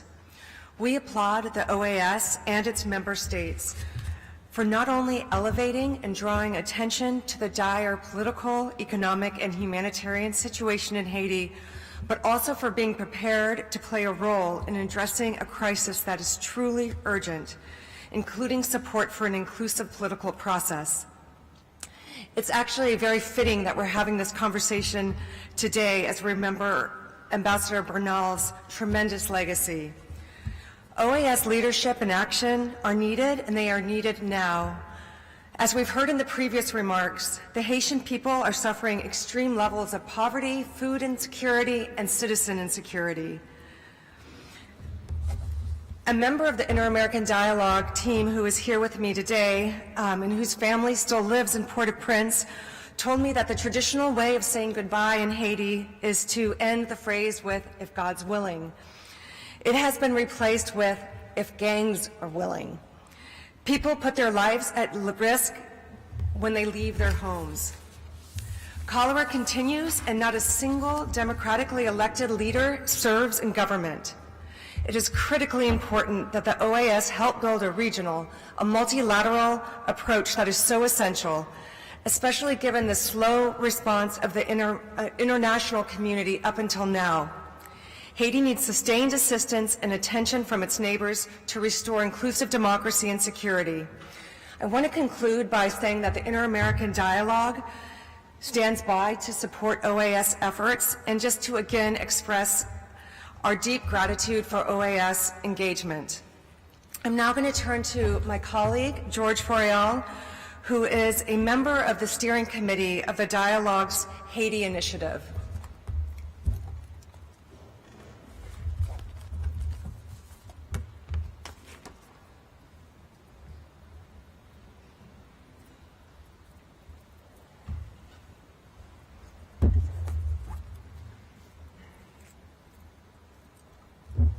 Thank you, Ambassador Philip Spencer. Thank you, Dr. Chavez. I much appreciate the opportunity to speak before you today, and like Dr. Chavez, take this occasion to praise the Council's determination to address Haiti's urgent need for international support. I also want to join many other voices earlier today in remembrance of Ambassador Richard Bernal, likewise a friend and colleague of mine, and most recently we were both active in something called the Caribbean Policy Consortium. He will be missed. The Inter-American Dialogue engages leaders to foster governance, democratic governance, prosperity, and social equity in the Caribbean and Latin America.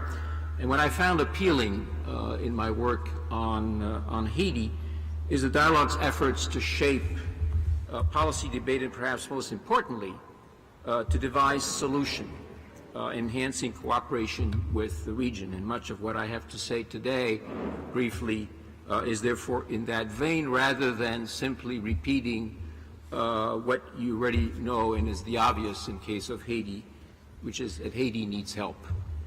Ambassador Charles, just a moment ago, commented on some of the more immediate elements of that crisis, and to use one of his colorful imagery, Haiti doesn't need another bunch of buckets of water, it needs more than that.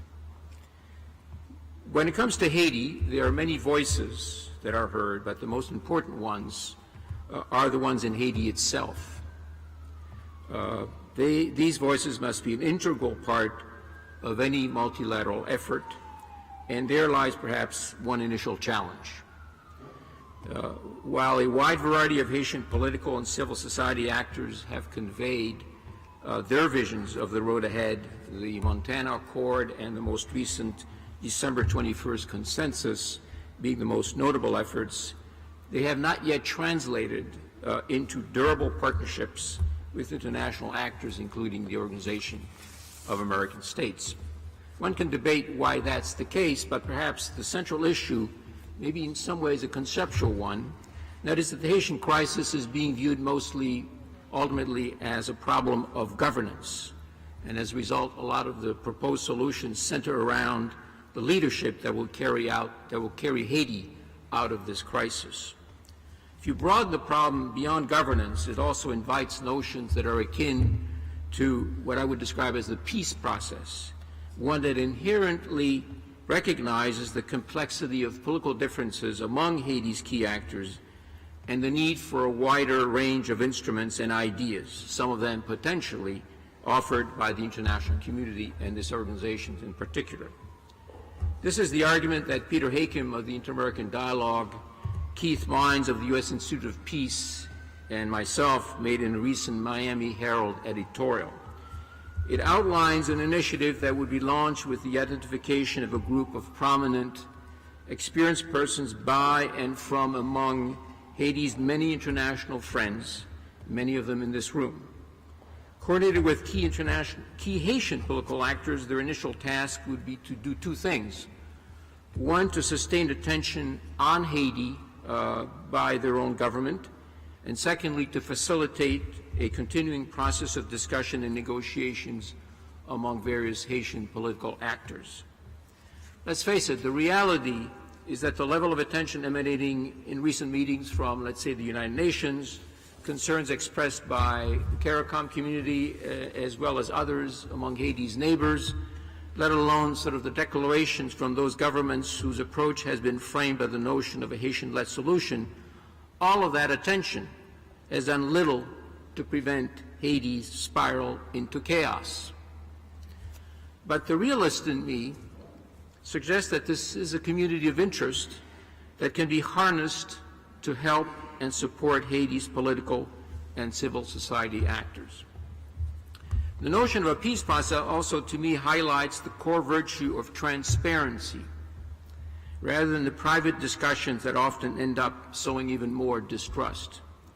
This also bypasses, at least in the short run, the more provocative question of power, or who ultimately gets to run the show during this forthcoming period. These tensions, to some degree, I would argue, shape some of the backdrop to the emergence of the recent December the 21st consensus, sponsored by the current interim government. Its critical features, as already noted earlier by some speakers, is it sets in motion a three-member council, transition council, tasked with what I would describe as a rather challenging list of tasks. Some of the key ones include restructuring of the National Electoral Council, the Conseil Electoral Provisoire, and supporting the process towards constitutional reform, not an easy task.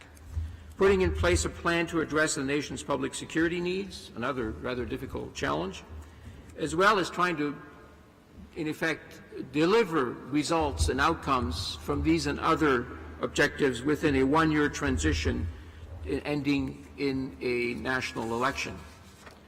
To me, the December 21st agreement appears as a promising platform toward national consensus. But let's be candid. It is unlikely on its own to deliver positive outcomes without a broader Haitian national political consensus, let alone engagement, real engagement by the international community. While there is understandable Haitian reluctance to accept this kind of international assistance, in effect, the international community itself cannot be simply paralyzed into inaction. Rather than a limited transition council as envisioned by the December 21st consensus, which is burdened by some improbable tasks, an initial objective of the international community can, in fact, to focus on a narrow set of issues and facilitate Haitian efforts engaged in national consensus dialogues. In effect, sort of a transparent, confidence-building set of measures encouraging wider Haitian political participation and support. These could cover several basic issues, shape recommendations by actions by the current interim government, and could include, as already mentioned by others, security broadly defined in its various aspects. This issue alone requires both Haitian and multilateral action. The request last October by the interim Prime Minister requesting help in this regard has really not translated into very specific follow-up actions. Instead, in some ways, that has been replaced by a series of sort of sanctions policies imposed by different governments, the United States and Canada in particular, but also by the European Union and others, giving some hope perhaps in Haiti, but in effect, sanctions of this kind over time may be less effective than is expected. The OAS, as we just heard from the last speaker, from Ambassador Dupuy, could actually assist in being more engaged in helping planning to develop security assistance to Haiti and be ready to commit those resources and execute them in a way that ultimately would make a difference on the ground for Haitians in Haiti. Other confidence-building measures include attention to Haiti's national medical emergencies, also an arena where the Organization of American States and other multilateral institutions could be helpful. And as noted by other speakers, addressing the needs to restore the country's electoral machinery is obviously a priority, but it needs to be done rather carefully, as already noted. This would pave way for perhaps more foundational political negotiations generating a consensus-based sort of transition government. This will take time, but will achieve few results without more sustained and creative engagement from international actors, including many in this room. Thank you very much for your attention.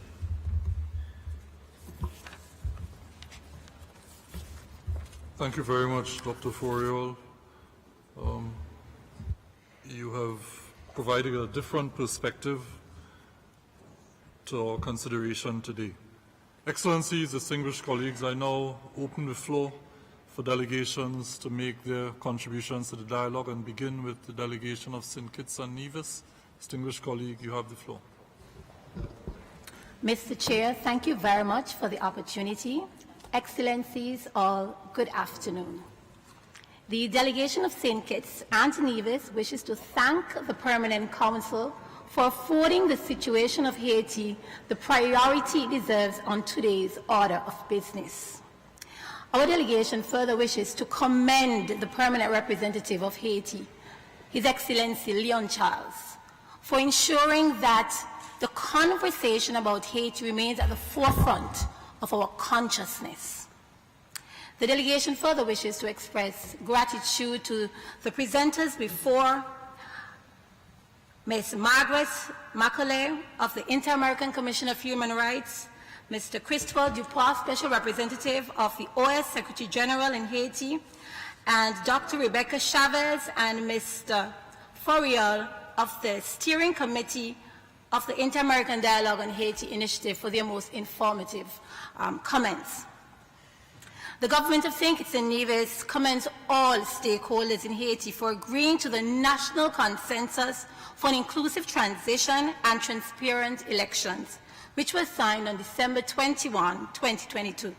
However, the government of St. Kitts and Nevis remains deeply disheartened by the deteriorating situation in Haiti, and we stand in solidarity with the government and people of Haiti. We express our deepest condolences to the family of all those who have lost their lives and strongly condemn the actions of those who continue to disrupt public order.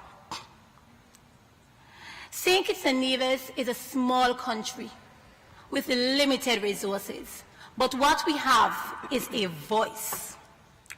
We therefore wish to issue an urgent appeal to those countries and regional and international agencies that have the resources and the capacity to significantly contribute to Haiti to do so now, especially in the area of security reinforcement for the Haitian National Police Force, in an effort to ensure that Haiti speedily returns to a place of peace and stability. Mr. Chair, I conclude by reiterating that el tiempo para la acción es ahora. El tiempo para la acción es ahora. Le temps d'agir est maintenant. Le temps d'agir est maintenant. The time for action is now. The time for action is now. Haiti is depending on us. Thank you, Mr. Chair. Thank you. Muchas gracias. Merci, distinguished colleague. I offer the floor to the distinguished permanent representative of Dominican Republic. You have the floor, Excellency. Muchas gracias, señor presidente. Agradecemos la incorporación en el orden del día de este importante tema, la situación en Haití. Tomamos nota de las presentaciones del embajador Charles, de la comisionada Margaret May Macaulay, de don Cristóbal Dupuy y del señor George Foriol. Saludamos también la presencia de la profesora Rebecca Bill Chávez en esta sesión del día de hoy. Siempre es enriquecedor tener entre nosotros y escuchar al diálogo interamericano. Señor presidente, por todo lo que sabemos y con lo que hemos escuchado hoy, es evidente que, como dijo el embajador Charles, Haití enfrenta la principal crisis de su historia moderna. Para República Dominicana, esa crisis multidimensional en Haití, caracterizada por una espiral de violencia y caos, es una amenaza a nuestra seguridad nacional. Como saben, el 21 de octubre, el Consejo de Seguridad de las Naciones Unidas aprobó la resolución 2653, que estableció un comité de sanciones para aquellos que financian a las organizaciones criminales que siembran violencia y caos en Haití. Vemos con simpatía los avances que algunos estados aquí presentes han impulsado en ese sentido, Son señales y acciones concretas que ayudan a galvanizar un ánimo de responsabilidad colectiva, pero todavía falta mucho más. También es alentador saber el interés de la comunidad del Caribe, de manera colectiva y de manera individual por muchos de sus miembros, de involucrarse activa y solidariamente en la búsqueda de soluciones prácticas para atender la crisis de uno de sus miembros. Su rol y activa participación es de gran valor e importancia. Sin embargo, la principal solicitud de las autoridades haitianas, esto es, el despliegue de una fuerza armada de apoyo a su Policía Nacional para contrarrestar la violencia y el poder de fuego de los grupos armados que controlan parte del territorio de ese país y que mantiene bajo amenaza existencial a sus autoridades y parte de la población, aún permanece sin una respuesta concreta. Vemos con preocupación la tendencia a un abordaje bilateral a este problema complejo y que evidentemente requiere del concurso colectivo, de un liderazgo flexible y creativo y de acciones coordinadas en concertación con las autoridades haitianas. Como lo estableciera hace unos días nuestro canciller, don Roberto Álvarez, cito, conscientes del cuestionable legado de anteriores misiones en Haití, el gobierno dominicano entiende que es legítimo considerar y planificar adecuadamente cualquier respuesta para evitar errores del pasado y, sobre todo, para evitar una solución que desconozca la voluntad de los haitianos. Pero como testigos directos del drama humano en el país vecino, también sabemos que cada minuto de espera implica un mayor descalabro de la situación y sufrimiento para ciudadanos inocentes.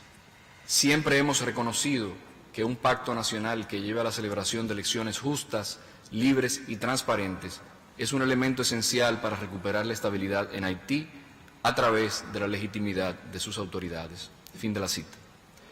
Ahora bien, cualquier acuerdo nacional legítimo y proceso viable para organizar elecciones debe ser precedido de la pacificación del territorio, algo que hoy, evidentemente, no está en el horizonte, pues no existe una fuerza capaz de sobreponerse a las bandas armadas. Estimados colegas, la seguridad es la prioridad inmediata en Haití. Es para lo que las autoridades haitianas han pedido asistencia urgente. Así, es preciso que reciban todo el apoyo que requieren para enfrentar esa situación y luego impulsar procesos necesarios para recobrar la estabilidad democrática y superar desafíos estructurales y coyunturales. Esos desafíos ya se han descrito aquí antes: crisis humanitaria marcada por una severa inseguridad alimentaria, la crisis sanitaria evidenciada en la precaria situación de la infraestructura hospitalaria y la exacerbada epidemia de cólera, y desafíos sustantivos a nivel económico y medioambiental. Distinguidos colegas, ante el panorama descrito y frente a la imposibilidad de formalizar un adecuado manejo de la delimitación territorial con responsabilidad compartida, nuestra frontera se ha convertido en una fuente de dificultades. Enfrentamos la trata de seres humanos, el tráfico de armas y de narcóticos, así como el contrabando de bienes y mercancías. Todos estos flagelos los abordamos de manera decidida, con ayuda de nuestros socios internacionales, pero cada día se torna más complicado. Como podrán intuir, también se nos presenta el desafío de prestar atención básica a la población migrante. El impacto de esta presión adicional en las políticas sociales del Estado dominicano tiende a desestabilizarnos. Y es que cuando la migración ocurre al margen de la ley, del orden y la seguridad, rápidamente surgen desafíos políticos, sociales, económicos y de seguridad pública. Muchos de los estados aquí presentes saben perfectamente a lo que nos referimos y han mostrado su honda preocupación ante la dificultad de manejar adecuadamente estos fenómenos irregulares. Les invito a que piensen en ese reto en el contexto de nuestra isla, dada la crisis humanitaria e institucional en Haití, en un territorio de menos de 80.000 kilómetros cuadrados y más de 20 millones de seres humanos. Por lo anterior, reiteramos nuevamente que nuestro gobierno está obligado a tomar las medidas necesarias para preservar nuestra integridad territorial, la seguridad de nuestros ciudadanos y nuestra estabilidad social y económica. Señor Presidente, embajadores y embajadoras, somos una nación solidaria y enmarcamos nuestro accionar en el respeto al orden internacional basado en reglas. Continuaremos jugando un rol de buena vecindad y seguiremos siendo un socio confiable de la comunidad internacional. Solicitamos que cuando se evalúen estas situaciones tan complejas, no se le pida a ningún Estado que haga lo que no se les pide a otros. Finalmente, sobre los siguientes pasos. Debemos ser conscientes de las capacidades requeridas para acometer la inmensa tarea que nos queda por delante y las limitaciones institucionales para desde aquí no duplicar esfuerzos ni desperdiciar energías o recursos valiosos. Entendemos que el rol de esta Organización de los Estados Americanos debe ser de apoyo a las autoridades haitianas y coordinación con los esfuerzos que se impulsan desde la Organización de las Naciones Unidas. Muchas gracias. Muchas gracias por sus palabras, Excelencia. I offer the floor now to our distinguished colleague, Permanent Rep from Canada. You have the floor. Merci beaucoup, Monsieur le Président. Et en commençant, je voudrais remercier les autres pour ces présentations aujourd'hui, l'ambassadeur Léon Charles, Monsieur Cristobal Dupuy, le docteur Rebecca Bill Chavez et aussi Monsieur Georges Fréol pour ces interventions très importantes, très appréciées. Je crois, comme note personnelle, qu'on devrait avoir peut-être plus de temps de parler de ce sujet parce que c'est un thème très important et j'espère avoir l'occasion d'écouter tous les membres qui ont montré un intérêt aujourd'hui de ce sujet. Le Canada demeure extrêmement préoccupé par la situation qui continue à se détériorer en Haïti et qui a des répercussions majeures sur la population haïtienne. Les événements des derniers jours en Haïti montrent à quel point la solidarité internationale est plus que jamais cruciale afin d'aider un pays ami à affronter une crise sans précédent.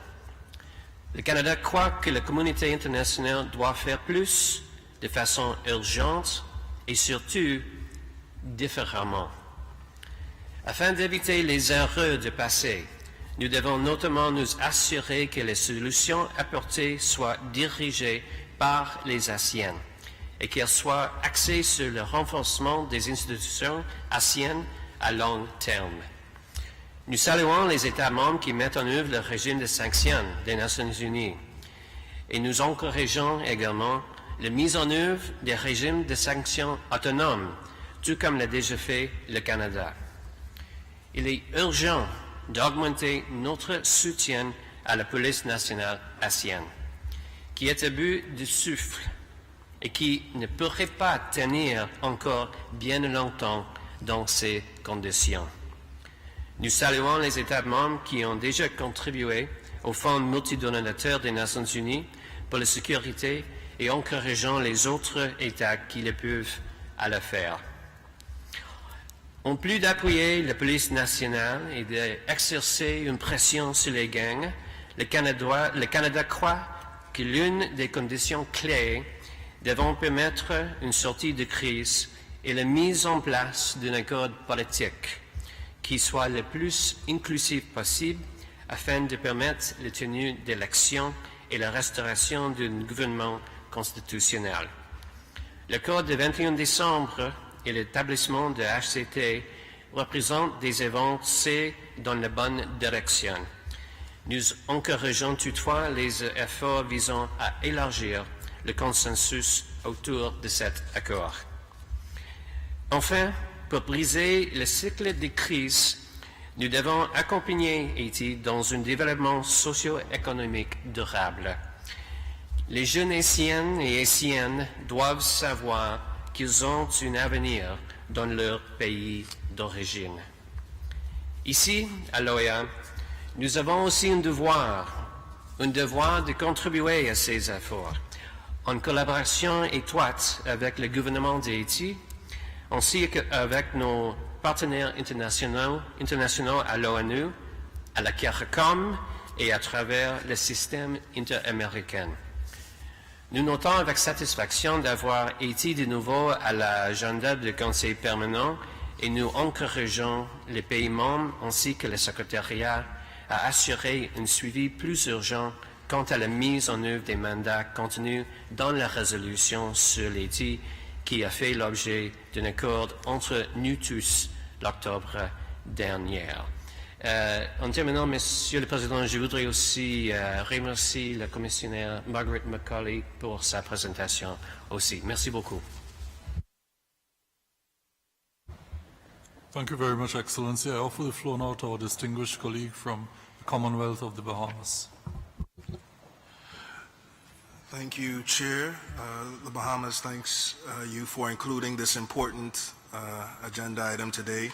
And thanks our presenters, Ambassador Charles, Commissioner Macaulay, Mr. Dupuy, President Chavez, and Mr. Foriel from the Inter-American Dialogue as well, for the updates provided on the state of affairs on the ground in Haiti.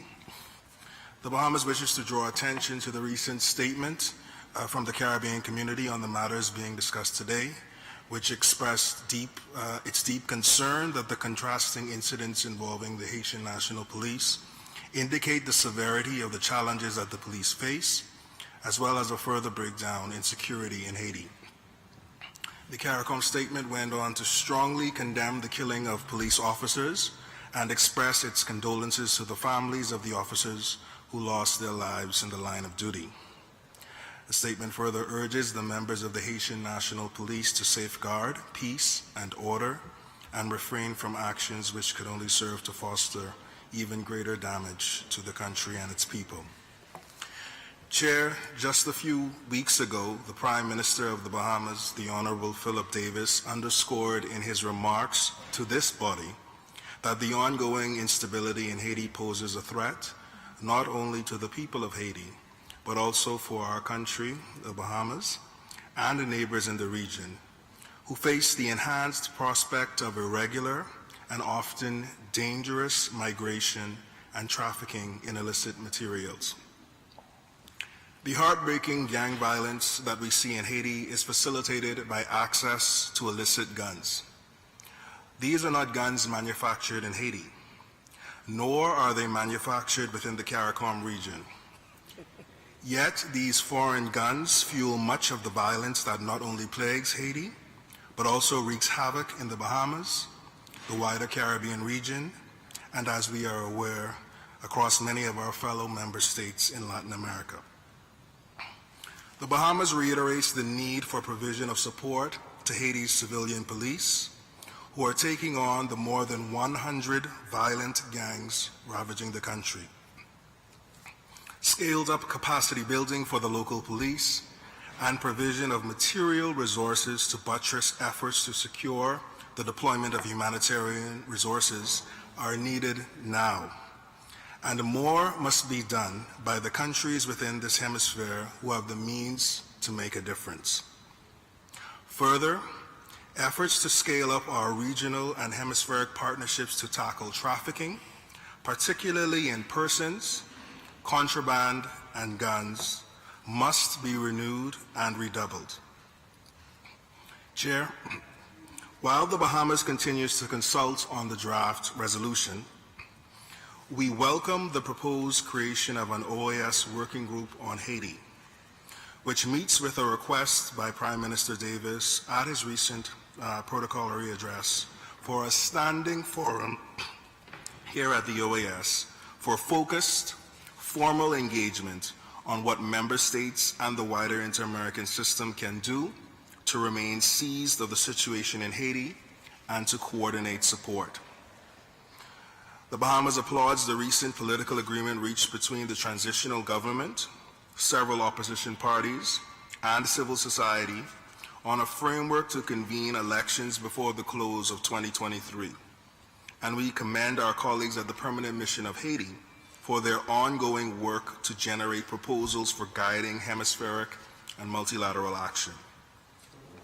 The real work remains for the people of Haiti to find a viable solution to this impasse and to forge a way forward towards the future that its people want.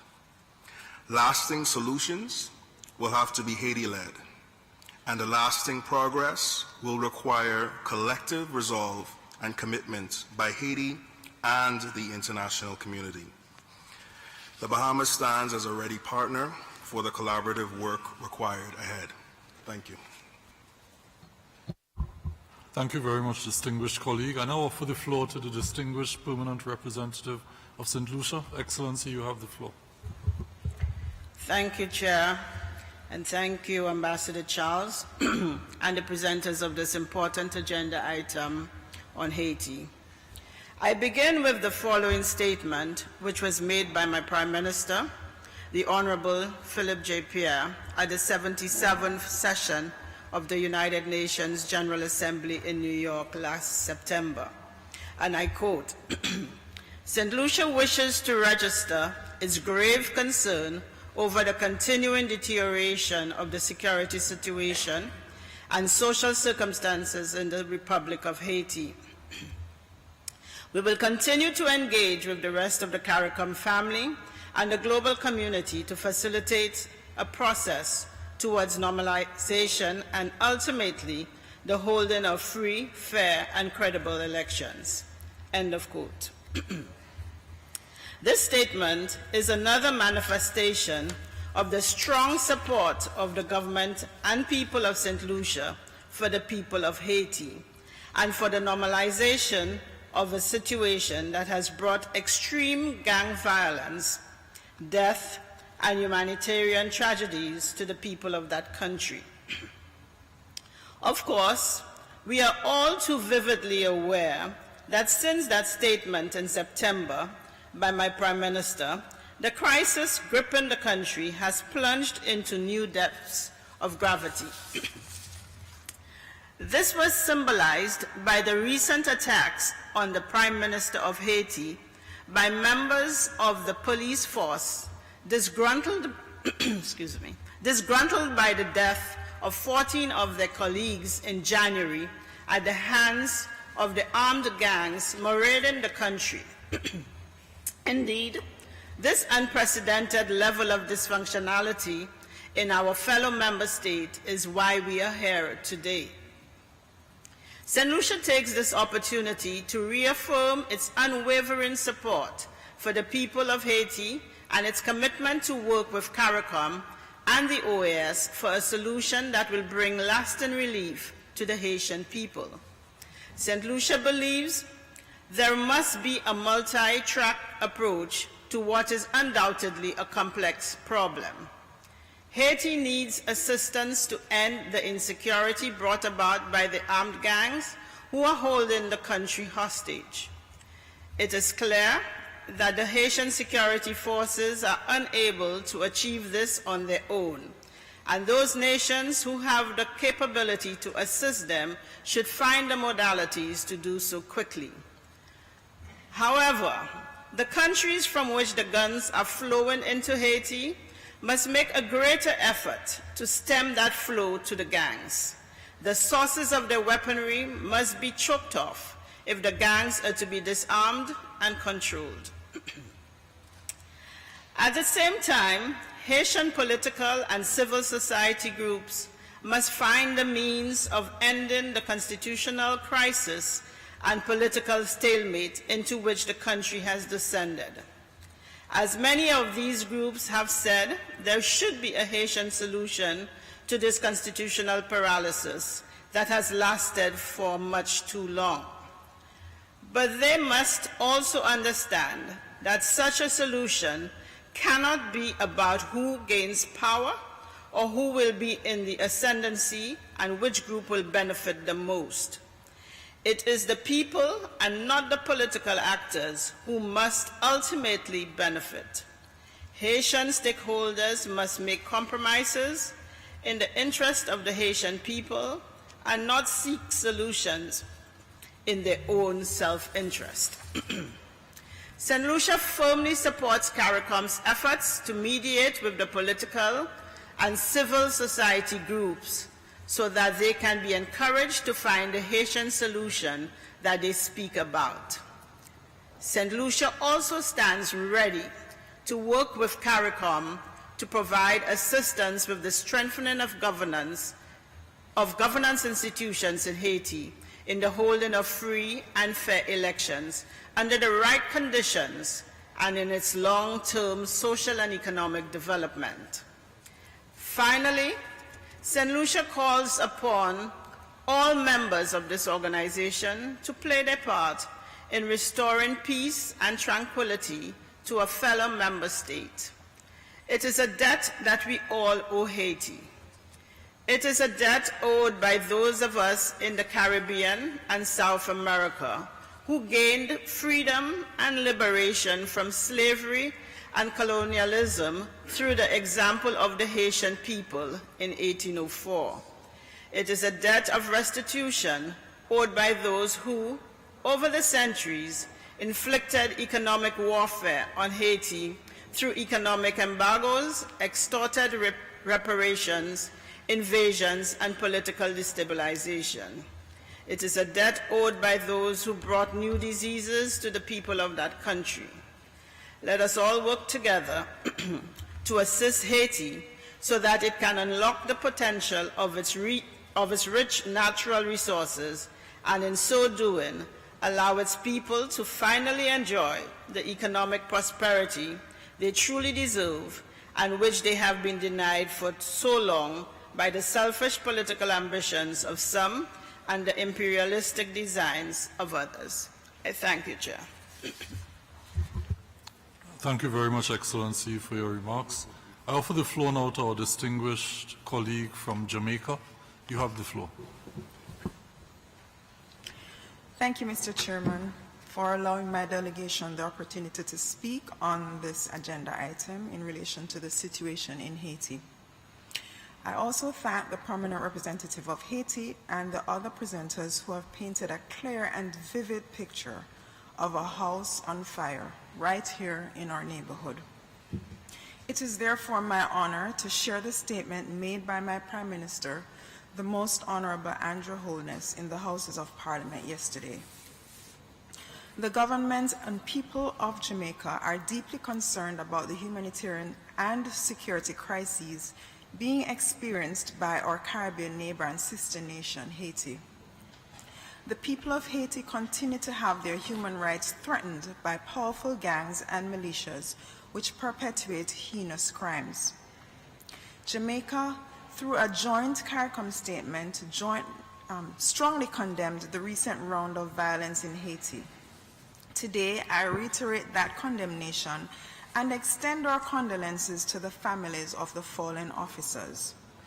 Nearly 5 million people face acute hunger across Haiti, and cases of cholera and cholera-related deaths continue to pose grave difficulties for their public health system. Thousands of Haitian children, especially those living in gang-affected areas, have yet to start their school year, and there are increasing reports of minors being recruited to serve in gangs. We are extremely concerned for the people of Haiti and the multifaceted impact of this situation on their development. Against this most unfortunate backdrop, Jamaica reaffirms its commitment to working with CARICOM and bilateral partners such as Canada, the USA, and the wider international community, including Latin American and African countries, towards achieving sustainable solutions for the situation in Haiti. Together with like-minded countries, we continue to believe that any solution must be driven by the will of the Haitian people, together with the collective support of the international community.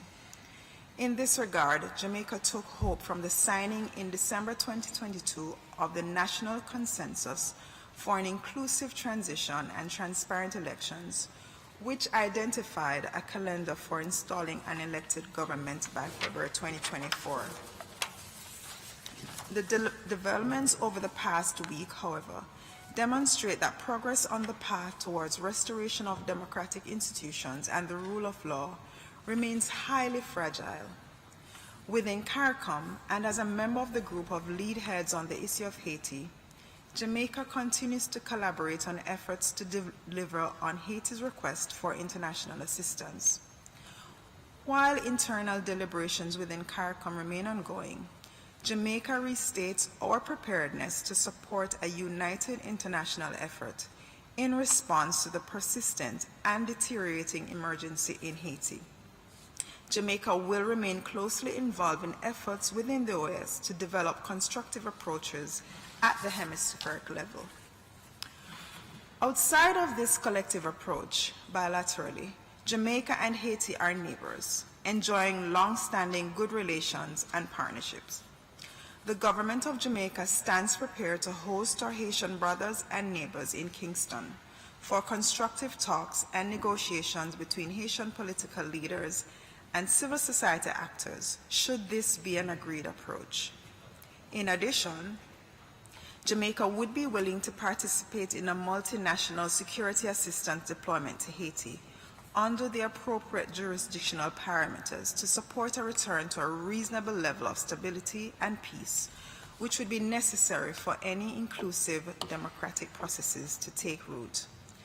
Both the Jamaica Defense Force and the Jamaican Constabulary Force have been alerted to this possible course of support, and they would have started to plan for such eventualities as part of their routine situational awareness and response readiness. It is our real hope that Haiti will soon overcome her challenges and embark on a path towards the restoration of stability, lasting peace, and sustainable development of her land and people, with the full backing of the international community. Thank you, Chair.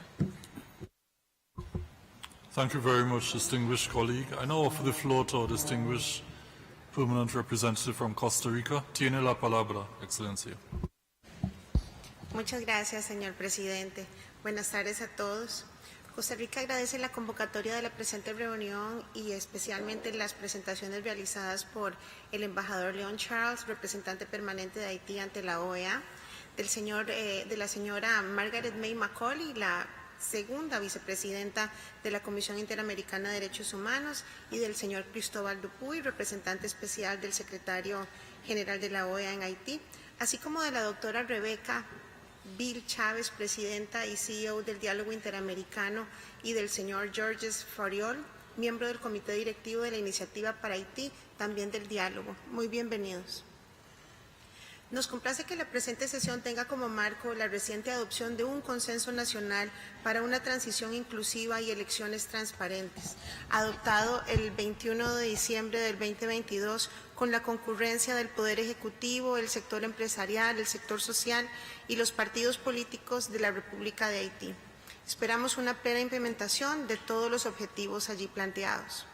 Señor presidente, la crisis en Haití requiere nuestra atención de manera apremiante, como lo han dicho varios oradores el día de hoy, así como de un abordaje multidimensional en materia sanitaria, de seguridad, humanitaria, migratoria, ambiental y de derechos humanos. Costa Rica ha apoyado las diversas iniciativas y esfuerzos internacionales para abordar esta situación y lo seguirá haciendo siempre de una manera constructiva en todas las instancias posibles. Mi delegación formó parte de la misión de buenos oficios de este Consejo Permanente de la OEA que viajó a Haití en junio del año 2021. En esa oportunidad, celebramos múltiples encuentros con diferentes sectores como una muestra de la gran relevancia que nuestra organización le brinda a la situación en Haití. Lamentablemente, muchos hechos han sucedido después de esa fecha, incluido el asesinato del presidente en ejercicio Jovenel Moïse, con quien celebramos varias reuniones. Esperamos que este magnicidio que sigue en investigación no quede impune y confiamos en que así será, que siga la investigación. En nuestra intervención de hoy nos referiremos brevemente a la seguridad de las personas en condición de vulnerabilidad, a la articulación de los esfuerzos de parte de la comunidad internacional y a la protección de los derechos humanos de todos. Con respecto al tema de la seguridad, Costa Rica apoyó el mandato plasmado en la resolución AG/Res 2982/22, aprobada por la Asamblea General de la OEA en el 52º periodo de sesiones, relacionada con la situación de la seguridad en Haití y la cooperación hemisférica para la preservación de la democracia y la lucha contra la inseguridad alimentaria. En este punto, deseamos hacer un respetuoso llamado para que en los esfuerzos de apoyo y fortalecimiento de las instituciones de seguridad en Haití se implemente un enfoque de género que atienda de una manera especial la inseguridad que viven las mujeres, las niñas y los niños mediante un abordaje diferenciado que les permita tener espacios seguros, libres de violencia física y sexual perpetrada por parte de las bandas criminales. Los esfuerzos de la comunidad internacional en apoyo a la situación en Haití deben articularse y coordinarse al más alto nivel. La eventual creación de un grupo de trabajo sobre Haití, sin recargo de recursos adicionales para la organización, es una buena opción que permitirá establecer un canal de diálogo más fluido, de manera intersectorial, entre los temas más relevantes que requieren de una acción coordinada de esta organización. Entre ellos, necesariamente, la seguridad multidimensional, la democracia y la asistencia electoral en Haití, mediante un esfuerzo liderado exclusivamente por las autoridades haitianas, pues para que sea sostenible ese fortalecimiento de las instituciones debe ser una solución que venga de parte de las autoridades y del mismo pueblo haitiano. En cuanto a los derechos humanos, quisiéramos hacer un eco de la preocupación externada por la CIDH en su informe sobre la situación de derechos humanos en Haití del año pasado, mediante el cual se hace un recuento de la grave situación de derechos humanos que enfrenta la población haitiana, frente al aumento de homicidios y secuestros y las graves afectaciones de los derechos humanos a causa de la violencia de grupos armados. El fortalecimiento de las capacidades estatales en seguridad sin duda les permitirá retomar el control territorial y, por ende, garantizarle a su población el pleno disfrute de todos sus derechos. Hacemos votos para que este hermano país pueda enfrentar y superar estos grandes desafíos que hemos escuchado en la sesión de hoy y que con el apoyo comprometido de la comunidad internacional puedan encauzar las riendas del país al camino del desarrollo y la paz duradera. Para ello, como siempre, cuentan con el apoyo incondicional de mi delegación. Muchas gracias, señor presidente. Muchas gracias, Excellencia, por sus palabras. I now offer the floor to our distinguished colleague, permanent representative from Colombia. Excellency, you have the floor.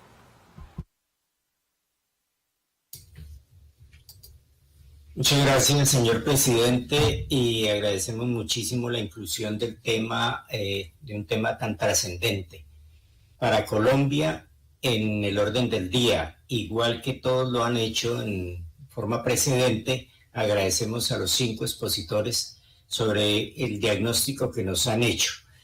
En consecuencia, no me voy a referir a ello en gracia a la brevedad, y por ello quiero expresar fundamentalmente el acompañamiento del gobierno actual de Colombia a la hermana nación de Haití, que enfrenta esta catástrofe humanitaria a que todos han hecho referencia. Y recuerdo, como ya lo hizo también el señor presidente del Consejo Permanente, que en la Asamblea General de Lima, los estados adoptamos una resolución en favor del restablecimiento de la seguridad y la democracia en ese país caribeño. Y sin embargo, casi 4 meses han pasado y el mecanismo de reuniones periódicas para el seguimiento de la misión de buenos oficios en Haití no se ha activado. Me parece que eso es lo primero por donde deberíamos empezar. Y conforme a ese mandato debemos alentar en estricta coordinación y complementariedad con otros organismos multilaterales, como acaba de decirlo también el embajador del Canadá, una respuesta estructural y decidida para aliviar esta crisis y generar condiciones que le permitan dar estabilidad a su sociedad. En la reciente reunión de CELAC, refería el presidente Gustavo Petro, en alusión a la crisis haitiana y sus incidencias en la región, que hay un poder económico detentado desde los carteles del narcotráfico que se beneficia de la desestabilización de las democracias, que muchos países en la región lo estamos padeciendo, como lo padece Haití, incluso nuestras fronteras, en gran parte resultado de una fallida política contra el problema mundial de las drogas, que alimenta el crimen en su máxima expresión a través del tráfico de armas, de la trata de personas, del tráfico de migrantes, de servidumbres humanas, etc. A Colombia, más que a nadie, le tiene que doler, y sobre todo al gobierno actual le tiene que doler muchísimo lo ocurrido, lo que está ocurriendo en Haití, y ustedes lo saben muy bien. Incluso ayer fue detenido un capitán de la policía aquí en Estados Unidos comprometido en ese crimen, y estamos muy en ese magnicidio, y estamos muy interesados en que se lleve hasta sus últimas consecuencias la investigación correspondiente y que salgan a la luz pública realmente las personas más vinculadas con este magnicidio. Por tanto, de lo que hemos dicho, es imperioso abocarnos en la agenda de esta organización a la estabilización política y económica de Haití, retomando nuevos paradigmas para la solución estructural de esas problemáticas globales que tienen una incidencia perversa para el desarrollo, bienestar y disfrute de derechos de nuestros pueblos y en medida muy grave en el pueblo haitiano. También Colombia recibió hace 5 meses un país con un enorme déficit humano, con una protuberante desigualdad, y por eso sentimos tanto, aparte de lo que ya referí, de lo que ocurrió en el magnicidio, de lamentablemente el compromiso que tuvieron personas del país con y la necesidad, en consecuencia, de hermanar cada día más, estrechar cada día más nuestros lazos con el país haitiano. Recientemente tuvimos una reunión muy fructífera con el embajador Charles, que expuso el día de hoy de manera muy contundente lo que allí está ocurriendo, y reiteramos todos los compromisos adquiridos. Y finalmente, frente al proyecto de resolución que se presenta a consideración de este Consejo sobre los modos en que la OEA y sus Estados miembros pueden ofrecer apoyo a Haití, Colombia se compromete a acompañar este proceso a plenitud y estamos listos para tratar en lo posible de colaborar al máximo, como se lo prometimos también al embajador Chávez. Leo, muchísimas gracias. Muchas gracias, Excelencia. Muchas gracias, Excelencia, por sus palabras. I now offer the floor to the delegation of the United States. Distinguished colleague, you have the floor. Thank you, Mr. Chairman. The United States also appreciates the inclusion of this topic on today's agenda, and we welcome this initiative on the part of the delegation of Haiti. The United States is encouraged by the actions of the Haitian government, various other political actors, and members of civil society and the private sector who worked to adopt a political accord on December 21st. This marks an important step forward, providing a key opportunity for all Haitians to come together to chart a path towards elections. At the same time, we remain deeply concerned by the cholera outbreak and the deteriorating humanitarian conditions in Haiti, exacerbated by the ongoing political and security crisis and the ongoing lawlessness associated with the armed gangs. We condemn in the strongest terms the violent gang activity that led to the death of several members of the Haitian National Police on January 20th and on January 25th. We offer our deep sympathies to the families and friends of the brave Haitian National Police officers who were killed in the line of duty. With these developments in mind, the United States urges broader consensus and greater flexibility among leaders from all sectors so Haiti can advance needed reforms, thereby ensuring responsive democratic governance and improving security. The United States, Canada, and other international partners remain committed to assisting the people of Haiti and working together on solutions to alleviate the ongoing crisis. However, we are clear that the ultimate resolution of the situation in Haiti is one that must be resolved by the people of Haiti themselves. Mr. Chairman, one key illustration of the United States and Canada's ongoing partnership and commitment to the safety and security of the people of Haiti is our support for the Haitian National Police through the ongoing delivery of Haitian-purchased armored vehicles to Port-au-Prince. We also appreciate the long-standing support of the OAS for the work of the Haitian National Police. In response to a request from the Haitian Council of Ministers and the Secretary General of the United Nations, the United States continues to discuss with international partners the possibility of sending a multinational force composed primarily of police. We welcome the support from other OAS member states to help advance this effort, as was discussed at the 52nd OAS General Assembly in Lima. Likewise, we are also developing plans to implement the U.S. strategy to prevent conflict and promote stability in Haiti, which establishes a comprehensive framework for long-term U.S. government efforts to address the drivers of instability and to promote peace in Haiti. The strategy's flexible approach adapts to Haiti's context and prevents conflicts and crises from breaking out or from deteriorating further, particularly looking out over the course of the decade ahead. Ultimately, Mr. Chairman, in order to have stability in the country, including combating corruption and a stable security situation, there must be the presence of a democratic and fully representative government, which can only be forged through free and fair elections. And so we continue to urge for inclusive dialogue in order to advance plans to hold legislative and presidential elections as soon as conditions permit. In closing, the United States is firmly committed to the people of Haiti and will continue to support free and fair elections in the country.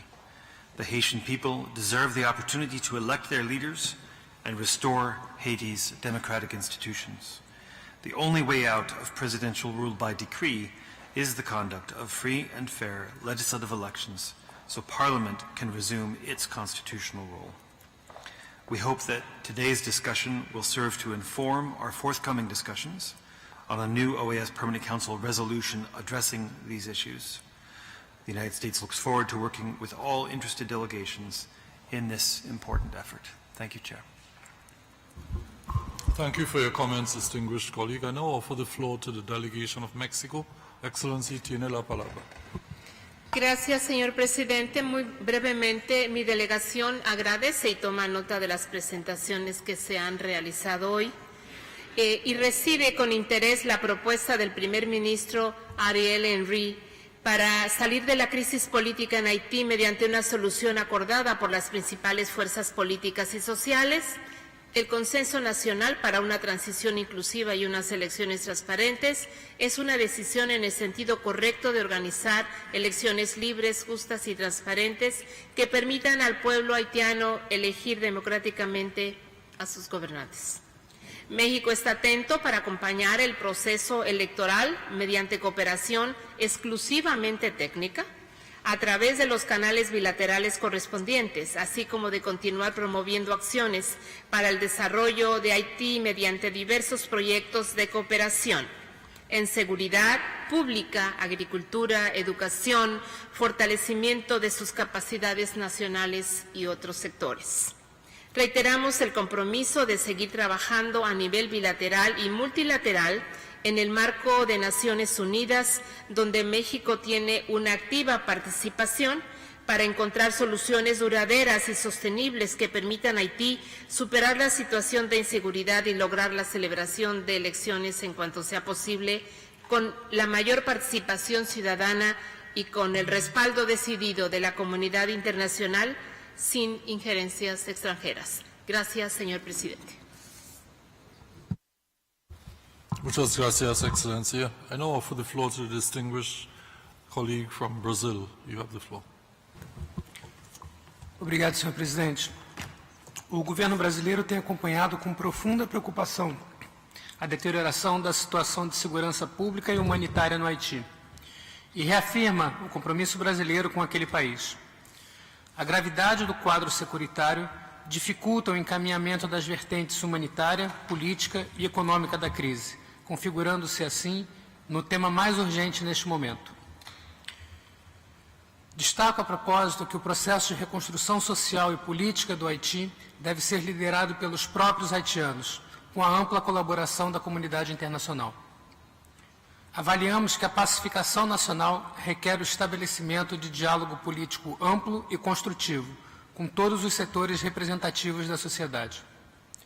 O Brasil vê com interesse sugestões voltadas à criação de grupo de trabalho vinculado a este Conselho Permanente da OEA. Essa providência não esgota nossas ações sobre o assunto, mas certamente contribuiria para fomentar o diálogo e para ajudar na implementação dos mandatos estabelecidos na 52ª Assembleia Geral, em especial no processo de preparação de eleições transparentes, livres e justas, bem como na transição democrática até a data de 7 de fevereiro de 2024, prevista no Acordo de Consenso Nacional. Com respeito ao tema do envio de força multinacional ao Haiti, o Brasil entende que uma eventual decisão deste Conselho Permanente deve se dar em bases claras e sólidas. Concordamos com o sentido de urgência, como já dito, assim como precisamos agir em consonância com os mandatos de outras organizações internacionais, em especial as Nações Unidas. Muito obrigado, Sr. Presidente. Thank you very much, distinguished colleague. I now offer the floor to our distinguished colleague, permanent representative from Chile. Excellency, you have the floor. Gracias, presidente. En primer lugar, Chile quiere agradecer las presentaciones que recibimos, de las que tomamos nota, porque la relación entre Chile y Haití es de larga data y nuestro compromiso con su pueblo ha quedado de manifiesto en numerosas ocasiones, desde el importante contingente militar chileno que fue desplegado en su momento, a la permanente presencia de distintas agencias gubernamentales y también numerosas organizaciones de la sociedad civil en tareas de cooperación y capacitación.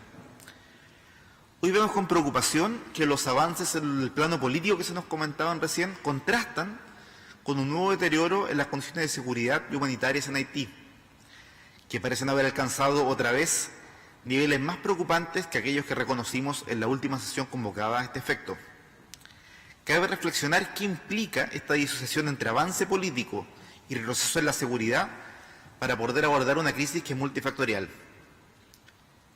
Como se ha hecho en esta sala, urge coordinar con el sistema de Naciones Unidas para establecer de qué modo y medida esta organización puede contribuir a articular una respuesta coordinada a la crisis que viven nuestras hermanas y hermanos haitianos. Gracias, presidente. Muchas gracias, Excellencia. And now I offer the floor to our distinguished colleague ambassador from Barbados. Excellency, you have the floor.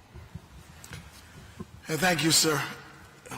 Let me also thank Ambassador Charles for his report on the situation in Haiti and those who offered comment at the start of the session. Like the distinguished representative from St. Kitts and Nevis, I think that Haiti is on fire. There is, I have promised to wear only black ties to this August body whenever this permanent council meets until this fire is out. And I'm glad, sir, that you have joined me in wearing your black tie. Ambassador Charles wears his, and the ambassador from Belize that left, he wore his too. I hope that everyone can join me. In our role here, we are of course moved to comment on matters that don't seek to affect our own countries. The reality is, however, that in many instances, in effect, they do. And today represents one of those moments. It is a pivotal moment, a vexing moment, and for me, a very emotional moment. Those that know me well know that one of my dearest loves is that for literature, and poetry readily stands out in that regard. The renowned American poet Robert Frost, whose works were first read in England, in his famous poem, The Road Not Taken, speaks of having to make a choice on which road he would take when he encountered two roads that diverged in a yellow wood. He comments that he took the one less traveled. And today, Mr. Chairman, I intend to take the road less traveled. I have been counseled and cautioned by friends and acquaintances alike about taking on the troubles of the people of Haiti. I have spoken passionately in many fora about the plight of the people of this country, and I do not intend to stop now. Although the people in our sight at this time are the people of Haiti, I feel the pain for people that are suffering everywhere and anywhere, whether that be in the Ukraine, in Afghanistan, in Yemen, or anywhere else on the globe that people are known to be suffering. The situation in Haiti is one that cries out for immediate action, not long rhetoric that leads to little action. This is a time for specific action. And I ask members here, how much longer will we ignore the plight of the people of Haiti? To quote a well-known saying, Mr. Chairman, that now has global significance, Black Lives Matter. and not just rhetoric to engage at times of loss or in times of sadness. The protection, the development, and the basic human rights of black people matter. And on this first day of February, at the beginning of Black History Month, let us go beyond the talk and really do something tangible for these suffering people. It is still my firm conviction that what Haiti needs at this time is some form of security intervention that strengthens the quality and quantity of the security forces that operate in that country. There is room in my estimation that even as we await bilateral agencies like the United Nations to act, there's much that we can achieve here in the OAS if we commit to using the systems that are available to us to assist. And I encourage this body first to create a standing body and committee to monitor the situation in Haiti. There must be a manner with the correctly tabled and passed resolutions for us also to commit to mobilizing a hemispheric force to assist the Haitian police.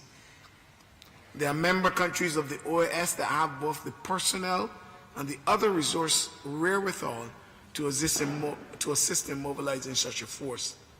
I was pleased to hear that the Prime Minister of Jamaica is willing to deploy soldiers and officers to Haiti as part of a multilateral force to assist the crisis-stricken country, in inverted commas. The Prime Minister further stated that the Jamaican military and the police force have been alerted and have started to plan for possible deployment to Haiti. I cannot second guess my government and my Prime Minister, so I can't commit forces from Barbados. But I repeat that it is going to be hugely difficult to broker fair and free elections without first fixing the security crisis that is in Haiti. The widespread gang movement in Haiti may seem to be relatively isolated to that country now, but these movements spread, and they spread quickly. Transnational organized crime, when given the food for growth, can spread quickly. And all of the smaller jurisdictions in this hemisphere, and even some of the larger ones, are at risk. I encourage the Haitian delegation to table a resolution that seeks assistance from the members of this body to assist to address first the security issues.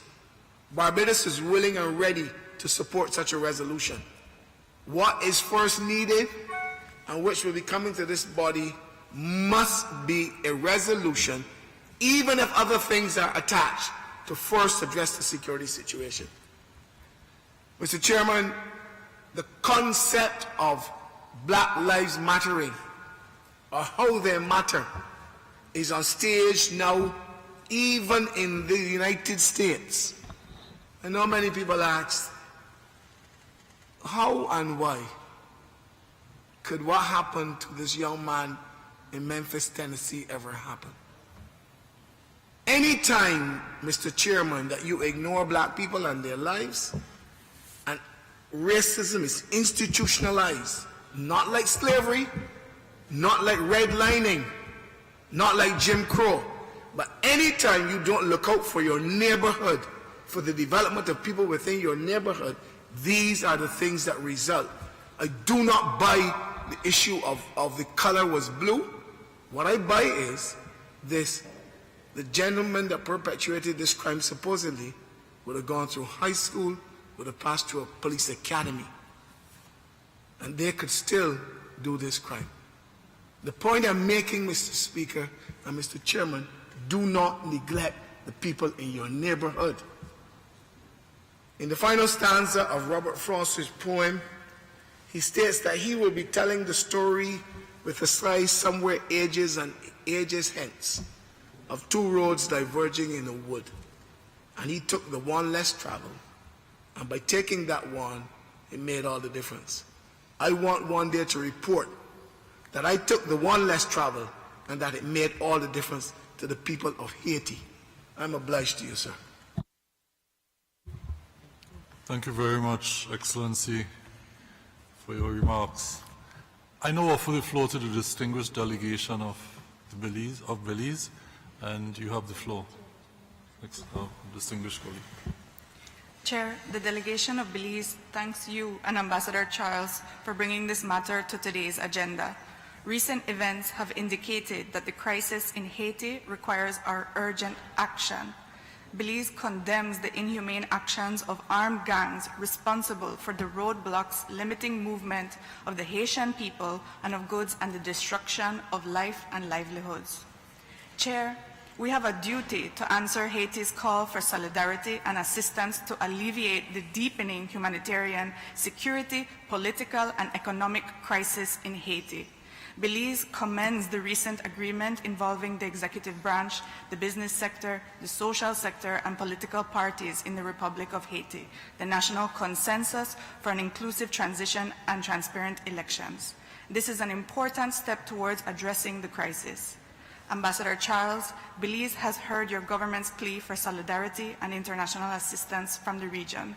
Rest assured, Belize stands in solidarity with the government and people of Haiti and strongly condemns any and all violent actions to obstruct democracy. We are ready to work with the OAS and all member states to help Haiti in this hour of need. Thank you, Chair. Thank you very much, distinguished colleague. I now offer the floor to our distinguished colleague from Trinidad and Tobago. You have the floor. Thank you, Mr. Chair. The delegation of Trinidad and Tobago wishes to thank the presenters who elucidated on the grave and troubling situation in Haiti and joins with the preceding delegations in sounding the alarm that the crisis in Haiti requires immediate attention. My delegation recognizes that the humanitarian situation in Haiti is alarming and wishes to underscore the priority placed by CARICOM on the evolving crisis in our fellow member state of Haiti.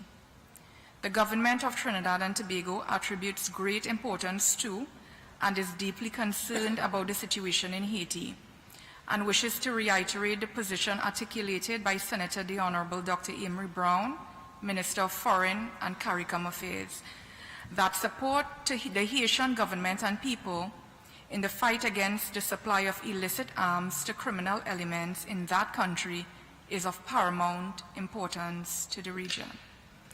Trinidad and Tobago joins CARICOM in reaffirming its commitment to the people of Haiti and supports CARICOM's call for all stakeholders to collaborate in securing a consensus agreement. In concluding, Chair, I would like for us to ponder on the lyrics of Trinbagonian Calypsonian David Rudder, with his apt and riveting lyrics on Haiti entitled, Haiti, I Am Sorry. I'll read the chorus. Haiti, I am sorry, we misunderstood you. One day, we'll turn our heads and look inside you. Haiti, I'm sorry. Haiti, I'm sorry. One day, we'll turn our heads and restore your glory. These sentiments, however, these sentiments of regret, however, must be transformed into tangible actions, as member states before me called for.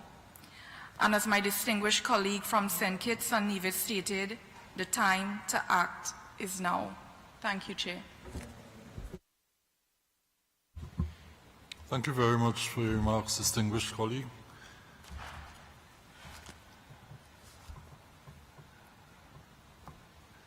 I offer the floor now to the distinguished delegation of Ecuador.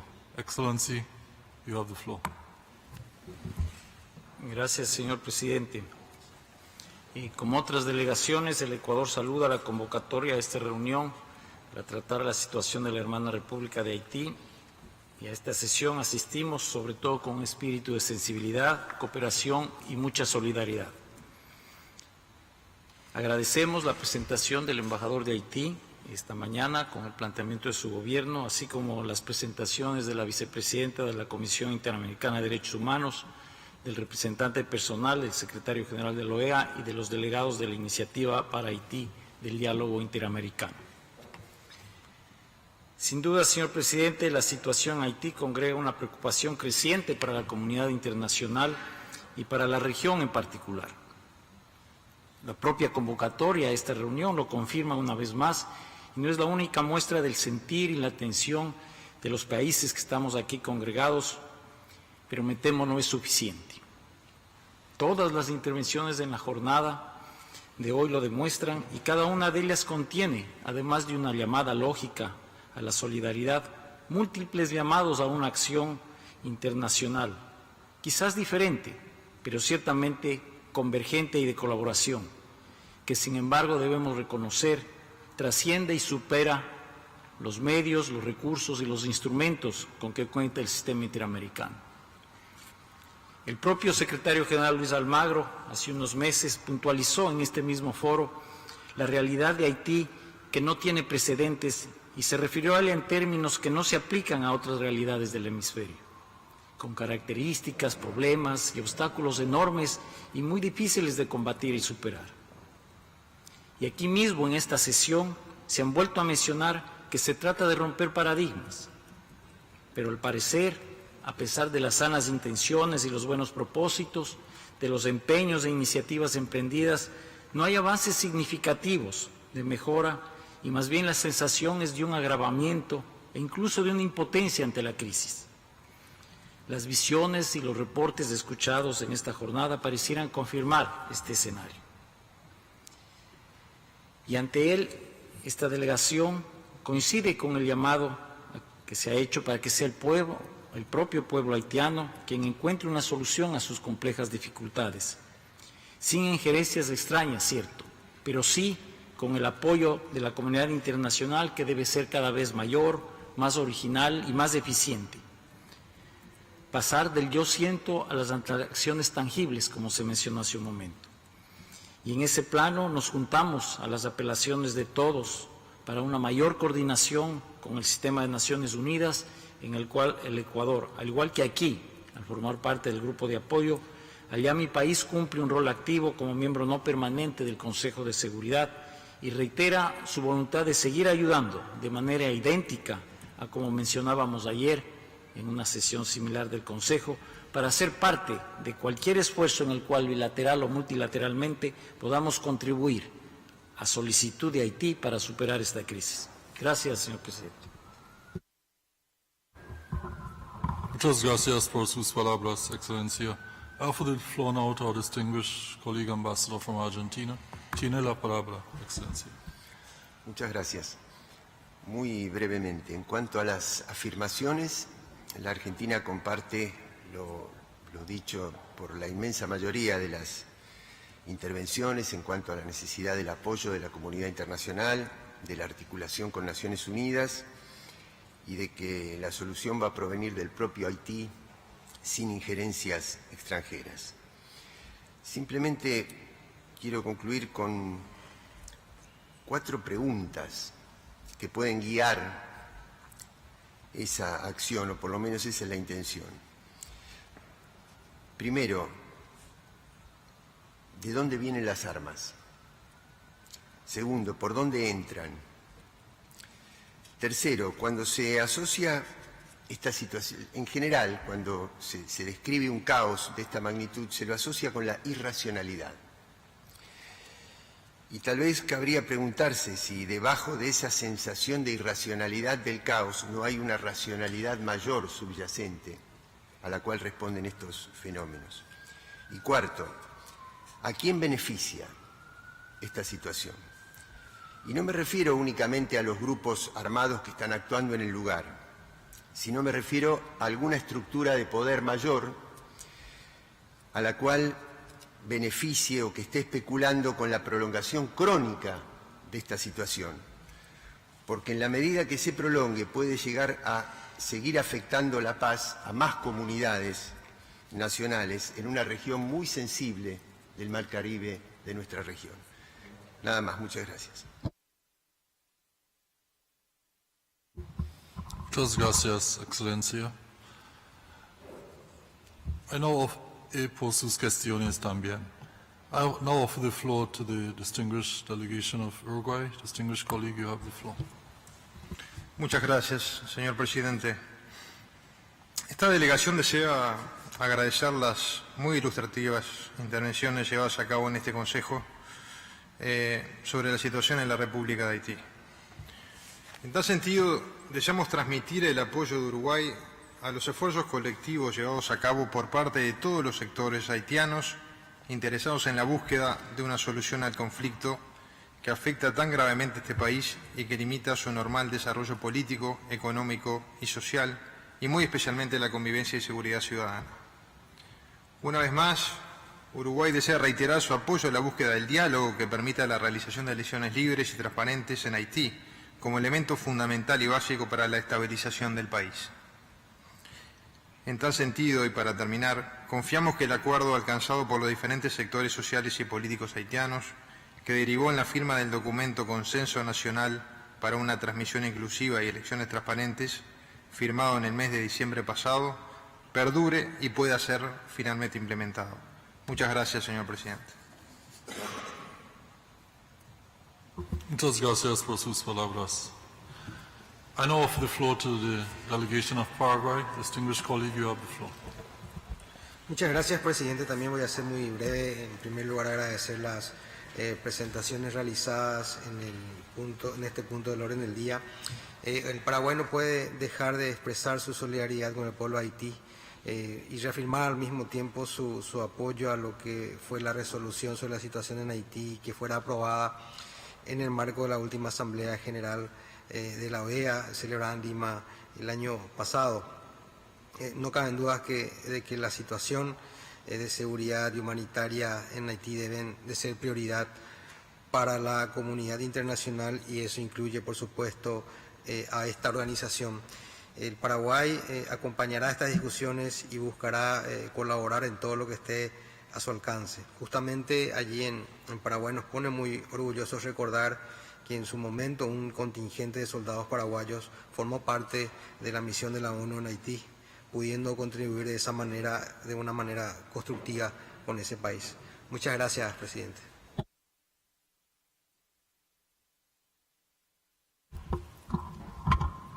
Thank you for your remarks, distinguished colleague.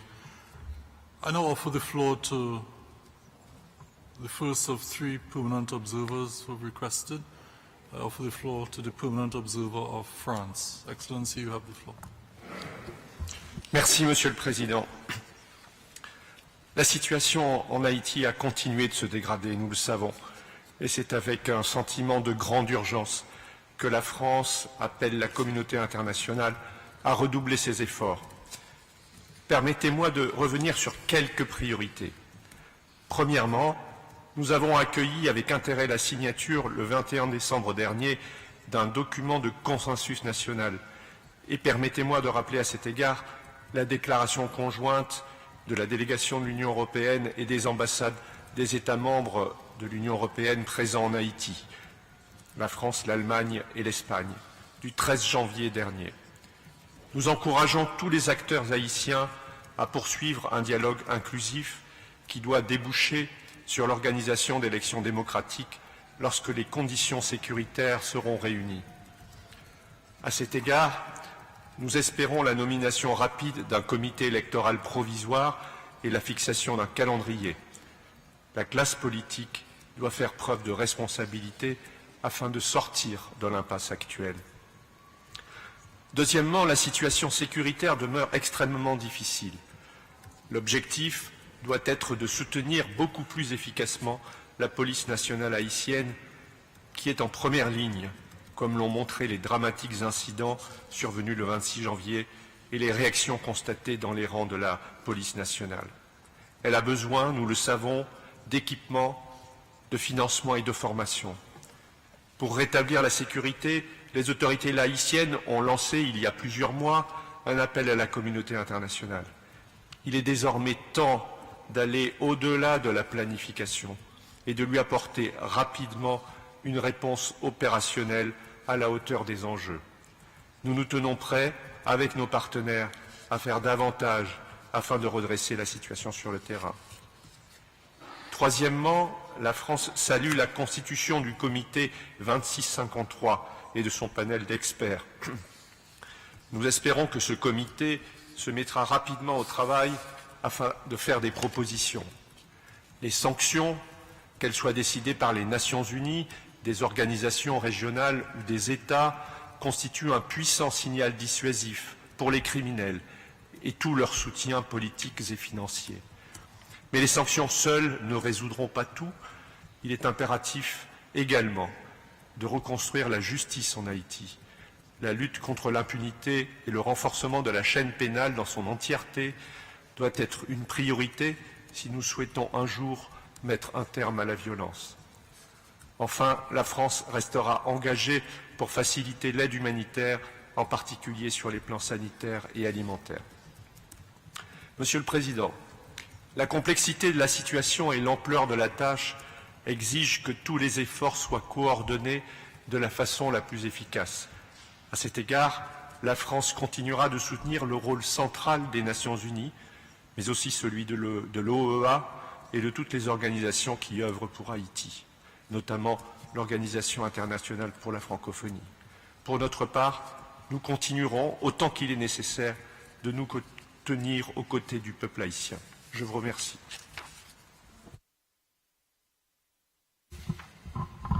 Merci, Monsieur l'Ambassador. I now offer the floor to the Permanent Observer of the United Kingdom. You have the floor.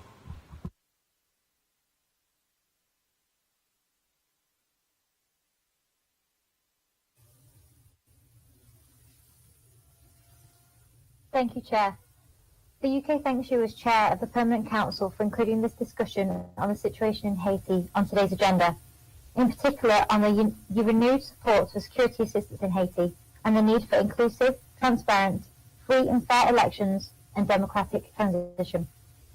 The UK is deeply concerned by the ongoing insecurity in Haiti and the recent loss of the lives of innocent citizens, including law enforcement officers of the Haitian National Police, at the hands of armed gangs who continue to instill fear into communities and undermine the rule of law.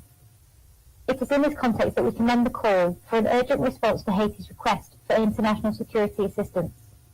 This response should be led by Haitian needs in order to contribute towards the restoration of effective governance by combating the endemic gang violence that is terrorizing the population. We also recognize that now is the time for Haitians to come together to find a solution to the political impasse. We welcome recent moves towards a broader dialogue and efforts to reach a consensus.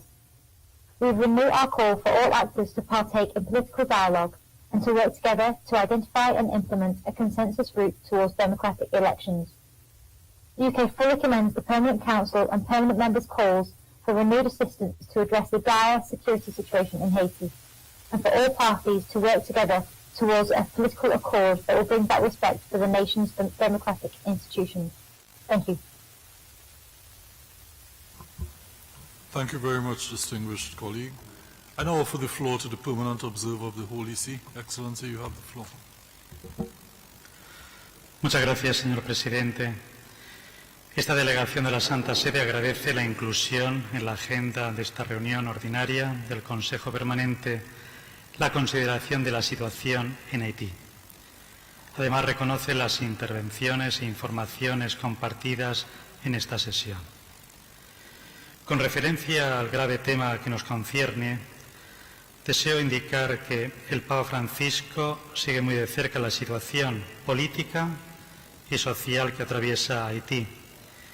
En su discurso al cuerpo diplomático ante la Santa Sede, el pasado 9 de enero, ha hecho referencia a la preocupante situación en Haití, donde finalmente se están dando algunos pasos para afrontar la crisis política que existe desde hace tiempo. Ha indicado además que siempre es necesario superar las lógicas sesgadas y esforzarse por la edificación del bien común.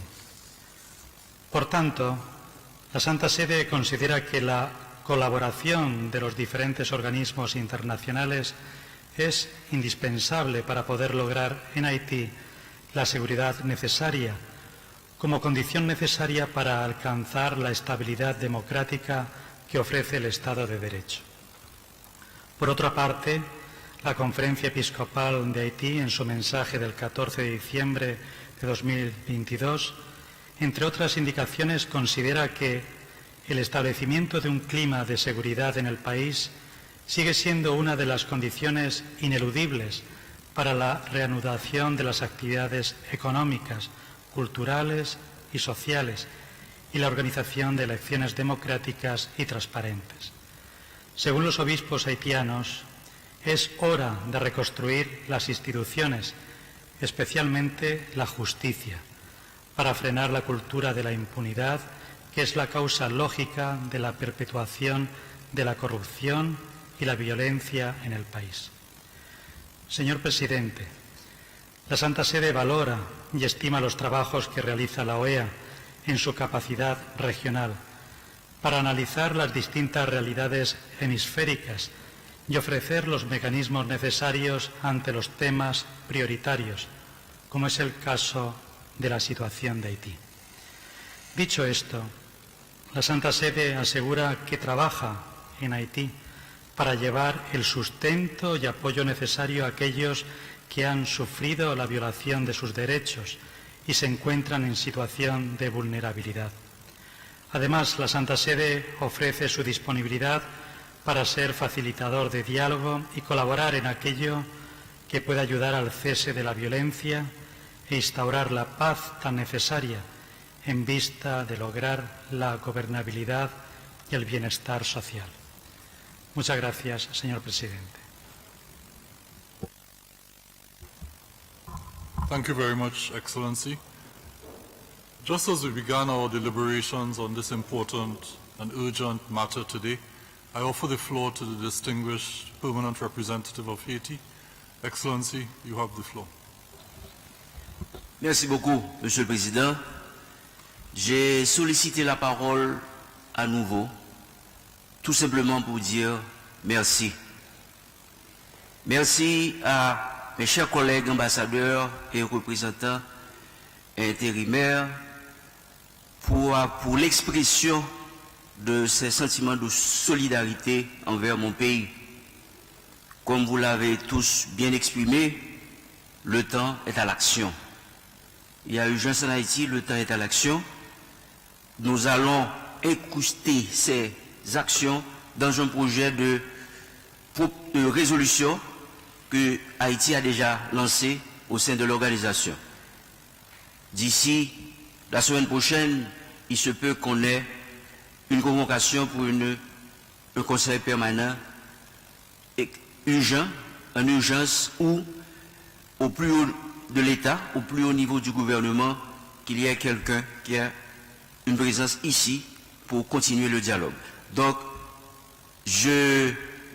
j'attends les propositions de chacun de vous pour améliorer ce projet de résolution qui va se concentrer surtout sur notre demande pour cette force d'appui à la police nationale et l'accompagnement au gouvernement d'Haïti qui a fait l'effort d'arriver à une signature de consensus pour l'organisation des élections, mais avant tout, la sécurité est fondamentale. Merci beaucoup.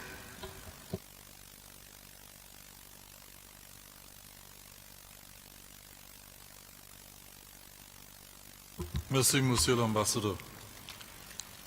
Excellencies, distinguished colleagues, I begin these remarks to conclude consideration of this item by thanking the distinguished permanent representative of Haiti, the IACHR Commissioner Macaulay, the Special Representative of the OAS Secretary General in Haiti, and the President and CEO of the Inter-American Dialogue, as well as the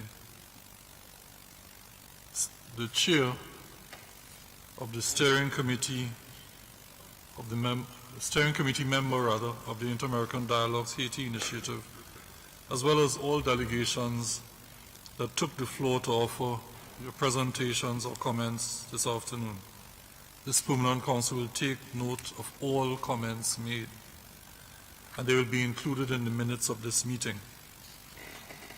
Excellencies, colleagues, this matter is one of urgency and the greatest importance. The Permanent Council will, of course, continue to closely monitor the situation in Haiti. But at this time, it is clear that there has been a common call for us to accelerate an approach that enables us to act. We must accelerate our immediate, integrated, and intentional will. We must approach this matter multidimensionally and with all best multilateral options available to this organization. And finally, it is clear that the action must be collective, concerted, and coordinated, including with the United Nations system. I therefore wish to reiterate our full support to cooperate with and commit to enabling assistance to be provided to the Republic of Haiti, given the urgent need for free and fair elections, inclusive democratic transition, and the rule of law in that member state. That being said, I conclude our consideration on this matter and look forward to receiving communication from the Permanent Mission of Haiti, as you have alerted, when we would meet again, expectedly in short order, to consider both the draft resolution that continues to be in consultation, as we convene, I expect in special session, to address that matter. Thank you very much. Excellencies, distinguished colleagues, we now move to the final item on our order of business, which is a farewell to Ambassador Harold Forsyth, Permanent Representative of Peru. Ambassador Forsyth has been a dear colleague during his time here as Permanent Representative of Peru. He presented his letters of credence to the Secretary General on August 11, 2021. During his tenure as Permanent Representative of Peru, he served as the Chair of the Permanent Council and the General Committee from August 11 to September 30, 2021, and Chair of the Subcommittee on Agenda and Procedure of the Preparatory Committee of the 52nd Regular Session of the General Assembly. Ambassador Forsyth, the Permanent Council has benefited from your legal knowledge, diplomatic acumen, and active participation in our deliberations. I therefore now offer the floor, Excellency, to coordinators of the regional groups, who will now offer their remarks. I recognize the delegation of Belize. You have the floor, distinguished colleague. Thank you, Chair. I take the floor on behalf of Belize, Costa Rica, El Salvador, Guatemala, Honduras, Panama, and the Dominican Republic, SICA member states of the Organization of American States, to bid farewell to Ambassador Harold Forsyth, Permanent Representative of Peru, as he completes this successful tour of duty. During his tenure at the OAS, Ambassador Forsyth distinguished himself as an astute diplomat who worked diligently and judiciously to advocate for and advance his country's interests, demonstrating the attributes of a dedicated diplomat. The professional manner in which he conducted himself and the affairs of his country, Peru, are indeed admired and respected. This organization has greatly benefited from Ambassador Forsyth's intellect and vast experience in multilateralism. Ambassador Forsyth has served as the permanent representative of Peru to the OAS since August 2021, but as we all know, his experience within these halls extends much longer than this period. During his tenure, he chaired the Permanent Council and most notably led the preparations for the 52nd regular session of the General Assembly, hosted by His Gracious Government of Peru. Ambassador, we applaud you for your achievements and your leadership. History will record the important role you played and the contributions you have made over the course of your decades-long career in public service. Your work here at the OAS to promote peace and stability in the Americas will long be remembered. On behalf of the OAS SICA member states, allow me to reiterate our expression of best wishes to you and your family, Ambassador Forsyth. Thank you, Chair.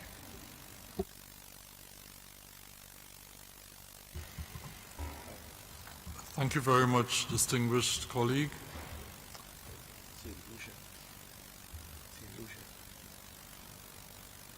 I now recognize the delegation of St. Lucia.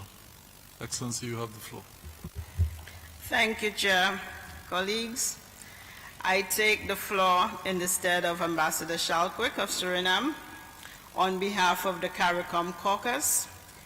and join colleagues in bidding farewell to our dear friend, Ambassador Harold Forsyth, Permanent Representative of Peru. This council and the wider OAS benefited from the rich professional experience and expertise accrued from your distinguished and storied tenure as a career diplomat who served in Chile, Venezuela, Canada, Germany, China, Japan, Italy, Colombia, and of course here in Washington, D.C. The value of this experience was made especially manifest during the times when this council wrestled with political crises which emanated from across the hemisphere, including those which at times involved your home country, through the professionalism, integrity, and wisdom that you unfailingly brought to our deliberations. Ambassador, on behalf of the CARICOM Group of Nations, we thank you for your contribution to the work of the OAS during your tenure, including supporting the hosting and delivery of such an outstanding General Assembly just a few short months ago. You will certainly be missed. The countries of CARICOM wish you every success in your future endeavors, and given the work that we do, we will look forward to the prospect of connecting with you again in the near future. I thank you, Ambassador. Thank you, Excellency. I now offer the floor to the distinguished Permanent Representative of Canada. Vous avez la parole, Monsieur l'Ambassadeur. Merci, Monsieur le Président. Our friend and colleague, Ambassador Darius Clark, was kind enough to make reference, amongst other things, to Ambassador Forsyth's posting to Canada, and we tried our best today to acknowledge that by bringing a little snow to the region. I hope it was noted and thanked for, and I'm sure Ambassador has fond memories of even more snow than that during his posting there. But let me just say a couple of other words this morning as well, in addition to our gratitude for the time that he spent with us when he was in Ottawa. I think we're obviously particularly grateful for the time that he has spent with us here at the Organization of American States, and a time that's been characterized by his personal energy and enthusiasm. I think it's quite remarkable, actually, once you start to look through the number of things that Ambassador Forsyth was involved with during his time here, how many of those were significant for the work that we have done as an organization, including diligently preparing the ground for what was a very successful General Assembly that took place in Lima just a few months ago. I wanted to add to that, though, as well, that we know professionally and personally of his strong commitment to democracy. This is an issue that he's been an advocate for, and an advocate for the organization's role in supporting democracy ever since his arrival in Washington and up to and including recent times as well. Ambassador, very glad to have had the chance to be able to work with you. I think we're all very glad to have had that opportunity, and like others, not only do we thank you for your contributions, but wish you and your family best wishes in the future. Thank you. Thank you very much, Excellency. I offer the floor now to the delegation of the United States. You have the floor. Thank you, Chair. The United States joins in other delegations in bidding a fond farewell to Ambassador Forsyth. We thank Ambassador Forsyth for his work at the OAS, his support of critical issues facing our hemisphere, including in his home country. We know that he will remain a vital voice as Peru strives to strengthen its democratic institutions and as all relevant stakeholders seek peaceful dialogue. We hope for him and for all Peruvians stable democratic institutions that follow Peru's constitution, adhering to the Inter-American Democratic Charter, and aligned with the mandates of democratic governance. And finally, Ambassador, we wish you and your family all the best as you pursue the next chapter in your life. Thank you, and thank you, Chair. Thank you very much, distinguished colleague. I offer the floor now to the delegation of Chile. Excellency, you have the floor. Gracias, presidente. Estaba revisando los apuntes de la anterior despedida del embajador Forsyth el 19 de septiembre pasado, donde por por parte de la delegación de Chile, relevábamos su camaradería a toda prueba, la visión que demostró liderando temas como el de los fertilizantes en este Consejo de principio a fin, un compromiso sobresaliente con su país y lamentábamos en ese momento, si alguien recuerda, no poder compartir con él la Asamblea General por la que él tanto había trabajado. ¿Qué se puede decir hoy que no hayamos dicho ya el 19 de septiembre pasado? En primer lugar, agradecer la Asamblea que finalmente podemos compartir contra todo pronóstico, pero en lo personal, con especial importancia y significado, agradecer al embajador Forsyth que el pasado 7 de diciembre y los días que vinieron después, las semanas que vinieron después, nos enseñó que hay un demócrata carta cabal, a toda prueba. Porque como notará quien observa con atención lo que sucede en este salón, no solo las palabras pueden ser elocuentes. No solo las palabras pueden ser elocuentes. Gracias y que le vaya bien, embajador Forsyth.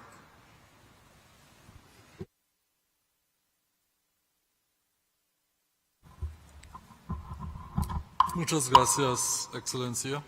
I now offer the floor to the Permanent Observer of the Holy See. Excellency, you have the floor. Muchas gracias, señor presidente. Me es grato tomar la palabra también en nombre de mis colegas, los distinguidos representantes observadores de España, Francia e Italia, y en nombre de mi delegación de la Santa Sede, para unir nuestras voces a las de las otras delegaciones aquí presentes para despedir nuestro amigo, el embajador Harold Forsyth. De modo particular, como representante de la Santa Sede, agradezco su cercanía desde el primer momento cuando presentó cartas credenciales y en los distintos instantes que hemos compartido en esta Casa de las Américas, como también en su querida patria durante la celebración de la Asamblea General, evento que nos hizo sentir también en casa. Y gracias por todas sus diligencias y el buen toque diplomático para poder llevar con tanto éxito tan significativo encuentro.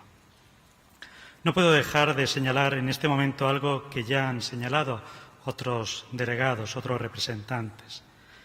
Hemos podido comprobar constantemente su temple y su valentía, también en esos momentos difíciles. ¿Quién no va a recordar lo que ocurrió en este Salón de las Américas el 7 de diciembre pasado, como también ha indicado el representante de Chile, cuando usted nos comunicaba lo que estaba pasando en su país? Su denuncia y firmeza es un ejemplo para todos de su amor por su patria y por el Estado de Derecho.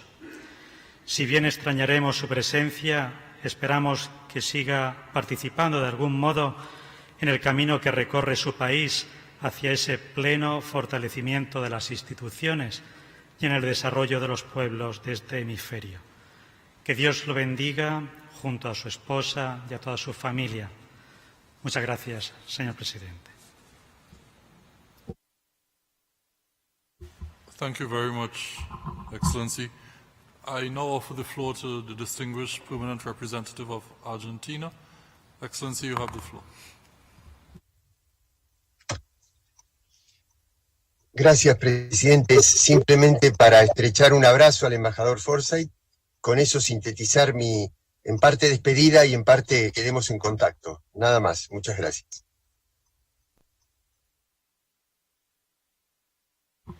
Thank you, Excellency.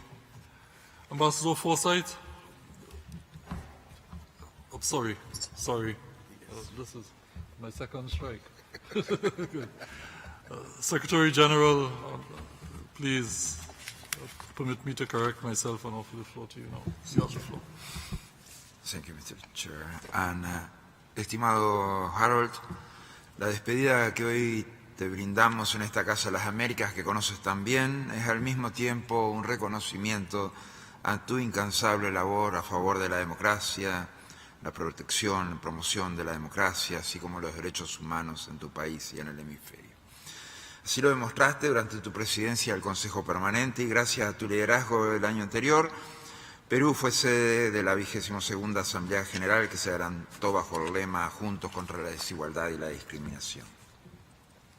También recordamos que, como consecuencia de la guerra de agresión rusa contra Ucrania, lideraste la inclusión de diversos temas, entre ellos la crisis de fertilizante, el incremento de precio en ese consumo, pero por la cantidad de temas que lideraste, la fortaleza de tus convicciones para lograr soluciones, por tu espíritu democrático, todo ello amerita nuestro más profundo reconocimiento. Apreciado Harold, tu país atraviesa por un momento muy complejo, por una profunda crisis. El Consejo Permanente aprobó una declaración que reitera la necesidad de diálogo entre todos los actores políticos y sociales, el respeto por la institucionalidad democrática y los derechos humanos. En este último tema, con la investigación y judicialización de los responsables de las eventuales violaciones de derechos humanos. Gracias por tu amistad, Harold, gracias por tu trabajo, gracias por tu aporte, gracias por tu liderazgo. Sabes que aquí siempre tendrás un amigo y que esta Casa de las Américas siempre será tuya. Más allá de que durante esta sesión estaba chateando con alguien que estaba confundido si estabas volviendo o te estábamos despidiendo. Un fuerte abrazo, Harold.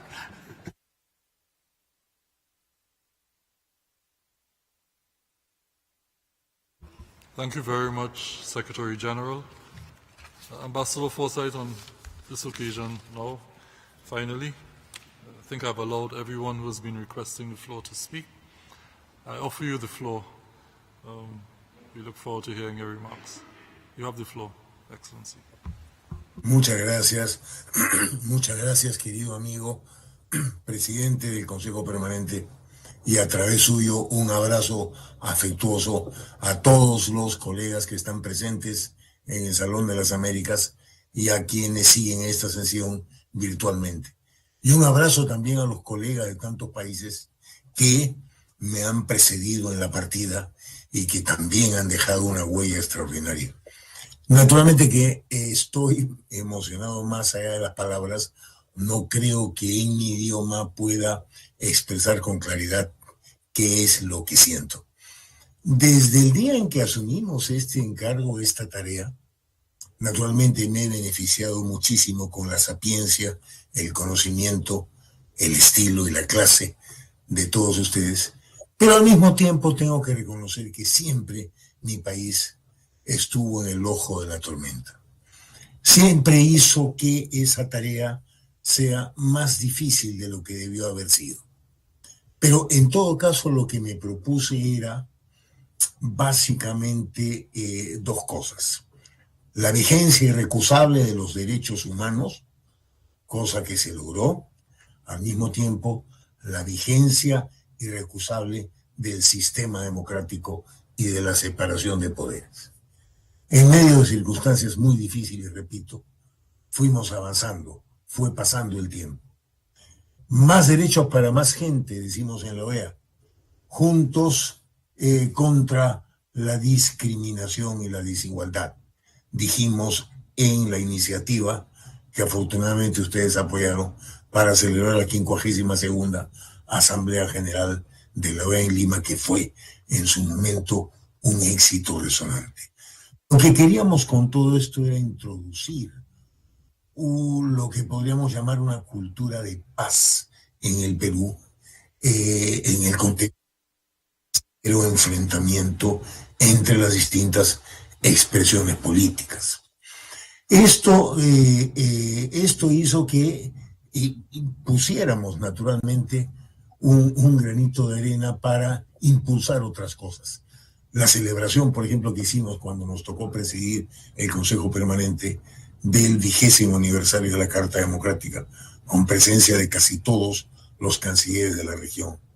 El evento que hicimos sobre el COVID-19, con la presencia de gran cantidad de ministros de salud, e inclusive del doctor Anthony Fauci, que representó a los Estados Unidos en ese evento, junto con la presencia de Tedros Ghebreyesus, director general de la Organización Mundial de la Salud, y de nuestra querida amiga, entonces directora general de la Oficina Panamericana de la Salud. Y tuvimos varias iniciativas, pero todas enderezadas a este mismo objetivo, que el Perú se proyecte más allá de un lugar de detención también como un punto de encuentro y al mismo tiempo reafirmar lo que había sido siempre la cultura histórica del Perú, que es un respaldo de los Estados americanos a su carta y a sus 4 pilares fundamentales. El tema era, como algunos generosamente han dicho, democracia, ciertamente. Pero democracia sin derechos humanos no es democracia. Algún éxito tuvimos. Y en ese sentido tengo que recalcar algo y dejar constancia expresa de este hecho. El grupo de alto nivel de la OEA. Grupo de alto nivel que integraron entre 5 y 6 cancilleres, una vicecanciller muy distinguida y el ex canciller del Paraguay en nombre de la Secretaría General. Hicieron en el Perú una extraordinaria tarea. Recibieron el mensaje de todas las fuerzas políticas, sociales e institucionales. El objetivo era entonces que se cree una conciencia de paz y un manejo un poquito más responsable de los temas que tenían que ver con la convivencia colectiva. Estábamos avanzando en la dirección correcta. Lamentablemente, como ya se ha dicho aquí, el día 7 de diciembre, la persona que en ese momento ocupaba la presidencia de la República no supo honrar el mandato del pueblo y por el contrario expresó públicamente toda una serie de planteamientos totalmente ajenos a lo que significa el Estado de Derecho. De casualidad estábamos todos, ustedes lo recuerdan, en el Consejo Permanente en sesión y naturalmente en ese instante presenté una denuncia irrevocable que ahora se concreta de manera también absolutamente irrevocable. Lo que sí no es irrevocable es mi compromiso con ustedes, el inmenso afecto que tengo por todos y cada uno de ustedes con quienes hemos compartido tantos sueños, tantos ideales, tantas cosas juntos. De modo especial, quiero mencionar al excelentísimo Monseñor, observador permanente de la Santa Sede, que a lo largo de esta sesión recordó la intervención de su santidad el Papa en su mensaje de Año Nuevo. El representante papal en el Perú, el nuncio apostólico, también en el mensaje de Año Nuevo, ha hecho una clarísima reflexión de lo que significa la realidad en nuestro país. La desigualdad que ciertamente nos agobia. Los principios que sustentamos en la Asamblea General de octubre pasado siguen más que nunca vigentes. Como más que nunca vigente sigue el planteamiento de que un grupo de cancilleres se constituya físicamente en un país para tratar temas que involucran a todos. Eso no había pasado nunca en la historia de la OEA. Dejamos ese granito de arena para que fructifique en el futuro, para que esa semilla dé fruto, para que grupos así, unidos, nos permitan encarar problemas individuales. Mi saludo afectuoso a los queridos colegas del Caribe, con quienes compartimos tanto.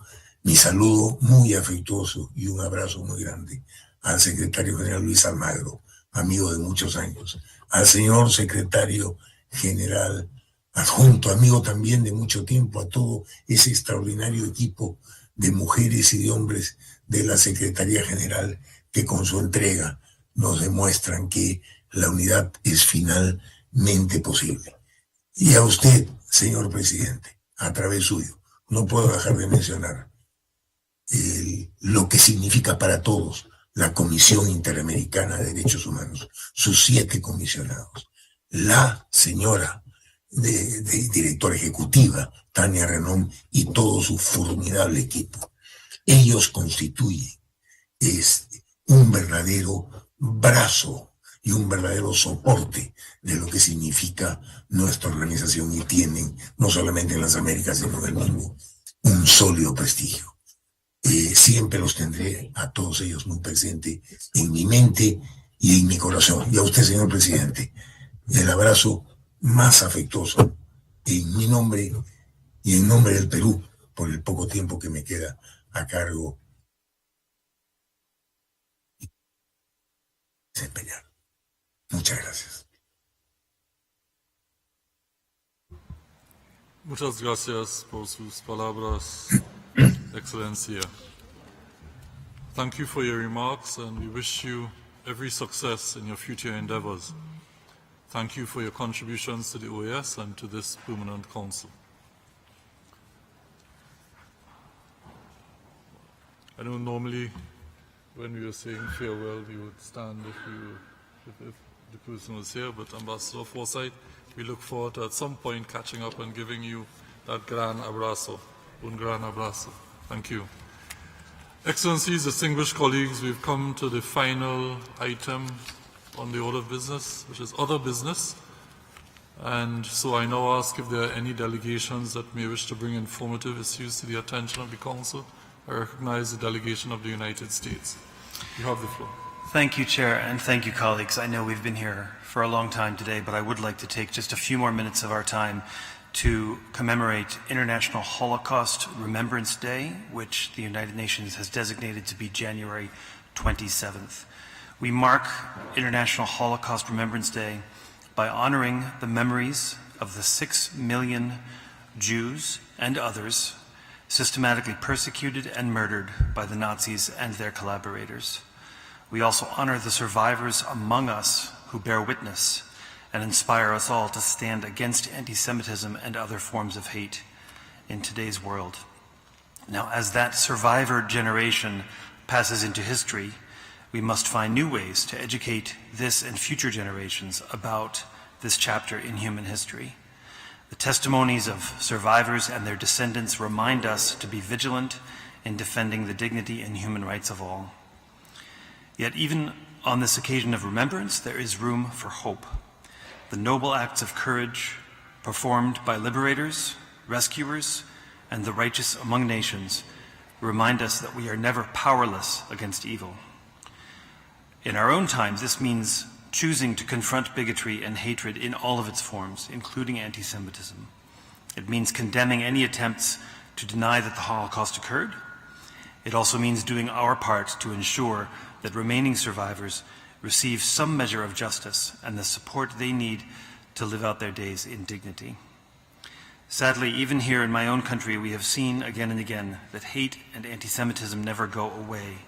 They seem to only hide, waiting to re-emerge when they're given just a little bit of oxygen.